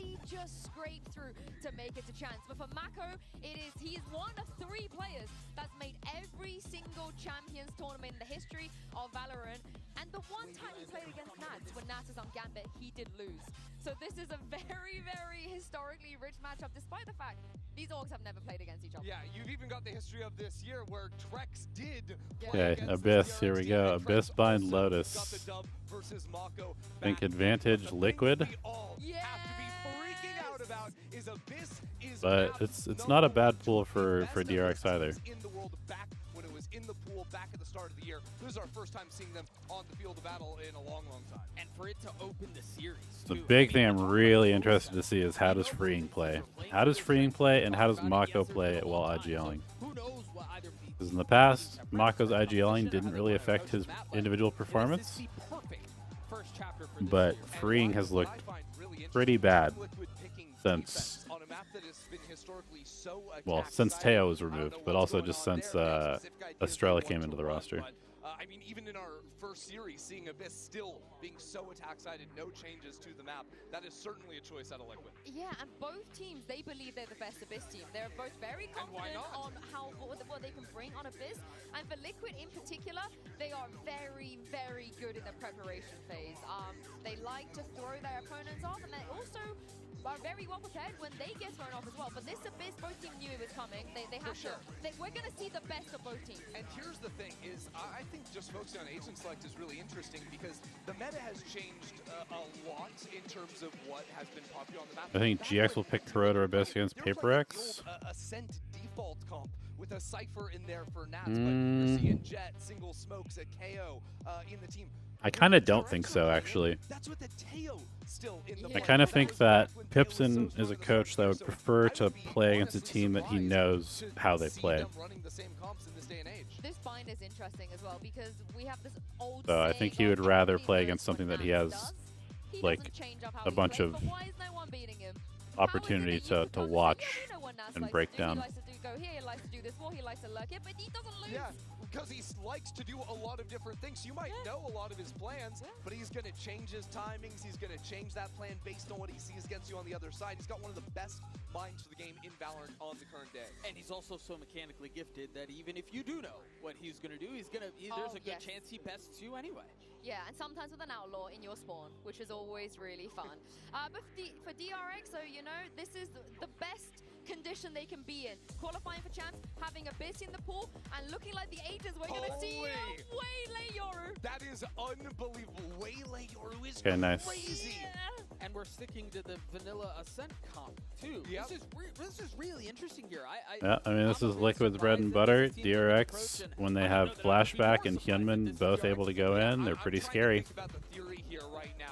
This is going to be really interesting. I think the ultimate of the Yoru, it makes a lot of sense. Right, I'm expecting, we've been seeing a lot more teams. In the previous Met on Abyss, teams would play pretty passively offside. They wouldn't fight forward. I think there could be... I was thinking this DRX comp is about kind of what I was starting to expect on this map for some teams to look at. I feel like both Yor and Waylay are really, really good on it. Of course, Liquid, they're still hovering. This is not locked in. And Nats, he likes to hover and agent select because he likes to take this time to give speeches, to hype individual players on his team up and to remind them what they need to do. Because he's the type of player, he'll go down the list, player one by one. player. And the best part is he's always, look at him, he is telling individual players and then he goes to Kiko and he's like, never change, I love you, you're the best, you're perfect, you never do anything wrong. And why would Kiko ever change anything? Because he's perfect, he never does anything wrong, he's the best.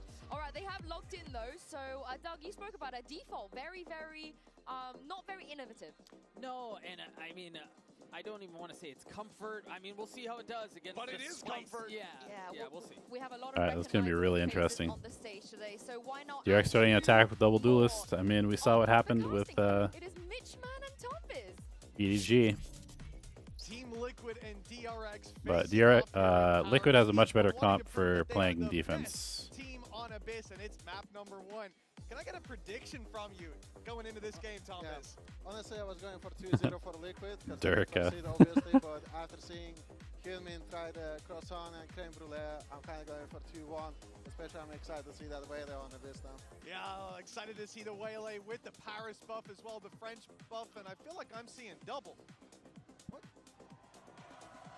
happening here? Tombiz number 2.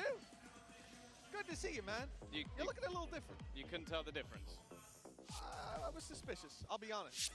Too much knowledge. Never saw you do your hair like that. So it's time to get into the matchup. Team Liquid and DRX Abyss. This is what it all comes down to. It's map number 1. It won't decide the series, but it will decide who the world looks at as your best team on this map. A map that's recently made a return, but these teams were known for being strong on it way back when it was in the pool earlier this year. Yeah, I'm excited for what we've got coming up here. Obviously, I'm sure my counterpart did a fantastic job of going through everything that we've got coming up. The arena's quite loud, so I didn't hear anything that was said. But I'm looking Interesting. forward to seeing Double that duelist Waylay over on A. that can be taken, especially kicking things off on the attack side for DRX. And as we've already seen today, a pretty hefty attack side dominance out of both sides in our first matchup. Well, a minute 10 on the clock and blood yet to be drawn. Gonna farm the Yoru ult, I assume. Yep. The same level of patience shown from the defensive Early side, camera could be really big. across the map and looking for those little pieces of information. But DRX are the ones to gain the benefit of this slow play as they manage to pick themselves up an orb towards that A side. Of course, ult's not going to be in play in this round, but it's all about the future. For now, we look towards the B site. A trap in play, 2 players standing by to take this fight. The DRX are going to be bursting through with full force. Waylay already closing the distance and finding some info. We'll be able to retreat back. Camo only Very nice trades from DRX. Ooh, that's a big second kill. Okay. And this super fast lurk from... Okay, they heard him? Yeah, they heard him for sure. Haditech just pop flashing back in the other direction, but even just the time that is being bought is going to cause Liquid quite a lot of issues. At this point, that flank all the way around. Hello, Raj. How are you? Probably what's going to seal the deal if the site players don't. One of the things that Tombiz number 1 was saying was Hyunmin, he's got the French buff. He's had his croissant earlier on, his creme brulee, his ratatouille, but now he's gone out of the round and the defuse already down. This is... Put on. Uh-oh. Lands the shot on the flashback and they need to find the diffuser quick. Oh my goodness. Show me the timer on that. Show me the timer on that. I need to see that one in a replay because that looked like it was down to a pixel, if not none. Yeah, I think someone somewhere is going to be quite frustrated with that. Probably the Liquid fans, because that looked so desperately close from a position of, I want to say, impossibility. Oh. 0.01. Give me it. I mean, if he doesn't insta headshot him. He thought he had it. I thought he had it. 0.01. He had it. Yeah, if he didn't insta headshot him. It will be 1-0 for DRX. That's a stolen round. Already. A good start for DRX, and of course, going back to the beginning of the year, these are two teams that absolutely adored this map. I was going to say that Liquid coming in are going to be even happier with the map pool changes. Icebox going out has helped them quite a bit. But in 2025, get that guy back. Too close for the first round? Yeah, I mean, for Liquid. so far, this map has been delivering in a lot of ways today. There's been so many different changes, so many people coming in and out and all about, but this was the roster that they wanted to look towards. It is a very slow round from DRX, patient. As it should be, really, with what they're up against. You don't want to give these pistols the chance, but I mean, the problem is executing blind into a site. It has its risks, and I think that's one thing that Hyunmin is here to help out with, the ability to use the refract, his quick teleport back in the other direction as he runs into the site, grabs them point of contact, and fades back out. Super fast playing from Nats, might be able to do a little bit of damage here. Nope, he's just jumping off. Here it's used to scout out that there's nobody. Spike planted. We don't hiding do that in those round corners. There's no big stacks. He just jumped off. Are they going to jump off also? Yes, they are. You don't want to give those orbs over to the rest of the squad.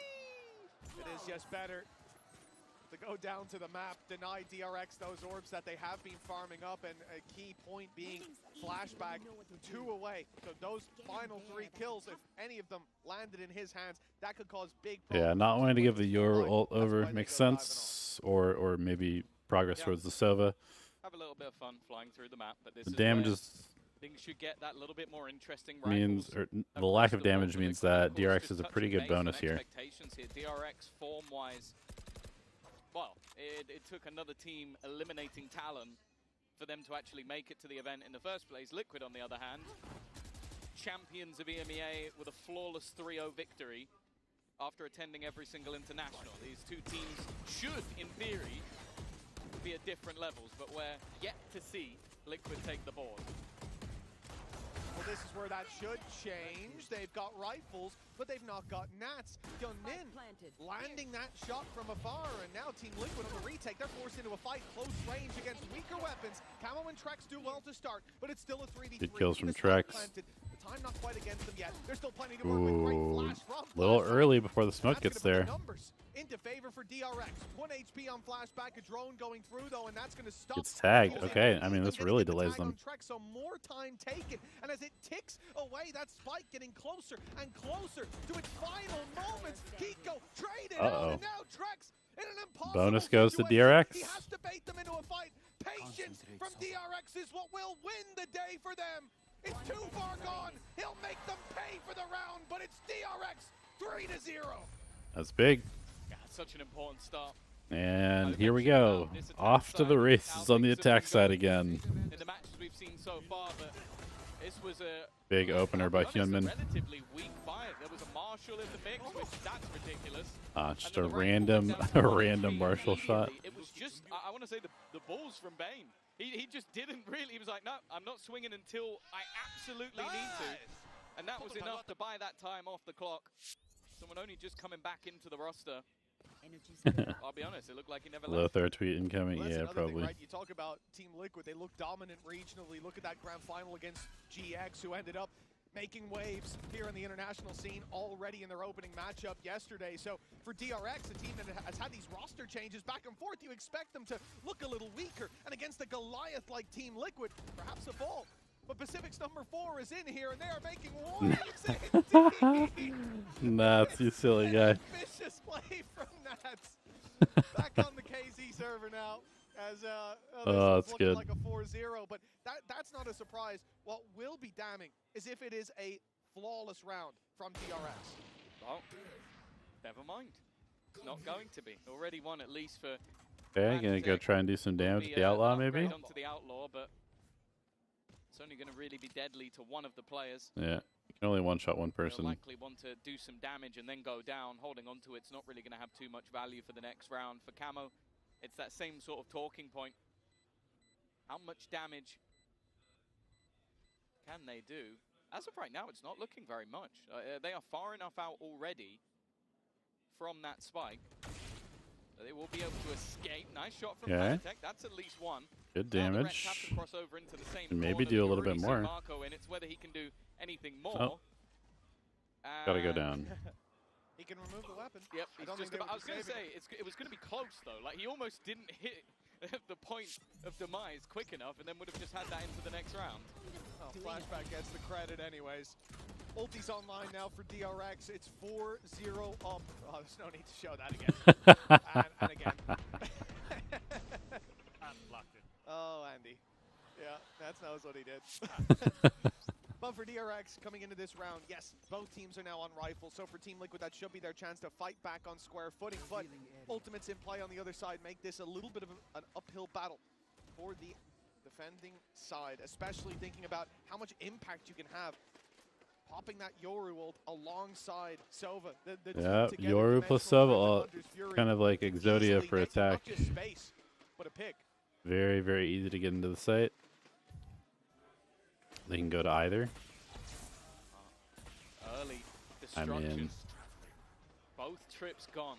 Clearly knowing the positions that Nats likes to place them, which I'll be honest is impressive. He's normally very well known for being flexible and where that utility is put. I mean, that might just be because they haven't changed their comp since kickoff. Being able to find both of those, just DRX anti. An immediate dash in, but Trex is ready for it. An advantage Big round from Trex. Increased. A second onto Bane.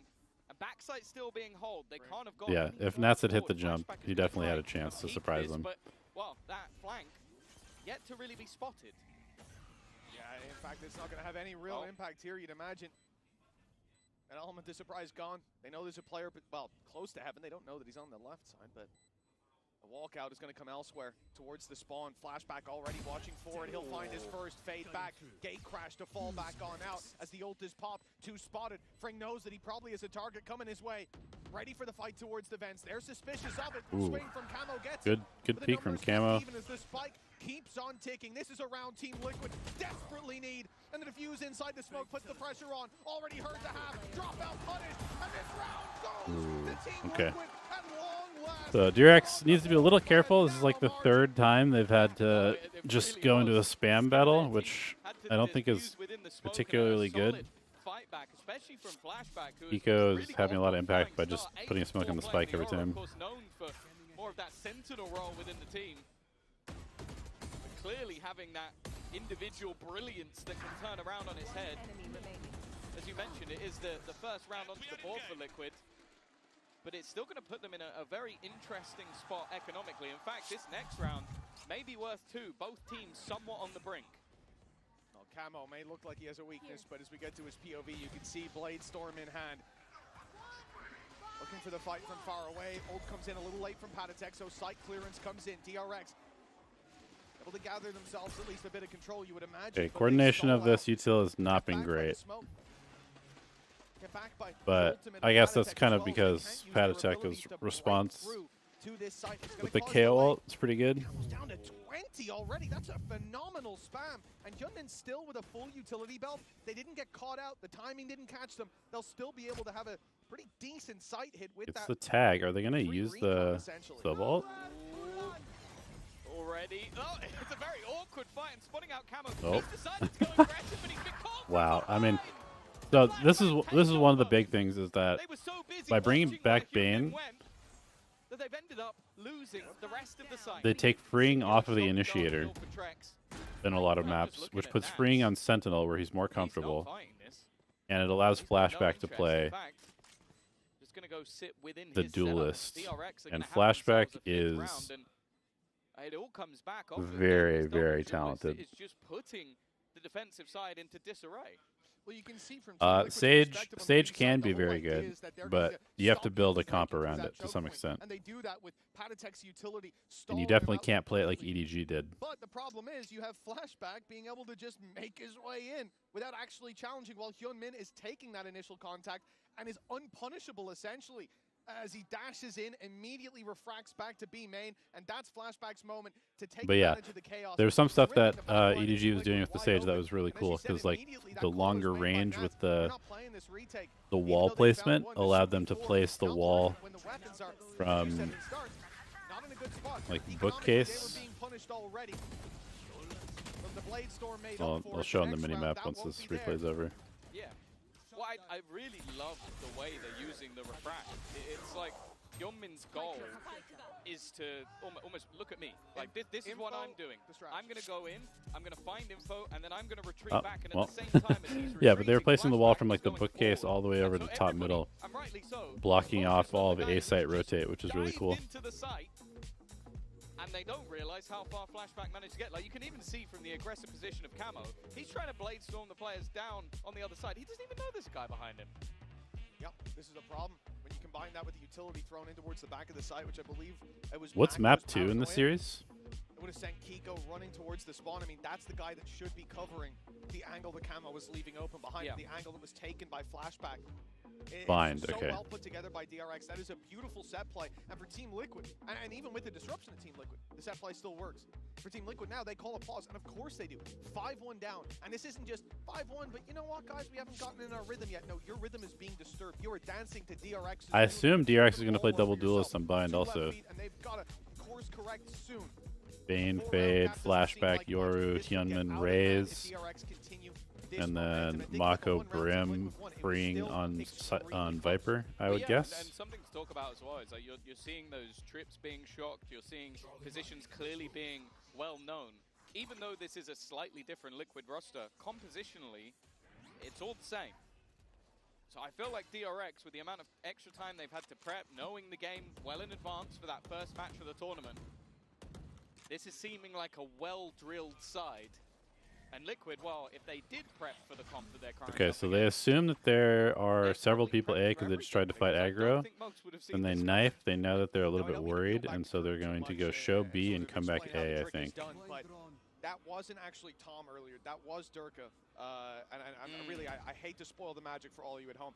But one of the things that he said when he saw that agent select come up was that he's a huge fan of Waylay. And honestly, and he also said he thinks Hyunmin's going to do fantastic with the buff from the Croissant earlier on. I mean, now, the amount of util that they're taking out from Nats has been really good. Of the Waylay already, I imagine watching DRX use it as either putting a lot of pressure, constantly breaking the cyber stuff. Because the way they're using it is so damn nice, combined with Flashback. This double duel is doing so much work, and Team Liquid's job Ooh, big kill from Nats. Shouldn't be to work on this round. They hacked him though. But they've already managed to make it competitive. Below you? I thought Camo had the play, but they yeah, he almost had a really good opportunity there. Still 2 rifles available. He could do a lot of damage here. Incredibly low. He did take a hit. Because of that, once again, looks to fall back and just save the weapon. It really feels like that has been the majority of his game so far. We've talked about him a lot. In EMEA, he was tearing everybody a new one, and one of the sort of most exciting storylines for me coming into this match is him playing against Marker, a rematch of that Gambit versus Vision Strikers back from Sage, Astra, Yoru, Sova, Cypher, Vice. Yeah. It's going to be hard to play attack, I think. You'd have to play pretty slow, very methodical, probably attack up a bunch. Well, right now, not having the Omen to teleport into sight to help entry is going to be very difficult. So you're kind of just banking on being good on defense. Maybe like in a pistol round. Like one single time. Yeah, but I don't think I'd say he hasn't turned up in a pistol round, you know? It's been one round. It is definitely. Let's see. Let me see if I can read your name. seeing how this is playing He, out. Great sign for DRX. Ryu Again, with the adjustments they've had to make on. with the constant roster shifts. I don't know who you are, Bringing back but the start of the hopefully year that was not looking, too I mean, bad. perfectly timed with Abyss. How the energy, yeah, the energy win was definitely surprising. I thought EDG would probably win, but energy looked good, and EDG. There is definitely more behind this. I mean, EDG are just EDG. They're like they live and die by Biryu Yan. Okay, Biryu Yan. First point of contact, he sort of swapped positions again. Shock dart directly onto the trip. They have read his playbook. EDG kind of lives and dies by hero plays. Perfectly positioned to just remove Nats' utility. But at least for now, it is a 5. They had opportunities to win the series, but Energy just played really well, honestly. Incredibly far away. I don't think he's going to have any impact in this round. And on the other side of things, immediately we'll see the popping of that dimensional drift. That's all the info they need. And they're trying to throw Util just to give nothing for Padatek, but he does survive. Being pressured, but around the side comes Paddy still. Okay, they still get in. No value from Hunter's Fury. But no way to deny this plan now. It will come through, and it's on Hyunmin to find something from here. If he gets this, he's got another refract online. This could be huge. Or DRX to get back into this play. The drone thought about by Trax, and he'll wish he put it through. A huge punish from Hyunmin, but he falls eventually, leaving Mako alone. So a great start. His Util's been well placed, but now he's pretty clutch, but nope, that's too good. All right, good round from Team Liquid. A little crazy from Flashback. It's something, and then that's Nats. The exec was not the best exec I've seen. The last was in the last round where they basically already lost it already, but that was him versus Marco, the matchup I was talking about. And but also, kind of a nice little protocol there from Liquid. They were like, okay, play close together for the Euro, but one person hides. Double dive style of play that is so difficult to hold against.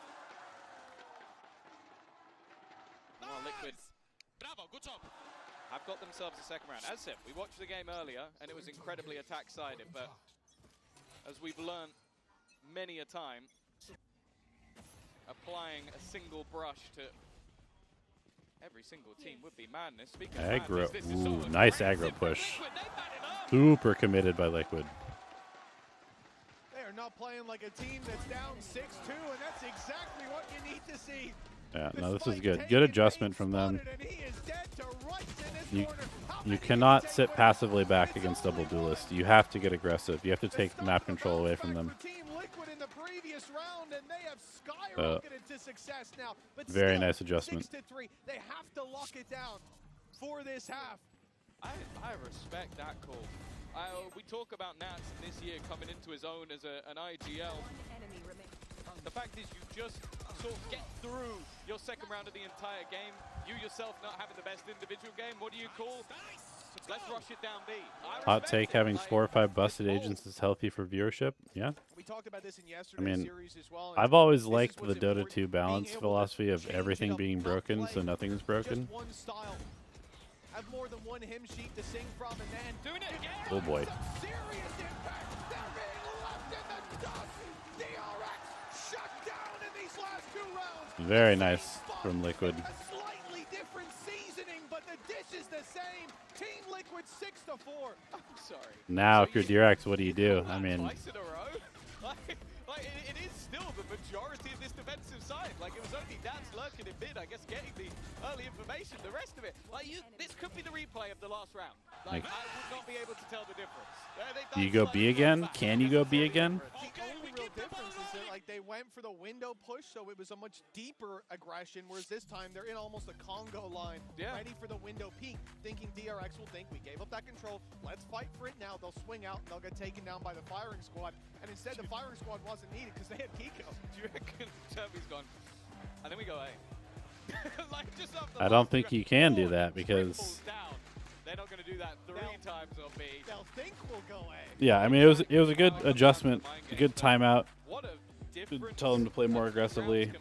A 6-1 start, and then the last 2, well, DRX needs to figure out how to get some space. They probably need to do some mid stuff. Put more pressure middle, draw some people out of man, and then hit. This ends 6-6 after the start you had. It's going to feel devastating. Your direct hits were really working. Flashback, by the way, has been nuts. Like, there's not a player in the server particularly close. There's definitely not a player on his own team. He is 9 kills ahead of anywhere else. But a lot of it's based off those setups. The setups have been fantastic. And I think that's why Liquid have decided, well, they can't set up if we fight them in their own spawn. Yeah, exactly. Disrupt the execute. Look at where they are. They're going to run it down mid. Pick a different spot. Same old strategy though. This is a good call from Liquid, because if I'm DRX, I'm probably saying we need to explore mid a little bit. So this is a good idea from Liquid to counter that. Team Liquid run it down at you. This is going to be a 5-man push. Everybody on this is madness. Yeah, they're going to find people middle. Team Liquid is pushing. Full aggression. A player up top drawing the eye. Kiko just needs to swing, and he will. Bring down. Paranoia sent through. Ready to swing on the back as the rest of the team, as Team Liquid continue to ferociously. Very nice. Very nice. Are in a 4v2. They've lost the spike, but they've got the TP. Mako can steal that spike away, and that's exactly what he'll do. Okay, they've lost a lot of players. Really? You're going to plant for... I mean, I guess it's kind of planting for everything, but... Alongside him has been the hero. Down Q. Flashback has to find this kill. But Trex is going to play very carefully here. Wait for his team to make contact first. Trex is on the other side. We've criticized him for overpeaking. Oh, boy. Marco in a 1v4. We've seen it once, but not this time. It will be a 5th round for Liquid. A rush B, a rush B, and a rush mid. This might be one of the most unorthodox defensive sides I've ever seen. It's not unorthodox. This is how you have to play the game against double duelists. When they put this map back in the pool, I said I wasn't a big fan of it. That's an understatement and a half. You have complained about it for the last few weeks. I'm trying to censor my opinions a little bit, but I'm starting to become a fan of it. Is this how you're supposed to play? I'm taking this direct. Well, this is deathmatch. This is, yeah, literally. Run it down. Now we see a more conventional approach, I think. You never know. Yeah, so now they've changed the pace a little bit. They've made DRX respect them, so now DRX is going to have to be a little bit more careful. They're going to have to start a little bit less aggressive. Unless they're just full committed, in which case maybe they just go. A deep peek expected. Oh yeah, very deep peek. Early TP. Okay, this is actually good from DRX. Because their options are to slow things down so they don't get caught by an aggressive play, or to just group up as 5. And they chose to group up as 5, which I think is probably the better choice. Because it gives you less chances to get picked off. Conceding the space, letting them burn utility, avoiding the fights until it's on favorable ground. Now the rest of the squad comes through to join the fight. Yeah, we got that kill though. Nope. No kills though. Is rough. Already overtaken. We don't have the Hunter's Fury online for Bane, but 1 away. If Bane is low also. Huge chance in the round to recover, but it's a 3. Good idea from DRX. They just need to win some duels. Already the reveal lands onto Mako. He's got support though. It's Frank swinging through the smoke bucket. I love how together Liquid are playing though. All of their moves are like really, really well coordinated. Already underway. He's got a swing, and there's 2 players to greet him. Super good fundamentals. 6-6 after a dominant start for DRX. It's neck and neck at the half. Absolute crazy recovery coming out from Liquid. 6-1 down, 6-6 on the half. It is all to play for. We'll be back after the break.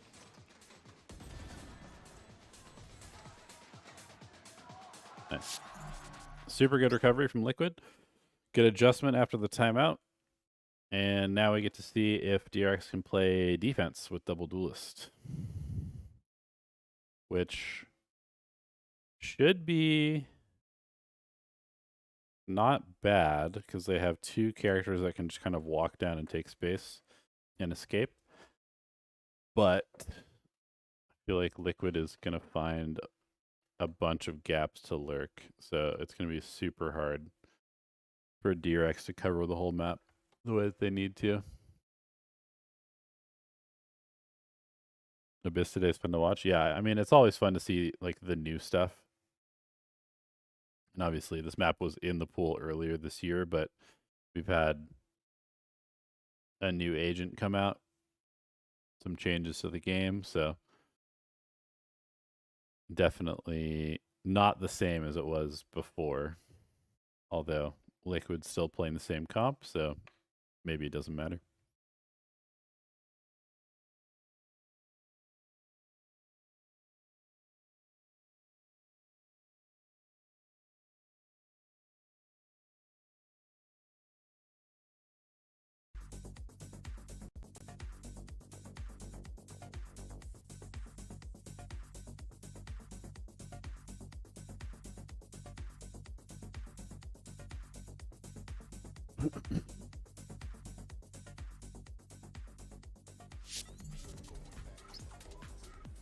Well, this was swings and roundabouts, really. One side, DRX dominant to begin, and then Team Liquid climbing back into it as we get into our Coinbase Econ report.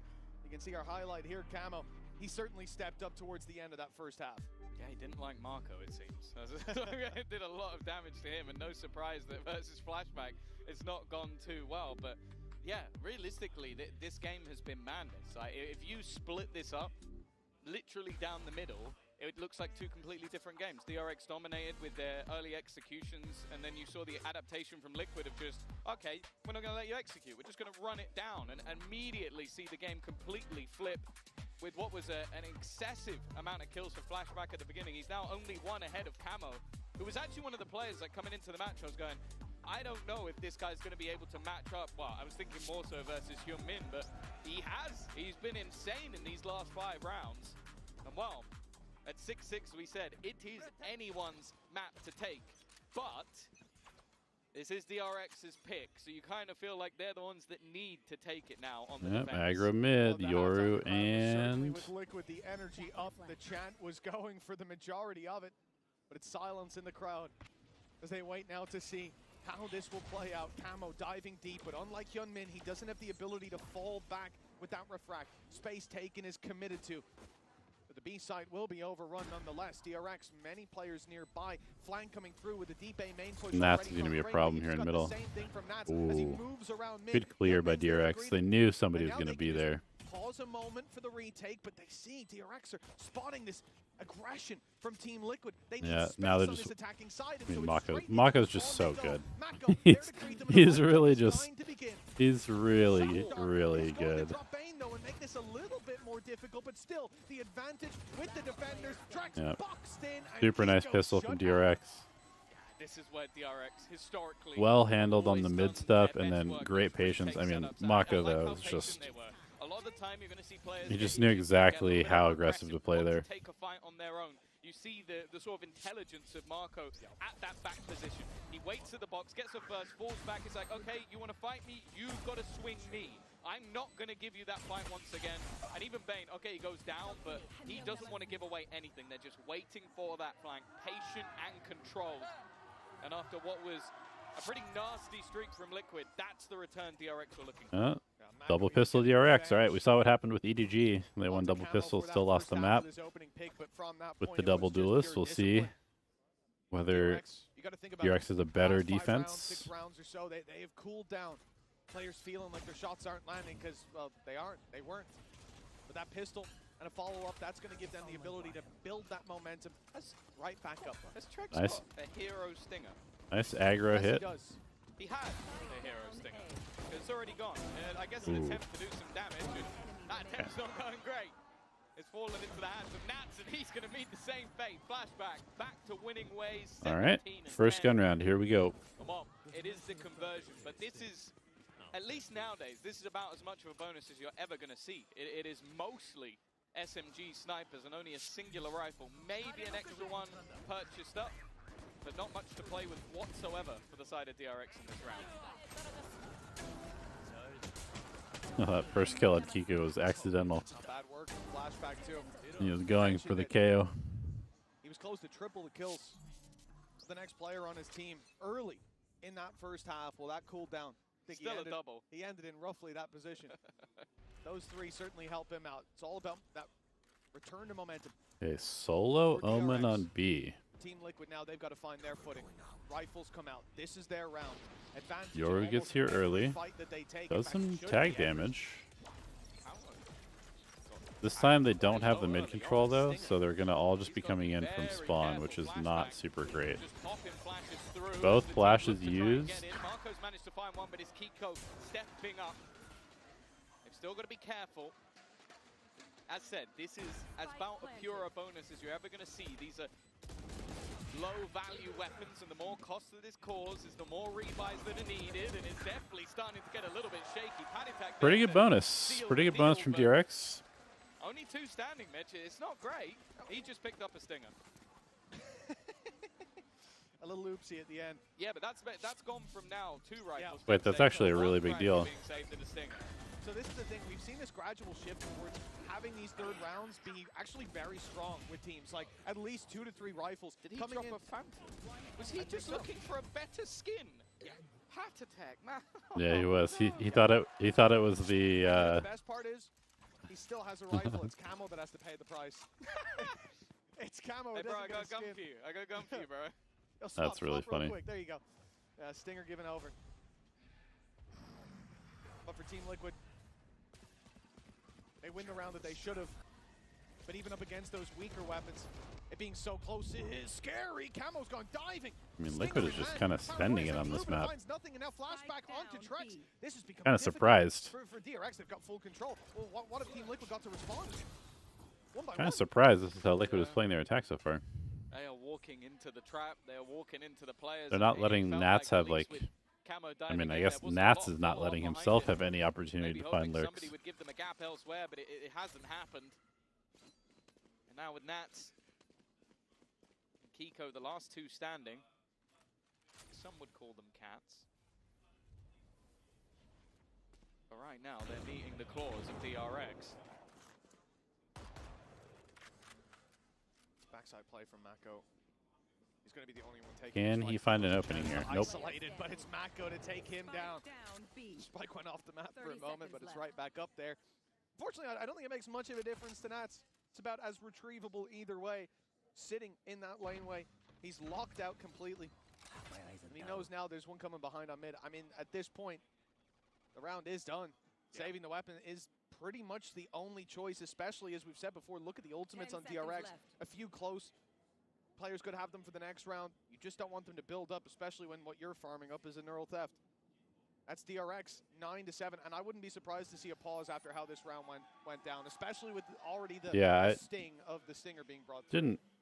I don't really love how they've been playing this attack so far. It's not one because I feel like they've been able to get themselves back into the game without too much help from the coaches so far. They did have the pause earlier, but I think they have a lot of faith in Nat's ability to IGL. He's definitely been having a terrible game individually, which at least in recent times is a rarity, but coming back in on a map that hasn't been played since the beginning of the year, it normally does put the extra pressure on the IGLs. We saw it with Marco at the beginning of the game as well. He started slow, but as DRX progressed, so did he individually. All right, let's see. What's the adjustment? But it is going to be that time slow things down. Show pressure one side. Let them walk into us. Open up the map so Nats can find inserts and timings. This is all about nurturing the mental, honestly, Tom. Like, we look at 2 things. One, it's, I imagine, not going to have been looked on in a very nice light that you're swapping skins and ending up with a downgrade. That's already going to stink. Can I ask a question? Go ahead. When they play on the tournament climb, they get all the skins, right? Yeah. Why is he not just using that skin? Well, I assume, guessing he picked it up off someone already or something like that. I don't know. But the thing is, you got that, but I think more importantly, you then have how the round played out. You see Camo dive in, and there's utility to support him. But from that point when he goes down, and hell, he only has a stinger, so probably he is going down, it then crumbles. Like, one by one, they took those fights. It looked easy for DRX. And you can't have that repeated. I think, you know, we talk about pauses sometimes. There's different reasons behind them. That is a panic button from the coaching staff. The second you see that like 3rd kill of the round go down, it's time to stop and take a breath. Now, apply the learnings. Yep. In the next round. Hero gun. This one, ain't got a lot to work with. At least Camo's given the upgrade, a sort of a payoff of his sacrifice in the previous round. To be fair, you're going towards that Blade Storm. The other ultimates you might want, Padatek's going to have his, Trex has his, so it's the most logical player. But also, you go back to when they were winning those last few rounds. Yep, definite change of pace here. It was a lot down to him individually. All right, Prop, have a good night. Again, Marco down. There is still another player that they have to deal with. The slow throw. Thanks for hanging out. Connected. Refracting back out of the site, but it leaves the teammate alone. Bane has fallen, and Padatek's won a battle with the ghost. He spammed him. That he has through the smoke, if I'm not He mistaken. spammed him. Pure spammage in play. Flashback and Fring left with nothing This to is. do. And, well, I guess I missed. This is a huge round for Liquid. Apply the learnings in the next round. Why not start here? Yeah. Well done, Lohan and Yautzin. That is great work. Standing ahead. It does also mean that I never want to see Camo taking the light gun again, because getting the opener, I think just again, like the usage of that slow hasn't really worked out. And because of that, it did leave a little bit to be desired for Hyunmin. Like if you throw that and they're stunned, great, maybe you take that 1v2, but you jumping into the site, it was a risk. And that risk didn't pay off. I mean, the risk itself is also just to confirm, like, you've lost Mako, you don't have eyes on sight, you don't want to call for those rotations from B and find out it's a fake, so you dive in there to try to claim that information. I mean, the big thing was just the spam kill with the Ghost, but also the pace change from Liquid after the timeout. From Team Liquid, that could bring them Perfect. right back into the game. 1 round behind, and a great correction. The other thing I'll touch on is the fact that, obviously, Camo, sometimes he does have to take that lighter weapon, right? Because in this round, you ain't got anything but the Guardian. Sure, give it to him. But a lot of the time, you're going to be running this with a dive. And if you're diving in with a rifle, and there's a Stinger, 30 meters behind you supporting you, it's not going to do very well. We don't have that right-click bind anymore. Flashback so hop. It's just one of those things you can't be twice in one game. Interesting. They really are just letting Flashback play Duelist. 9 to 8. Oh, Flashback almost gone immediately. No way he goes back for this. Going, he's taking the angle. The spams aren't going to connect because he's already passed the box. I don't know if they're even going to realize. Yeah, I mean, it's not worked out. Not it's too aggressive. But again, just the pace change from Liquid, super good. Like, DRX's comp has to take aggressive space. They can't play defense otherwise. So Liquid slowing things down, showing pressure, not getting too committed, not trying to play too fast. Hold towards this A side with 2, but the info not Been quite good. there. Hyunmin already having to fill in that mid gap. The old pop lets them know. How many does Fring get? Be on this choke point. This is the spot. That Fring holds on too tightly. They'll eventually fall, but the damage is done. Surely Drex tries so desperately to pull it back. Padatek traded out as he's brought back in. Drex somehow walks out with 3. I kind of don't understand why he didn't just spam. Like, he knew exactly where he is reviving him from. Still to be planted. I've seen this one before. A 1v2 chance for Marco. Nats on the other side. This time he delivers. Ooh, he knows where he is. 2 HP. He's had an insane round so far, but needs a little bit more. 20 seconds left. Marco If Trex wins this, can just opt to play the time, but he will reposition to perfection. I was gonna say, if Trex wins this, Liquid is winning the series for sure. 1 for 1. I mean, he was big round from Freeing. That's the Freeing that DRX needs to have a good tournament. He needs to be just confidently getting 2 or 3 when he's supposed to get 0. It's the bait on Paddy. Like, he brings him back and Wait, he was the one that ran through. It was Nats that ran through the smoke, and he basically realized where Paddy got shot from. Yeah, that's crazy. That's actually insane. Well, luckily, Marco is there to win them the round. The start they were looking for. A lovely dart that goes around the back and makes sure there's no aggression this time. Of course, still economy for Liquid because of the fact that they won on a low buy. Otherwise, they would have been in danger here. They're trying to find... Ooh, attack hop, okay. A little bit of early spam, but there's still a cam behind them. All the information will be revealed. This is definitely good. I think he's something that definitely you need to lean into on this map. Attack hopping. Ends up hunting for info. Danger ping on mid. Reveal follows it up, confirming the space isn't taken, but they know that Nats. They're just gonna go, okay. They see the smoke as a sign of weakness, and they're just gonna go. Ooh. Kiko gets 2 though. Good entry from him. Giving Team Liquid a chance to continue drawing breath. A 10-8 3 versus 3, but it's not. Nats tries to follow the drone, gets caught. Kiko can win this though. I mean, Mako's just too aware though. Mako is just too aware. Hunter's Fury is worth it, but Kiko going down, it's not anymore. He needs to win a fight or two. Good diligence by them, just He had a chance to be rooting him out. in a round prior, but lost the clutch to Marco. Now he sat versus 3, but Yeah, they know where he is. the only thing really on his side is the time. Wow, they're gonna ult him. Wait, he got. He walked back into the hinder. Rip. Yeah, that's unlucky from him. Solid ult usage from DRX. Unlucky that he stepped back into that. It looked like he was outside. I also want to query, was that a stuck from the shadows for Kiko, where he gets those 2 kills? I feel like it wasn't noticed. Yeah, it was. Yeah, it was. Wow. TV's behind them. They're so busy dealing with camo. That's crazy. Yeah, unfortunately, the rest of his utility belt didn't do him too well. Caught in no man's land, isolated by that ult that went through from Flashback that got them all that space, got them all the information. A big contributor to the round, as he has been to this game for DRX. Wait, Nats has 2 kills. 11-8 now. A 3-round gap in the battle. Nats has 2 kills the entire map. Seems to be coming to a close. Team Liquid invest. Do you remember the last half? Was the attack side too? But it was also a very early start for DRX, and then a comeback for Liquid.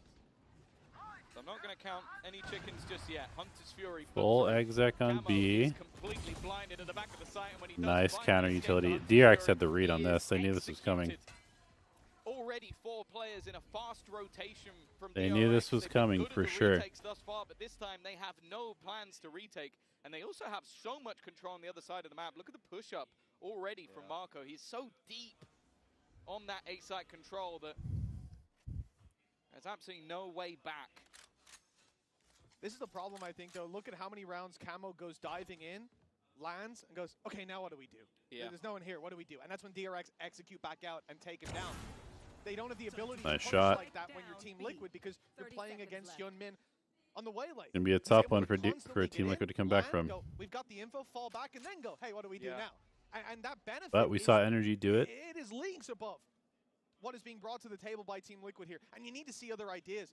And we're not really. Even there, when Camo goes down, seconds later, there's still 4 players in main. They're not able to actually do anything about it, and even saving seems to be an impossible task as they get run over by DRX. Yeah, they've got bad money, so they're all going to be on half armors with some weird weapons probably mixed in. It's actually the fun thing about the composition for DRX is you're going to look at this composition and go, okay, they have 1 initiator. But if you look at the way they're playing it, it's almost like they have 5. Like, you've got every single player in some way or another able to get you information, be it based off ultimates, being based off abilities, or your cam, etc., etc.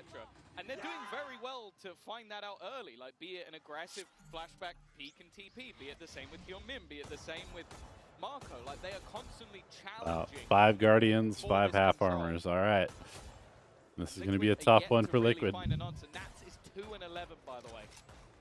He has had a really rough time since that 1v2 attempt from Marco in the previous half. That was the last time he got a kill. I remember. You said it was the first impact kill, and, well, depending on how this goes, it may well be his last. His only. Of any, yeah, exactly. Of any kind. 4 rounds in a row needed for Liquid. And on this attack side, it has not been kind. This isn't like the first series of the day. It's a completely different flavor. I can't believe he gets that first kill. But an immediate punish comes through. DRX. Freeing though, he's just so... He's so annoying in these little ratty spots. They have to fight. Full control for the defensive side, and with 40 seconds left, the final threads fraying from the loom on Abyss. Again, they look like they're running into a brick wall. 1 player will take the charge, and this time, that 1 player fighting alone has actually managed to even up the score. Kiko's done well, but there are still two players waiting on the other side. Kiko has TP into his own smoke, just trying to garner a little bit of extra space. I like it. Well aware of it though. I like it from Kiko. Still trapped in main. They want to try and swing this together, and they So will. nice. Marco's still here. 12 No seconds time left. though. They know where the remaining players are, but sticking this button is going to be Ooh, difficult. with a huge duel. Is all that remains, and he Mako remains is just nuts. DRX are going to be there and back on the international stage with a All right. victory. Well, Yao said, Big start from He DRX. said he wanted to see DRX early on here in Champs. He wanted to prove who is the best Abyss team, and we have an answer now. DRX with a phenomenal result in map number 1. Up next is Bind, Liquid's pick after the break. All right, what was DRX's bind? I think they played Double Duelist in the past, but they tried a bunch of stuff. They weren't really sure what was working for them. I assume they're gonna go Yoru Raze. That's my guess.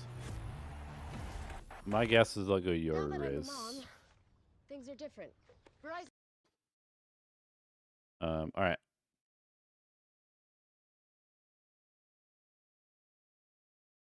I mean, in theory, we should be going 3, but who knows?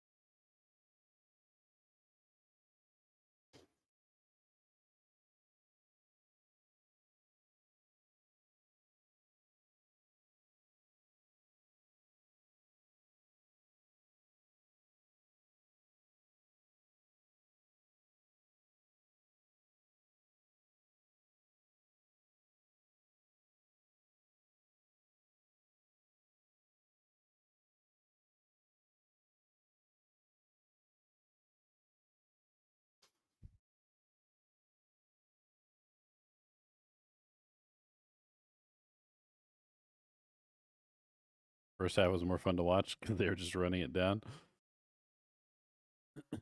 Well, we should be getting some double duelists on this next map, so be prepared for some more fireworks, I think.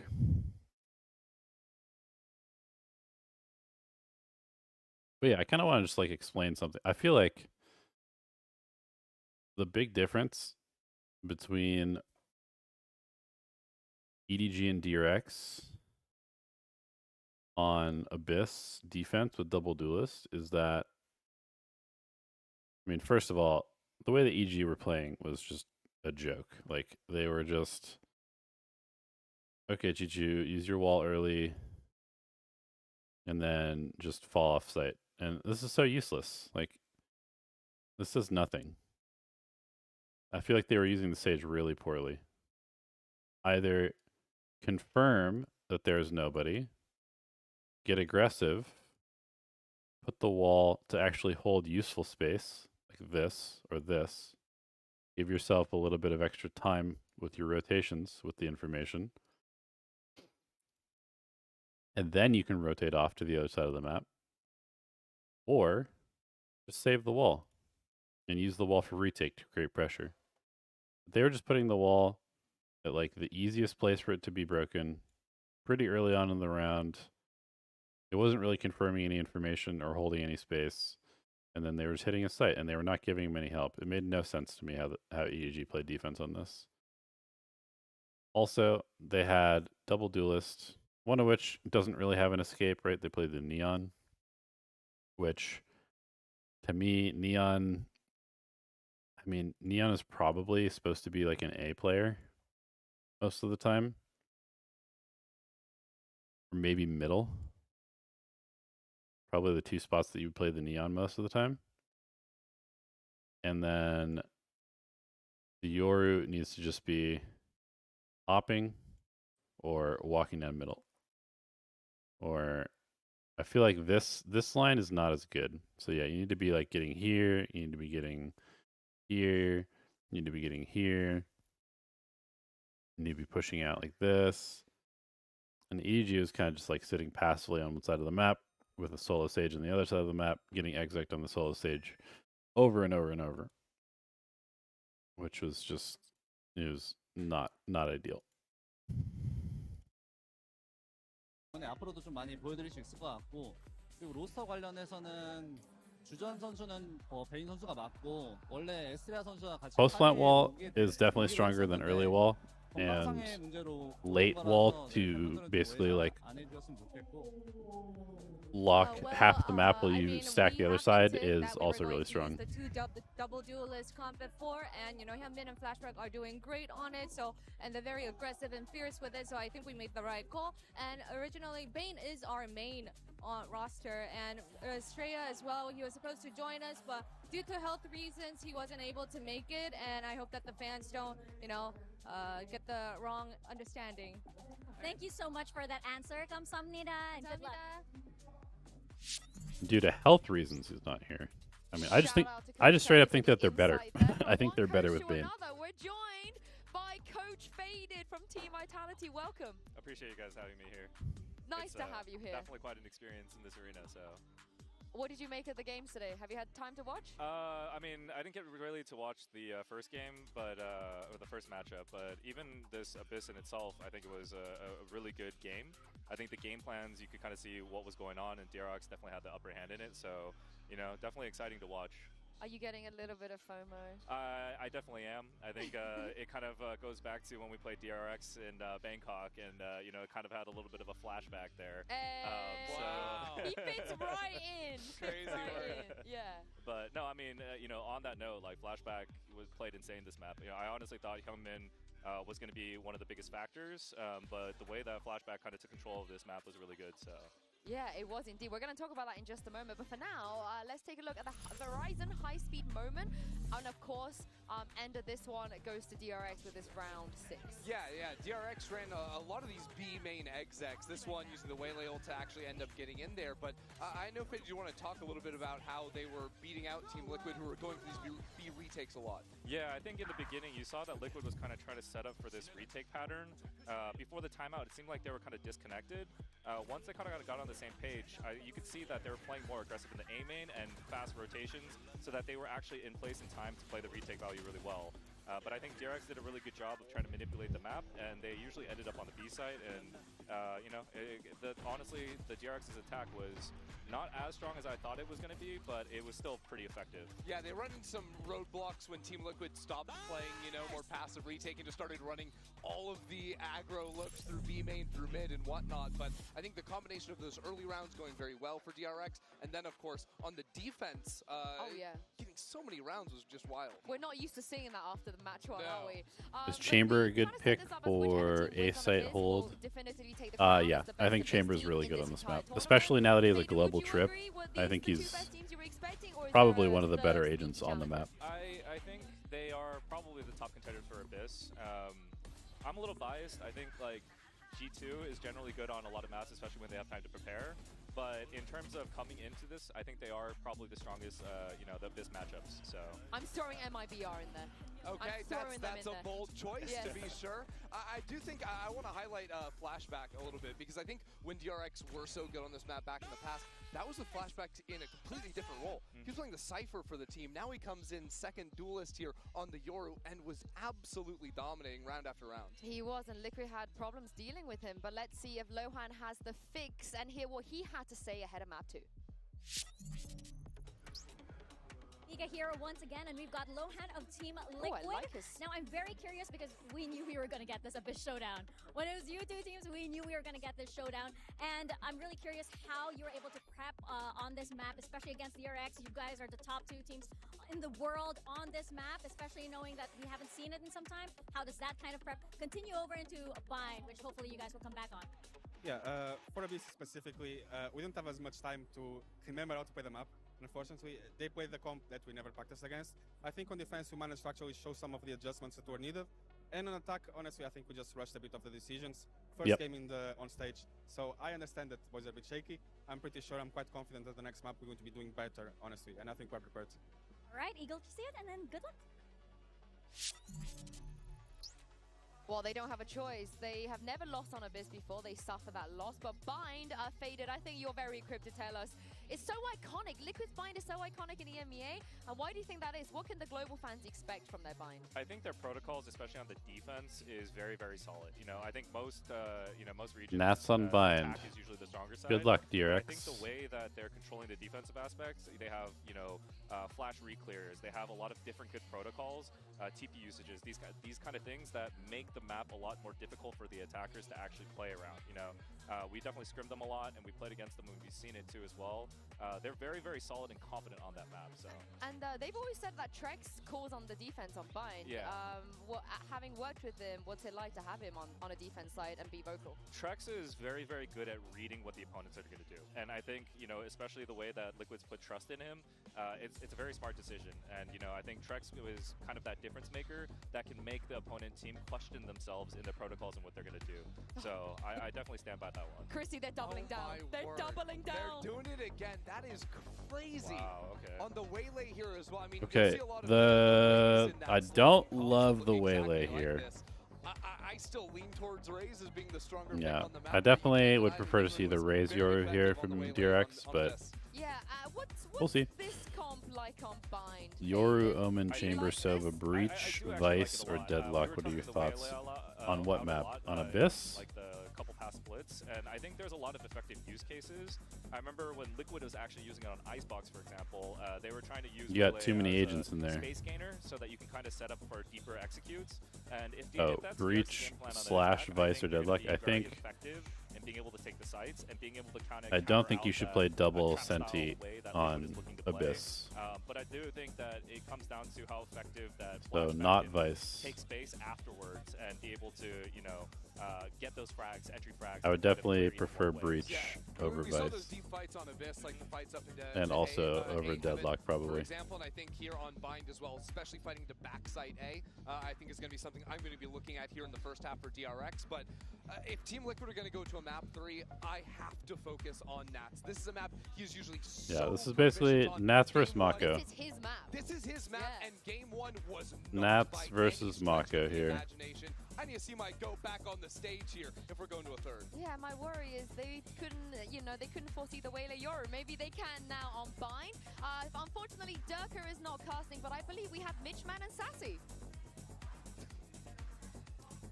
Almost there, Yinsu. Almost. We'll get him on one day. For now, though, Tom, this is the same as the previous map. Two very different ideas in terms of what comps are being brought to bear. But what we saw in map number 1, it seemed like DRX had cracked the code to Abyss, certainly to playing against Team Liquid. And now, do you think it's going to be the same on this map?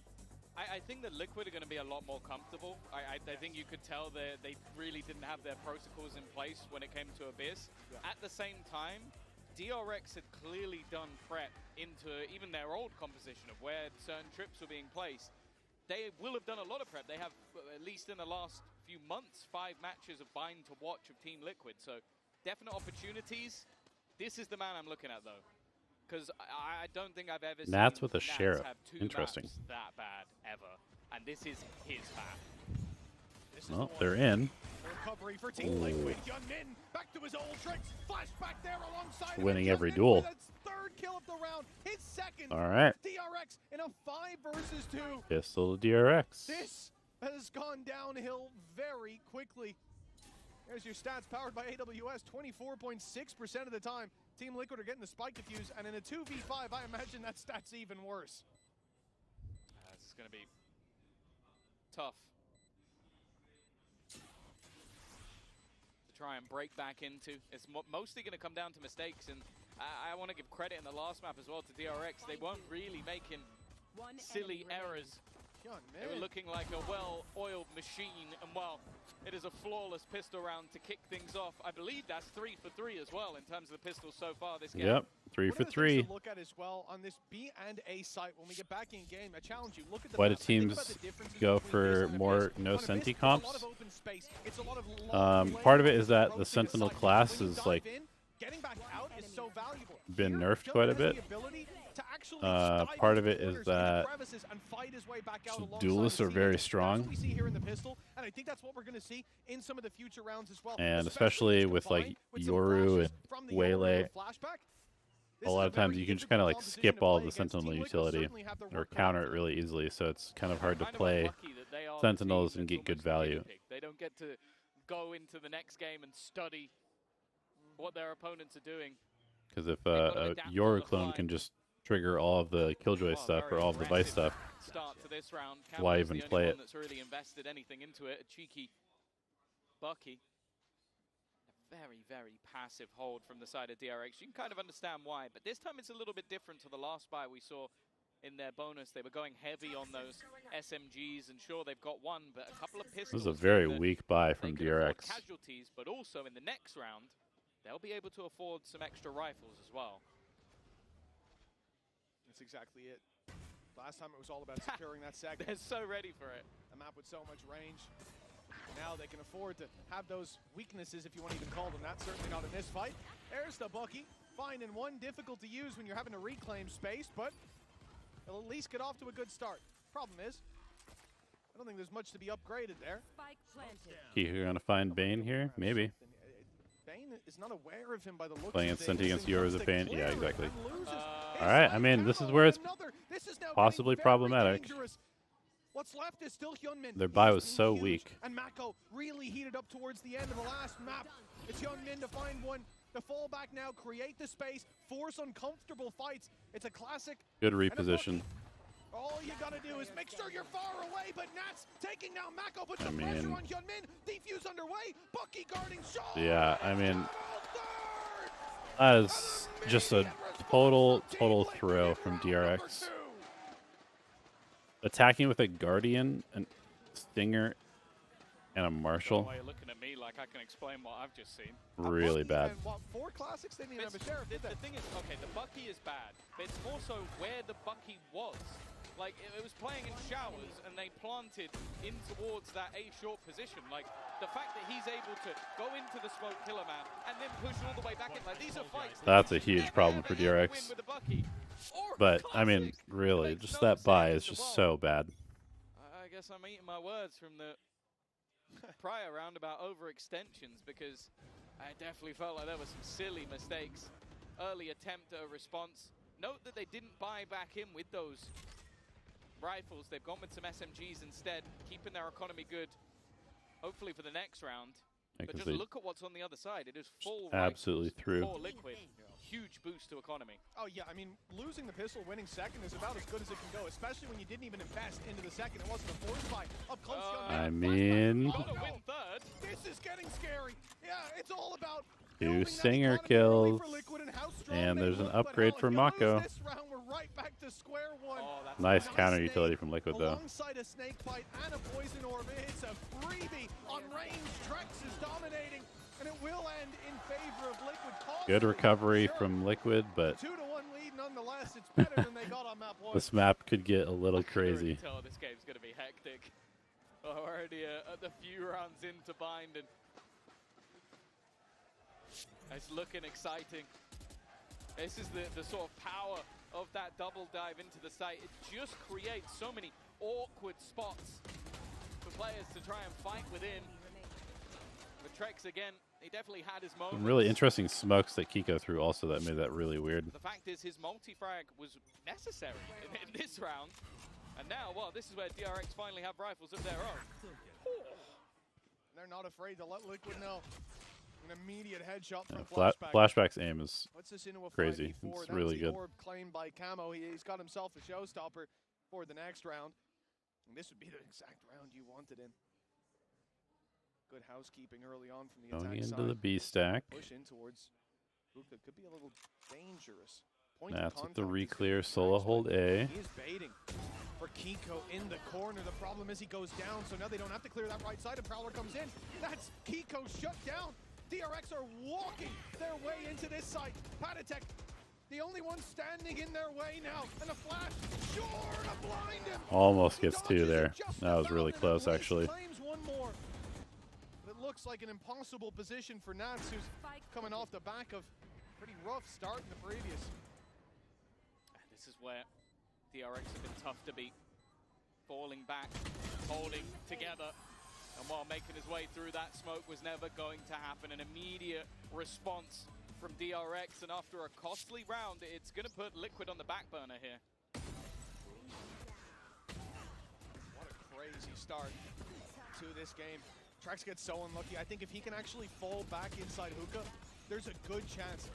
I still feel like Raze is probably going to end up being the better agent than the Waylay in this comp, but I'm open-minded. Him going down, it just makes it impossible. The extra Prowler, instead of going right, goes left, catches Kiko. And the pieces of the puzzle start to come together for DRX. Now, Showstopper we mentioned for Camo, but again, then look at the round we're in. It being online so early, they've got a Bucky, what do you mean? Oh, good point, actually. I didn't think of that. Ooh, good spot. Don't have a rifle anymore. That's going to have to be retrieved. They will go get that. Kiko will pick that up probably. DRX have got 2 big ultimates to get them right back into the game. I'd be surprised if they need them. They shouldn't. But it really does feel like... If Camo gets a pick, he might want to put the ult into this, but if not, he's just going to save it. Ooh, okay, never mind. That extra break they had just aim training. Like, everybody is looking so crisp on the DRX side. Flashback on that duelist has been impressive. Hyunmin still firing, and at least in this map so far, there hasn't really looked like a weakness. Already going to spot the player on site. Now, Kiko has been able to at least retrieve that singular rifle, but they are just waiting for him to make that move. And again, we see that other layer. We've seen Hyunmin dive in, take space. This time dives in, takes info, falls back, and it's his teammates to execute on the back of that information. Kiko's being very patient. Not swinging out, and it's a good thing, too. Wraps back around to meet up with Trax, finds flashback. It's a good start, but DRX would love to keep this clean. Don't lose too many weapons. And in fact, up close, he might have a chance of punishing Hyunmin. They've heard the Bucky fire. Hyunmin's down to 30. The Trax is all alone. This round already done. Nicely done by DRX. Could he get any more? And the answer is a resounding no. All right, we've got Kiko, Trax one off of an orb, so maybe DRX calls some sort of orb punish round, whether it's like a triple swing B long or swinging showers, or maybe just like a showers crunch or something. Those attempts at aggression. But it seems like this squad led by Marco have been very comfortable in just sitting back, taking those. Yep, they're going to go for the orb, and DRX is calling an orb punish. We wait to see if there's a response. It's going to be a big fight. Liquid love to do is this deep smoke, deep flash, pressure down. Yep, fighting for the orb. Oh boy. But the showstopper causes issues. The flash is perfect from Trax. And a dominant round from Team Liquid. Nice. Nice from Liquid. Instead of actually going for the orb, they went like one extra step. Okay, they think we're going to go B for the orb, so they're going to punish us, but instead of going for the orb, let's just walk down and fight them. That was nice. Really nice. A lot of teams will even play behind that box. And then the double flash is, I mean, it's so hard to deal with coming out of the smoke. See how blind the players were on the other side. Even escaping wasn't really an option. A set play that's successful. Yeah, that was a quick round. And in fact, they're going to take early space on that side of the map again. As you can see, DRX really big ult cycle for DRX. We're going elsewhere. And the importance as well of having the showstopper in that moment and the second Liquid flash on Trax, because the first flash, it catches one or two. There's still 2 players ready to fight. But as soon as showstopper pops, everyone's looking to face. They realize we can't fall back, we have to fight. And that's when the Gecko flash wins them the round. Great utility coming out of Team Liquid, but DRX now, still with rifles, still with those big ultimates, one away from Pring having the Viper's Pit, and it's going to be Orbital Strike immediately, covering off that backside. Okay, they're going to double teleport. Plant can now be secured. They can cancel this, yep. They cancel it. Okay, DRX is going to cancel out and go B because the double teleport happened. So many of the players from Team Liquid. Ring is just waiting. The TP is A little overcommitment from Liquid, honestly. I was kind of surprised that they canceled the plant with the ult and also double teleported. That seems too much. That's 3 players that are just stuck in the spawn. The nade has been used just to try and quell any aggression, but DRX have no interest. A little bit lacking coordination maybe from Liquid right now. Used on the other side to garner that extra little bit of space, but now the Viper's Pit hits onto the spike. This is Yeah, a Pit on the losing spike. battle, so it seemed Liquid Wait. somehow striking back. Paditech with an Wait. immediate double and a spray through onto Vayne, leads one. Freeing. He should be able to deny the first. Needs to at least try and has done so, but now Wow, I don't know how they lost this round. time-wise there will be That is tough. Oh, Yeah, they got just it. about enough. That's a huge round for Liquid. DRX should absolutely not have lost that round. Viper's Pit, and somehow Playing a little make too their way aggressive back in. in the post I thought plant. that was perfect play from DRX, to be honest. Hyunmin putting the ult down, it's very Actually, reminiscent very of good flank Vital from buying Nats. them time. They were under a second off. Yeah, point That's seven, kind of the big but one. that spam from Nats, and then the invasion of the pit. That's what makes the difference. Team Liquid take the lead 4-3 now. And for DRX, it's a costly loss. As we get back into the game, you'll see the economy Breaks there. their economy It's not too. looking Yep. pretty. They're going to have to take a light buy. And unless They there's a love the miracle hero on their stinger buy side, in Hyunmin, or that's a just the two-round hero lead for gun Liquid. buy. What a back and forth game this has been. Yeah, and all of their ults. See if momentum It's tough. and fate will finally choose a side. I don't think so. From everything we've seen so far in this match. Game of tennis. It seems like we're going to spend the whole game on juice. And only a final Double advantage will be entry. found at the end. Again, the stinger has been Can't the really real plant. irritation for Liquid. Marco's just gonna will do stick some it. damage Okay, onto I Marco, mean, but good he'll be able enough. to escape. Post plant with a Molotov, a seize as well, a snake They bite, actually but have they've got pretty two good post plant space utility to with play with here. short and They showers don't, kind of however, have controlled. guns. But I think Liquid's just going to come in and Pistols. put the pressure on them You pretty wanna put that early. Viper's Pit in. If they try to go into lamps, they're trolling. Early molly from... What just happened?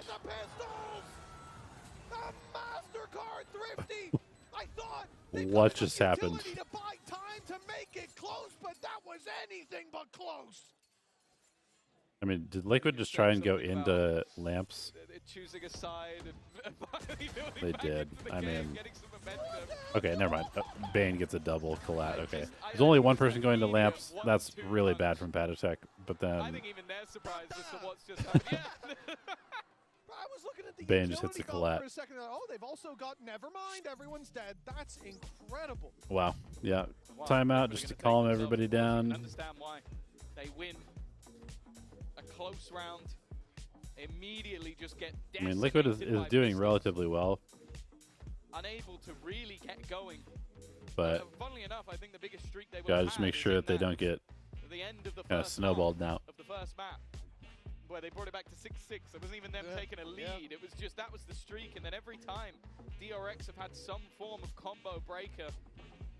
As we said, it looked like the build up to that round was all about post plants. How are they going to have a sweaty setup? No, they just headshot everybody. It's as I said, I think they've just been practicing their aim for the last month. That's what it looks like. I think you might have hit the nail on the head there, Tom. That, Welcome to Pacific, Mitch. That's all I'm going to say. Drop it. Drop it right now. Welcome to Pacific, where DRX. everybody shoots. Should have been 5-3 down. They really should have. And running through a smoke against any weapon, it's always dangerous, but you don't expect them to just pop off like that. Yeah. Every shot landing, every sheriff finding its mark, and an immediate Viper's Pit going to come through here from Team Liquid. You can already see it being set up. Prowler forces Nats back, but no one's there to take the space. This does make me a little Okay, bit Viper nervous. ult I'm with the looking raise at to Knight. cover, very classic. Youngmin's Triple ability to B. get over the pit. Is about as standard around and bind as you'll ever see. So let's see what DRX's response is to the pit on short. There's a lot They're going to that push can them be out of hookah. utilised, and Trex, again, he's played this somewhat off angle before, but they have been ready and waiting. And I like the fact this time he's falling back. We've seen him challenge this before, and it has not really worked out. Going back to the A site, you know, it's Then they're still going an to push option. them back on B Really got to be going through bathroom. and That's B the long. play. And DRX are leaving that door open by moving towards B long. They meet too much resistance, but 45 seconds left. Dash comes in, Refract online, first player spotted, stunned as well. Now they can try to close in that distance. That's exactly what they're doing. Trex under so much pressure. Wow, Hyunmin's basically just playing Initiator. This is very interesting. He's just double dashing, dropping the saturate, refracting out while his team scales behind him. It's kind of cool. That was nice coordination. And Team Liquid, yeah, the snake bites landed a little bit of damage. Great. But it's time to save these weapons. No contest. It's 5 for DRX. Nothing that can really be done at this stage. And a solid use of, I believe it was the saturate, right? The bounced off the back and just left. Yeah, that was really nice. Awkward position. You can understand Paditek's response. Okay, I want to swing. I want to try and help my teammate out, but it just didn't go to plan. And from then onwards, it just seemed like the second they have even the slightest of opening, this composition just allows DRX to just DRX was 4th seed, right? 4th seed out of Pacific. Just there when we were on POV of Nats, actually, I was watching the entire time that they've been saving. He has been rattling off words. I don't know what's being said, but big changes for Team Liquid. A lot of holes in the ship right now. A lot of wooden planks needed. Because the thing is, you say about DRX, they're hitting their shots. They won the round with the pistols, but here... Yeah, I actually really like how DRX is playing around this agent combo. It's nice. The stun just about fading, but Paddy caught in this transitional period between taking the fight and falling back. It's an easy pick. Called Trex Pokemon Collection. Fed to DRX like this. 2 rounds in a row and a chance for an 8-4 half. With how these rounds are going, with where the economy's at for Liquid, it should at least be a lead for DRX in the end, with ults online for the next. Mainly looking at Mako, he should have that orbital strike. Okay, entering. Nats gets 1. I thought that's an info dive. He's full committed. Yeah, he's in the back lines, but it's not working out very well. There isn't really anybody that can punish from this. Nats kind of just wins in this round, maybe. Nats now goes down. But bear in mind, there was some severe That's a gun down. Camo's coming in from behind. He could just end this round, but it's whiffy. It's really whiffy. Luckily, he's got Kiko to back him up. Ooh, this is a rough round from everybody. It doesn't end up going wrong for Liquid, but it very nearly did.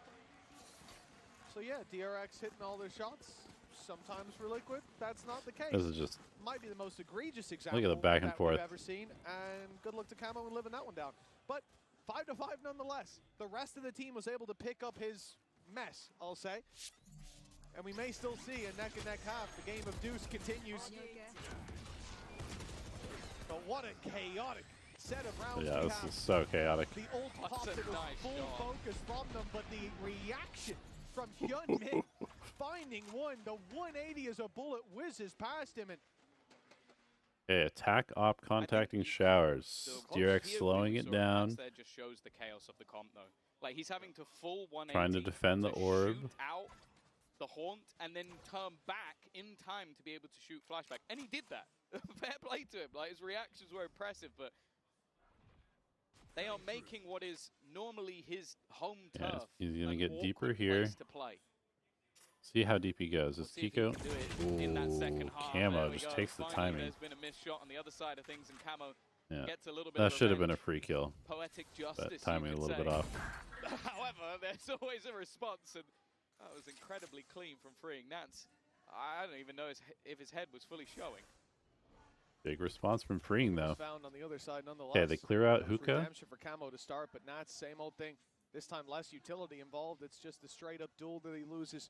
Camo just alone in showers.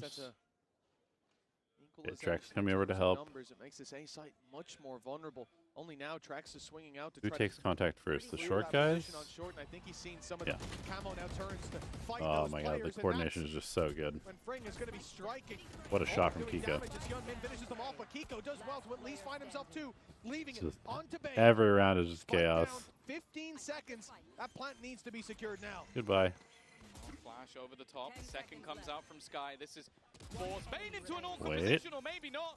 Trex has gone for the fight, and this time Bane again. Wait. He's just gonna stick it Why out. is Wingman still alive? That's so messed up. How did Wingman live that long? He must have been running around for a few seconds. Yeah, Wingman was definitely supposed to time out there. He found the player. That's so annoying. Do we have a Wingman POV? Is that Yeah, there's no way Wingman was supposed to be alive that long. Trex was dead for ages. He locked on and like hit something. Show me the replay. 5 for Team Liquid, and MVP of this round may well be that wingman. Oh my god. Oh, that's ridiculous. That's so annoying for Ben. I feel bad for him. Like, he did so well in that clutch. You know the problem there? Crosshair placement. He's trying to headshot the wingman. And he's short. 6 to 5. Is that what happens when someone tries to headshot you?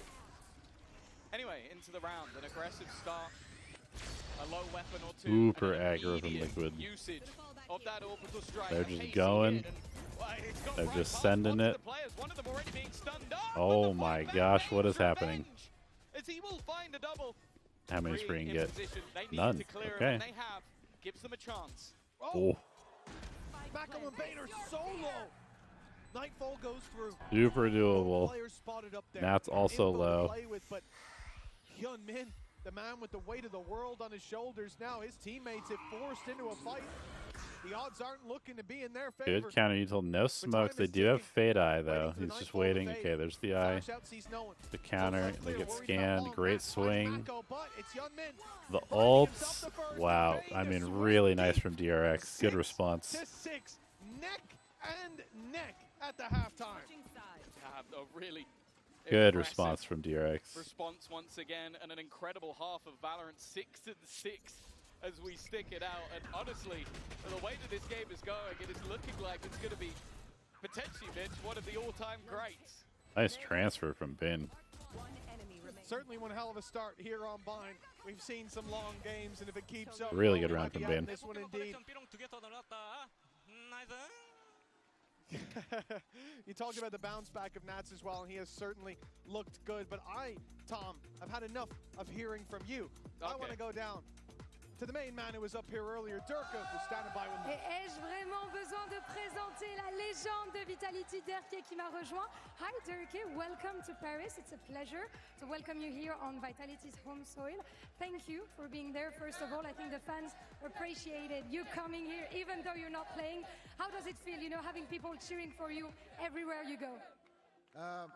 Feels amazing. We have a lot of fans here, and even though we didn't play here, I think we got still a lot of support. A lot of fans coming in asking for pictures, signature, and stuff. So it's like really nice. Merci les gars. Merci les gars. And I think everyone is happy to hear this. Donc qu'est-ce que ça fait finalement d'avoir des fans qui viennent te voir, qui viennent te soutenir ici, même quand tu ne joues pas, et bah forcément leur soutien me va droit au cœur.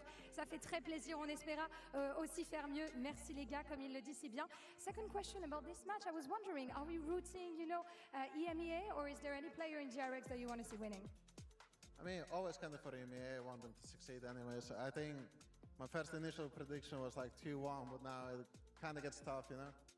So you would say Liquid still? Yeah.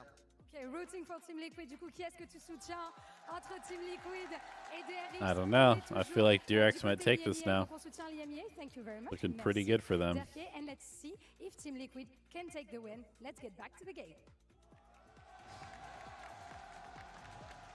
Well, it's good to see one of my favorite co-casters down there in the crowd. We had fun earlier, and his predictions came through. He was talking a big game about Hyun Min, and that man has certainly delivered here today. I mean, just a stellar performance from him, but there's been plenty of heroes down on the server as we get into the Coinbase Econ report at halftime. Yeah, for sure. It is looking maybe the most even you're ever going to see it. It's crazy as well that you think about how Hyun Min has been playing, and Nats is yet to damage him. He's just big motivation from Nats coming in to see if he can will his team to victory here on attack. He just disappears every time you get close. Even still, though, level at the half. And this is the map, this is the half where we talk about this man as the best in the world. Like, I don't think there's many arguments to be had in that respect. His positioning, especially towards that A side of the map, is always been problematic. 6-6. But the preparation we've seen from DRX going into this game, the difficulty they've caused with this 3-0 pistols for DRX. Very intrigued to see if they can finally beat Nats. Oh, he certainly had a good bounce back, as we saw there in the stats from the previous map, where he was being shut down at every turn.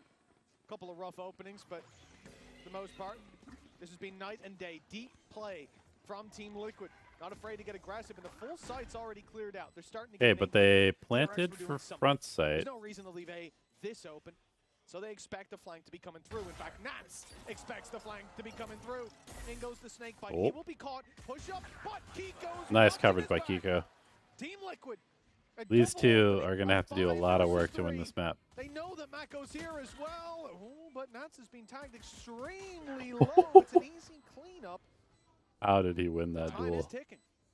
There's so much left to do. I mean, there's no way. Not much left to do it with. Zero chance the to win this round. Lamps are gonna cause serious issues, and at this point, it's all about orbs. The clock is far too low already, and Marco, well, he's gonna at least clean up a few. I mean, they got a bunch of orbs actually. All she wrote. It will be Liquid taking their first pistol round of the series.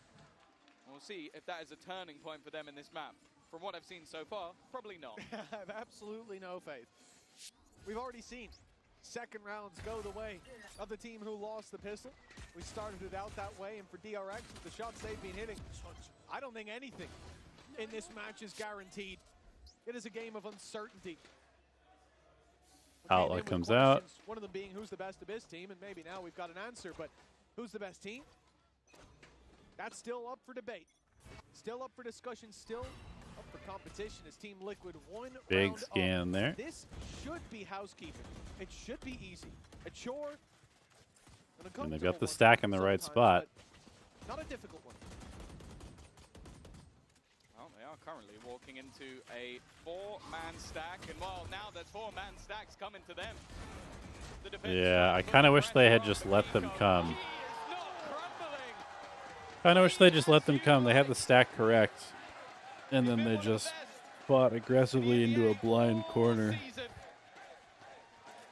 I feel like a lot of teams mess this up on eco. Like, if you have a stack and you've confirmed info, just hold the stack. Let them walk into you. And I will say, they can only afford one death here, so I kind of hope that they're not throwing their weapons away for him to get an ace. Well, actually, Camo might not have a choice. He's out here on long. He's 7 HP. A single shot from Freeing will take him down, and that's exactly what happened. You can steal that rifle, that'd be big. There's no way, though. As well. Lined up with Patatek. The chance for the ace is there, but we've seen it before. Patatek stealing the ace. Yeah. It's poor form, Tom. No, necessary. I don't think he could see the guy, but you know, I guess. Never have shot. Yeah, unfortunate. Oh wow. This is the sort of stuff you want to see from Kiko. Sure, it's up against pistols, but when he's on, he is a force to be reckoned with. And he is on most of the time. Yo, Gio, you're the bug. Wow. Turned into Waluigi for a second. Okay, gonna try and dodge the eye. Nice. I like this poison orb. That's really nice from Team Liquid. Using them to avoid the haunt that goes down early. Now Bane thinks that angle. Yeah, this timing on Bane. Oh, they catch him off perfectly. Really good call from Liquid. The squad of Team Liquid is there, waiting for that peak. That was nice. Now they're gonna call the rotate back to A because they heard them running off. And they can just go walking back. The space hasn't been taken though. Yeah, it's a little slow though. They need to start running. But actually, they don't know if anybody came down from desperately low, so it's not like he fans, so they can't really go. Peeking, swinging angles because a stray bullet. Hell, even the Tiger could take him out. But they missed their timing. They had a really good play here. He's got to be incredibly careful, and that's not really what is needed. In fact, they've had to gamble a second player over to this side of the map. And well, the Tiger's not going to finish I mean, him off. it's still gonna work. We'll see if somebody on the Liquid roster will. Yeah, the Fangs didn't find him. But they're going to be aware of this position. It should be very difficult for DRX to retake because they have no fade util, to the retake by pushing no into ults, space. He can land that shot. one flash maybe. From Team Liquid. Not much utility left, and I think that's certainly of note at this point. Post plant isn't really that much of an option, not as deep as we'll see with this comp a little bit later on, I'd imagine. But Camo does well to find not their first of the round, but their first of the retake, a 3 versus 5. And the question for DRX, do we go for it? Do we risk these Yeah, I just have to say, weapons? okay, really good start to this half by Liquid. That call was perfect. They're running for the hills, and Team Liquid pushing. They've seen him scan out B twice. They'd assume he's just going to do it again. Take advantage of it, hiding in the orb. How powerful a post-plant tool that is. that is a definite read from Liquid. That is Super them going, good. okay, they're going to try and get early info. Maybe they throw that haunt up high, as we've seen so many times. We hide within that poison orb. It's not the same as a sky smoke falling down, which is a very clear indicator that that has been avoided. And then because of that, they get that early pick. But Insta also timeout by enough Termi. damage Yeah, on makes the other sense. side of the map that I was actually looking at the contact point of where freeing was in Lamps. If he swings, Camo is looking the complete opposite way and no one could cover him. But he doesn't have the HP to swing anymore. That was the one opening they had back into the site, and the second they lose another player, it's done. Like, you have So to now, retreat. Oh, clearly feeling the pressure a little bit. We've spoken about Liquid think streaking rounds together. you guys kind of go back to basics on this map. Take B main control, Well, now that they've managed or to B win long this control, one, take shower go 3-0 control. up. DRX are feeling the pressure. Well, this is the first time it's really felt like Team Liquid has the lead. Look for opportunities to crunch Firmly through wrapped teleport. around those reins, and for DRX, the fight back, it's not out of reach just yet. But what DRX is going to do is they're going to get an op on Hyunmin, because what they always do when they're losing on bind is they get an op and they put Hyunmin on Cubby, opping B long. How much do they invest into this? Probably not this round because they don't have money, A but little bit more. they'll definitely look for an op now. Next, and does that mean a force up? Maybe they try the bookie. Hell, it worked on the other side. Flashback full saving for an op, it looks like. That's the other problem is you save all these guns and you feel the need to reinvest into your utility. It can kind of create this offset of never really having a particularly decent buy if you don't manage to make this work. So it's definitely put them in an odd position. The other thing as well is it's not like, oh yeah, we've got this ult that can pad the gap. This ult, there's nothing. The closest is going to be Marco. Hello, Manav, how are you? Strike if he can get either 3 kills or claim 2 orbs. And for the defense, claiming those orbs is definitely not easy. What their plan is, push. Taking that little bit of extra control towards the A site. The Liquid have other ideas. Well, they had the chance to play through the TP from DRX if the pressure was put on there. But instead, they decided to go Green's pushing going to down. go exploring, Again, 1v1, filling back into wins that it. space, steps hurt. They've made the right read. There's no utility coming through from Team Liquid. What a nice play by Mako. He has shut down that rotate. They were expecting a fight around the corner, but he steps through, takes the battle to them, and leaves Kiko. You can see that the call was like, hey, you guys need to be more proactive. You need to take space away from them. Well played. Don't just run it down, but gather information. It made it look like Liquid hadn't a chance if they went there. So they have to Very go good. the other way, and that's all part of the plan for DRX. But you can see as well that I feel like Liquid's expectation was that was going to be a crunch. I think they put the poison orb on the TP, like basically just so that if anybody tried to get through, Nats could cover them. They were expecting aggression, just not in the right place. And once he goes down, well, the rest of the team immediately pivot, and they are just not prepared for the aggression of Marco, putting the team on his back once again, a vintage display of individual brilliance. Good read by DRX. That was still the economy of DRX on the brink. Now they managed to win with what was a couple of pistols. Okay, there's the op as expected. Some upgrades as well. Bane coming in late. The Sheriff kill. Ooh, doesn't get the kill. Sticks around. Sticks around for one. And he gets Just his Yoru reward. Camo things. playing ahead, maybe expecting that the TP had Wait, already Nats been has an taken. op Either way, too. It's a mistake. Nats with an op lurking up in the wall. Really? You do not see this every day, I'll tell you that. Yeah, he does love an outlaw. But I guess I mean, I his kind of like it. expectation is that, okay, they've got this double duelist. There's going to be players looking for the fight. He was correct. He just wasn't in the right place. Now just sat back. What are my thoughts on this year's Champions League? I'm not sure what you mean. This is the Are you talking like He's football? walked Because I all the don't way up. watch Opera's Champions League. Still watching though, and that's taken out Kiko. Are you just He talking about managed to see a man this on the year's other side, champs, but Valorant DRX champs? Not looking to fight this, not looking to give that additional little battle over to Nats. In fact, he's going to go walking through, taking so I mean, much damage. this as is he a does, but crazy his play goal by Nats. It's not to fight these players; it's to get into the backlines. But look how prepared DRX are for this. They now have players watching from either side. Orbital strike and a completely denied. There's just no way. There's no way this works. You might get one. Nope. The op on flashback catches Nats. All that posture. Okay, great adjustment from DRX.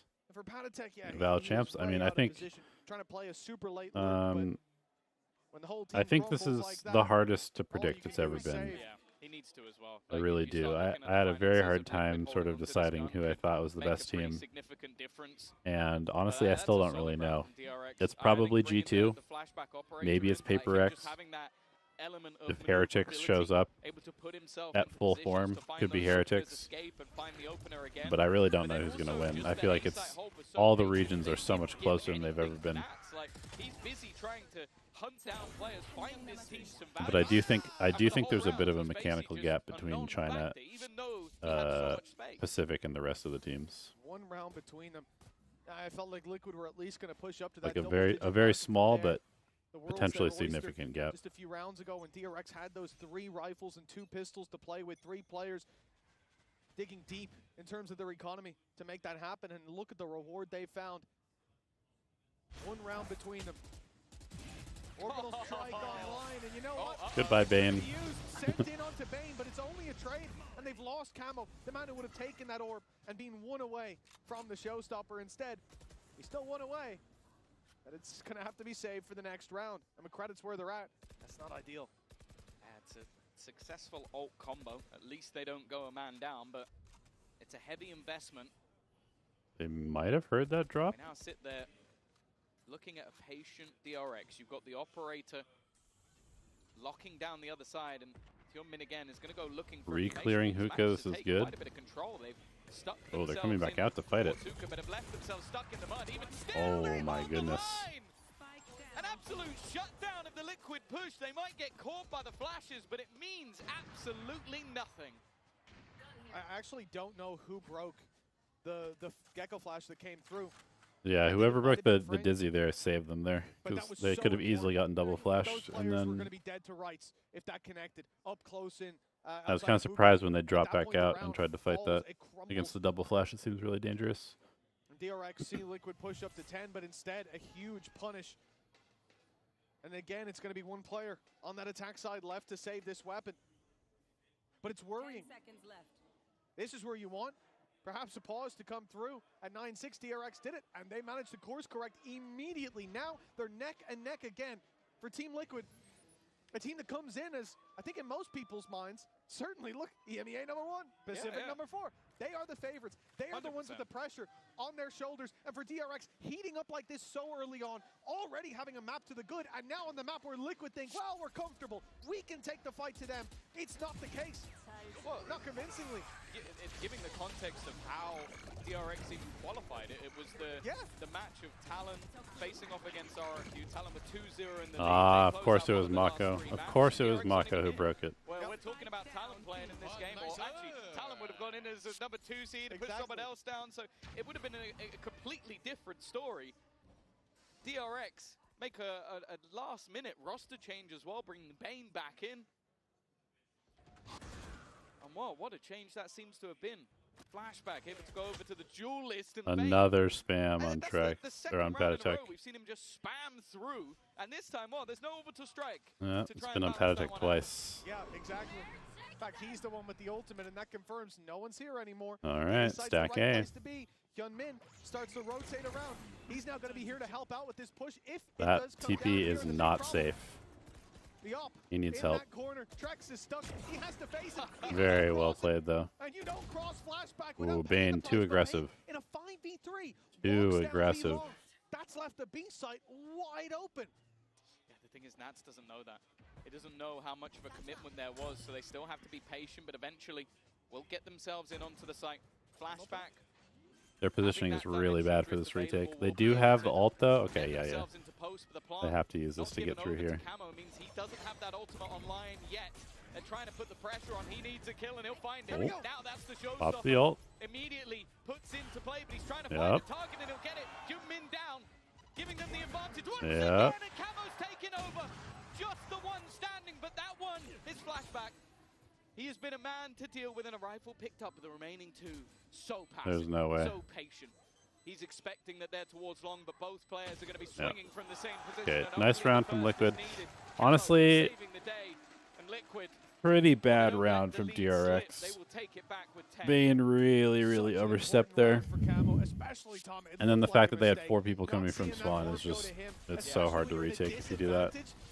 I was very surprised. But it's kind of because Bane threw the round. That he can catch Yunmin and then lands it onto Mako.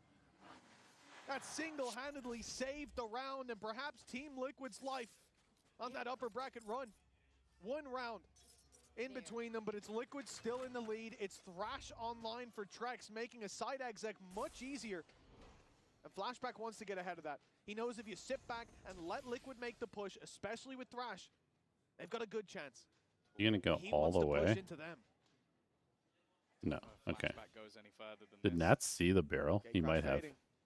Would open him up to a couple of angles, but he does have support. Okay, Crash Cullen. No easy escape, but with the angles held. Oh, there you go. The second one will be put into play. They want to try and hold on to this. The fact is, though, Liquid really have ground to a halt. They're expecting there to be some level of aggression. Yeah. Bane not getting too aggressive this time. Good. It's going to be B-Long, I think. While the Tiger sent through on A, you can see Camo posturing, ready to push on up. In goes Thrash. Yep. A lot of pressure Gotta on get A. out. Spike still in spawn. From DRX's Okay, they kind of saw them at. looks like a hit, but I think the rotate to B is far They're gonna more go likely. B They'll here. pick up that spike and rush on in. Hyunmin finds one, but Panatek is good for the trade. Ooh, and he's Bane, just are a you gonna get distraction caught right again? now. Bane He's might get caught drawing again here. their Be eyes, long. but DRX haven't full rotated. They've left Mako on this side of the map. Bane's been holding on to control of B long. They're suspicious of this play, and rightfully so. Really nice. Reward. Mako needs to be patient. Great patience here. With his teammate, and Bane is the one to find the pick. They can I mean, together on Kiko. Spike down. Absolute hero redemption from Bane there. Really nice. They will not fall for Liquid's bait. It's DRX. Yeah, that was a bit too slow from Liquid. A little too complicated. The goal from Liquid has been to try and have that They didn't push really pull, tell sell the DRX bacon, any story about what was actually happening in the and that's round. exactly what they did. And then they just tried to throw a fake that didn't really make any And sense. because of that, they don't gamble the rotation. They don't pull that second player over. I feel like Bane, well, it's in the name. He's been the bane of their lives. He's causing them so many issues. Just sat back in this corner, over towards the garden, time and time again. Perfectly played by DRX. And while All right, 10-10. Liquid will take a pause. And I want to give context as well of what the loser has to deal with.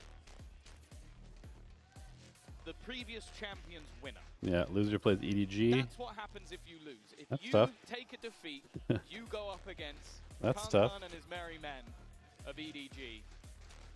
And no matter how confident you are in Liquid, the #1 seed, they've looked great regionally. Had their issues on the international stage, but of course some of the time that was because of players not being able to get there. Definitely a tough time for them. But I don't think you can be completely confident in either team falling into that lower bracket when they're up against EDG. No, you certainly shouldn't be. It'd be a different story if they'd found their way down there and needed this massive comeback, return to form, because they looked weak today. That's not the case. They were not pulling blows. They were landing.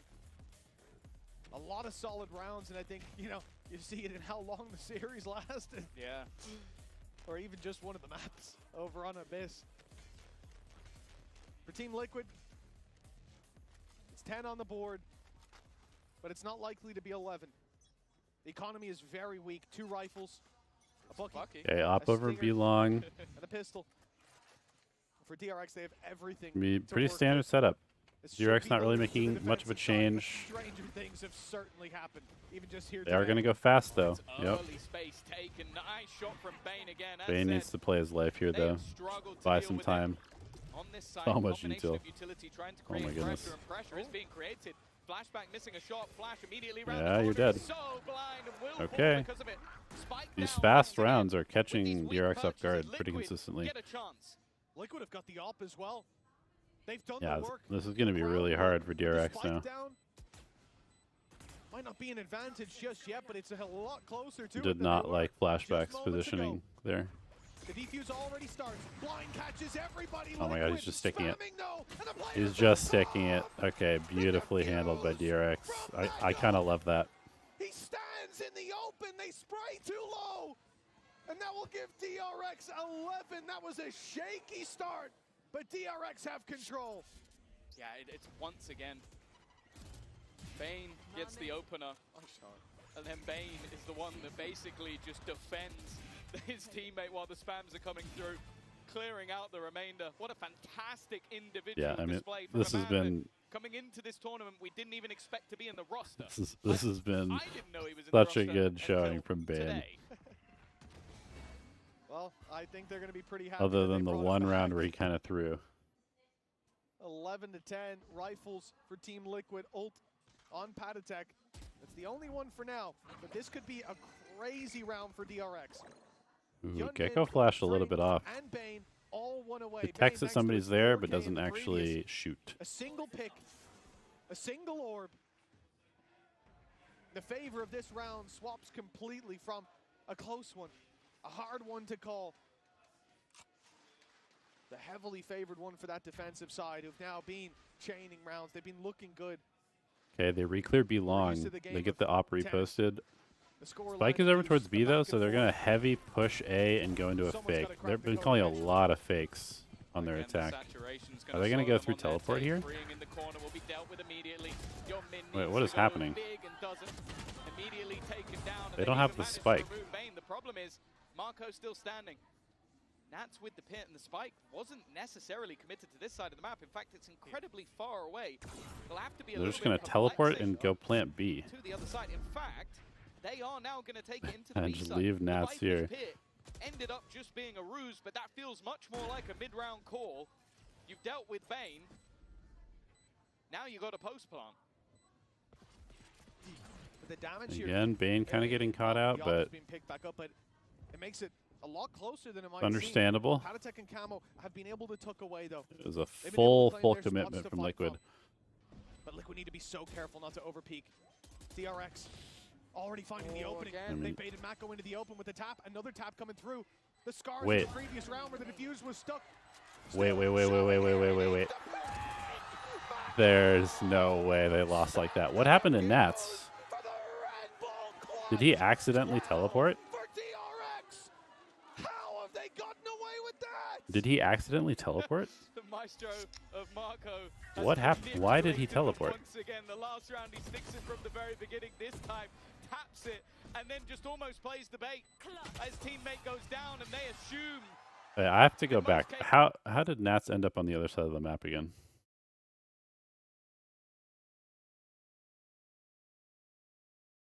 Able to tuck away though. They've been able to claim their spots to fight from. But Oh my god, he accidentally walked into the teleport. Has made the right call every Oh single my goodness.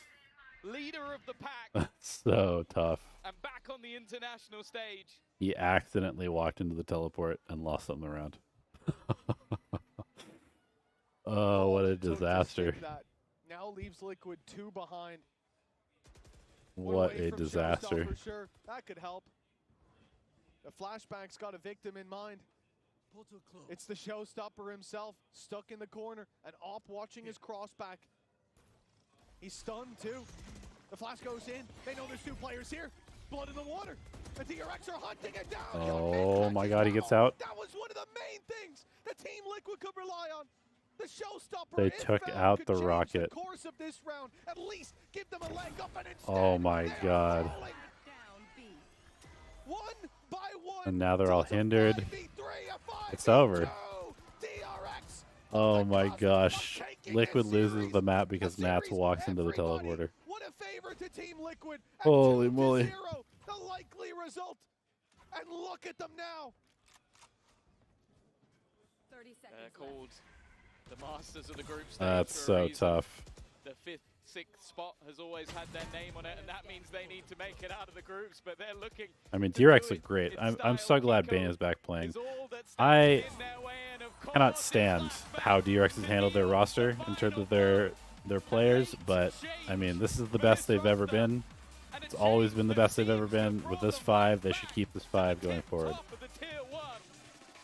Amazing. I mean, I've been wrong on every single pred so far, so congratulations. I'm very excited for tomorrow. I'm going to go eat lunch, guys. My phone's about to die, so I can't read chat. I appreciate you guys for watching. We'll see you tomorrow, okay? Thank you so much. See ya.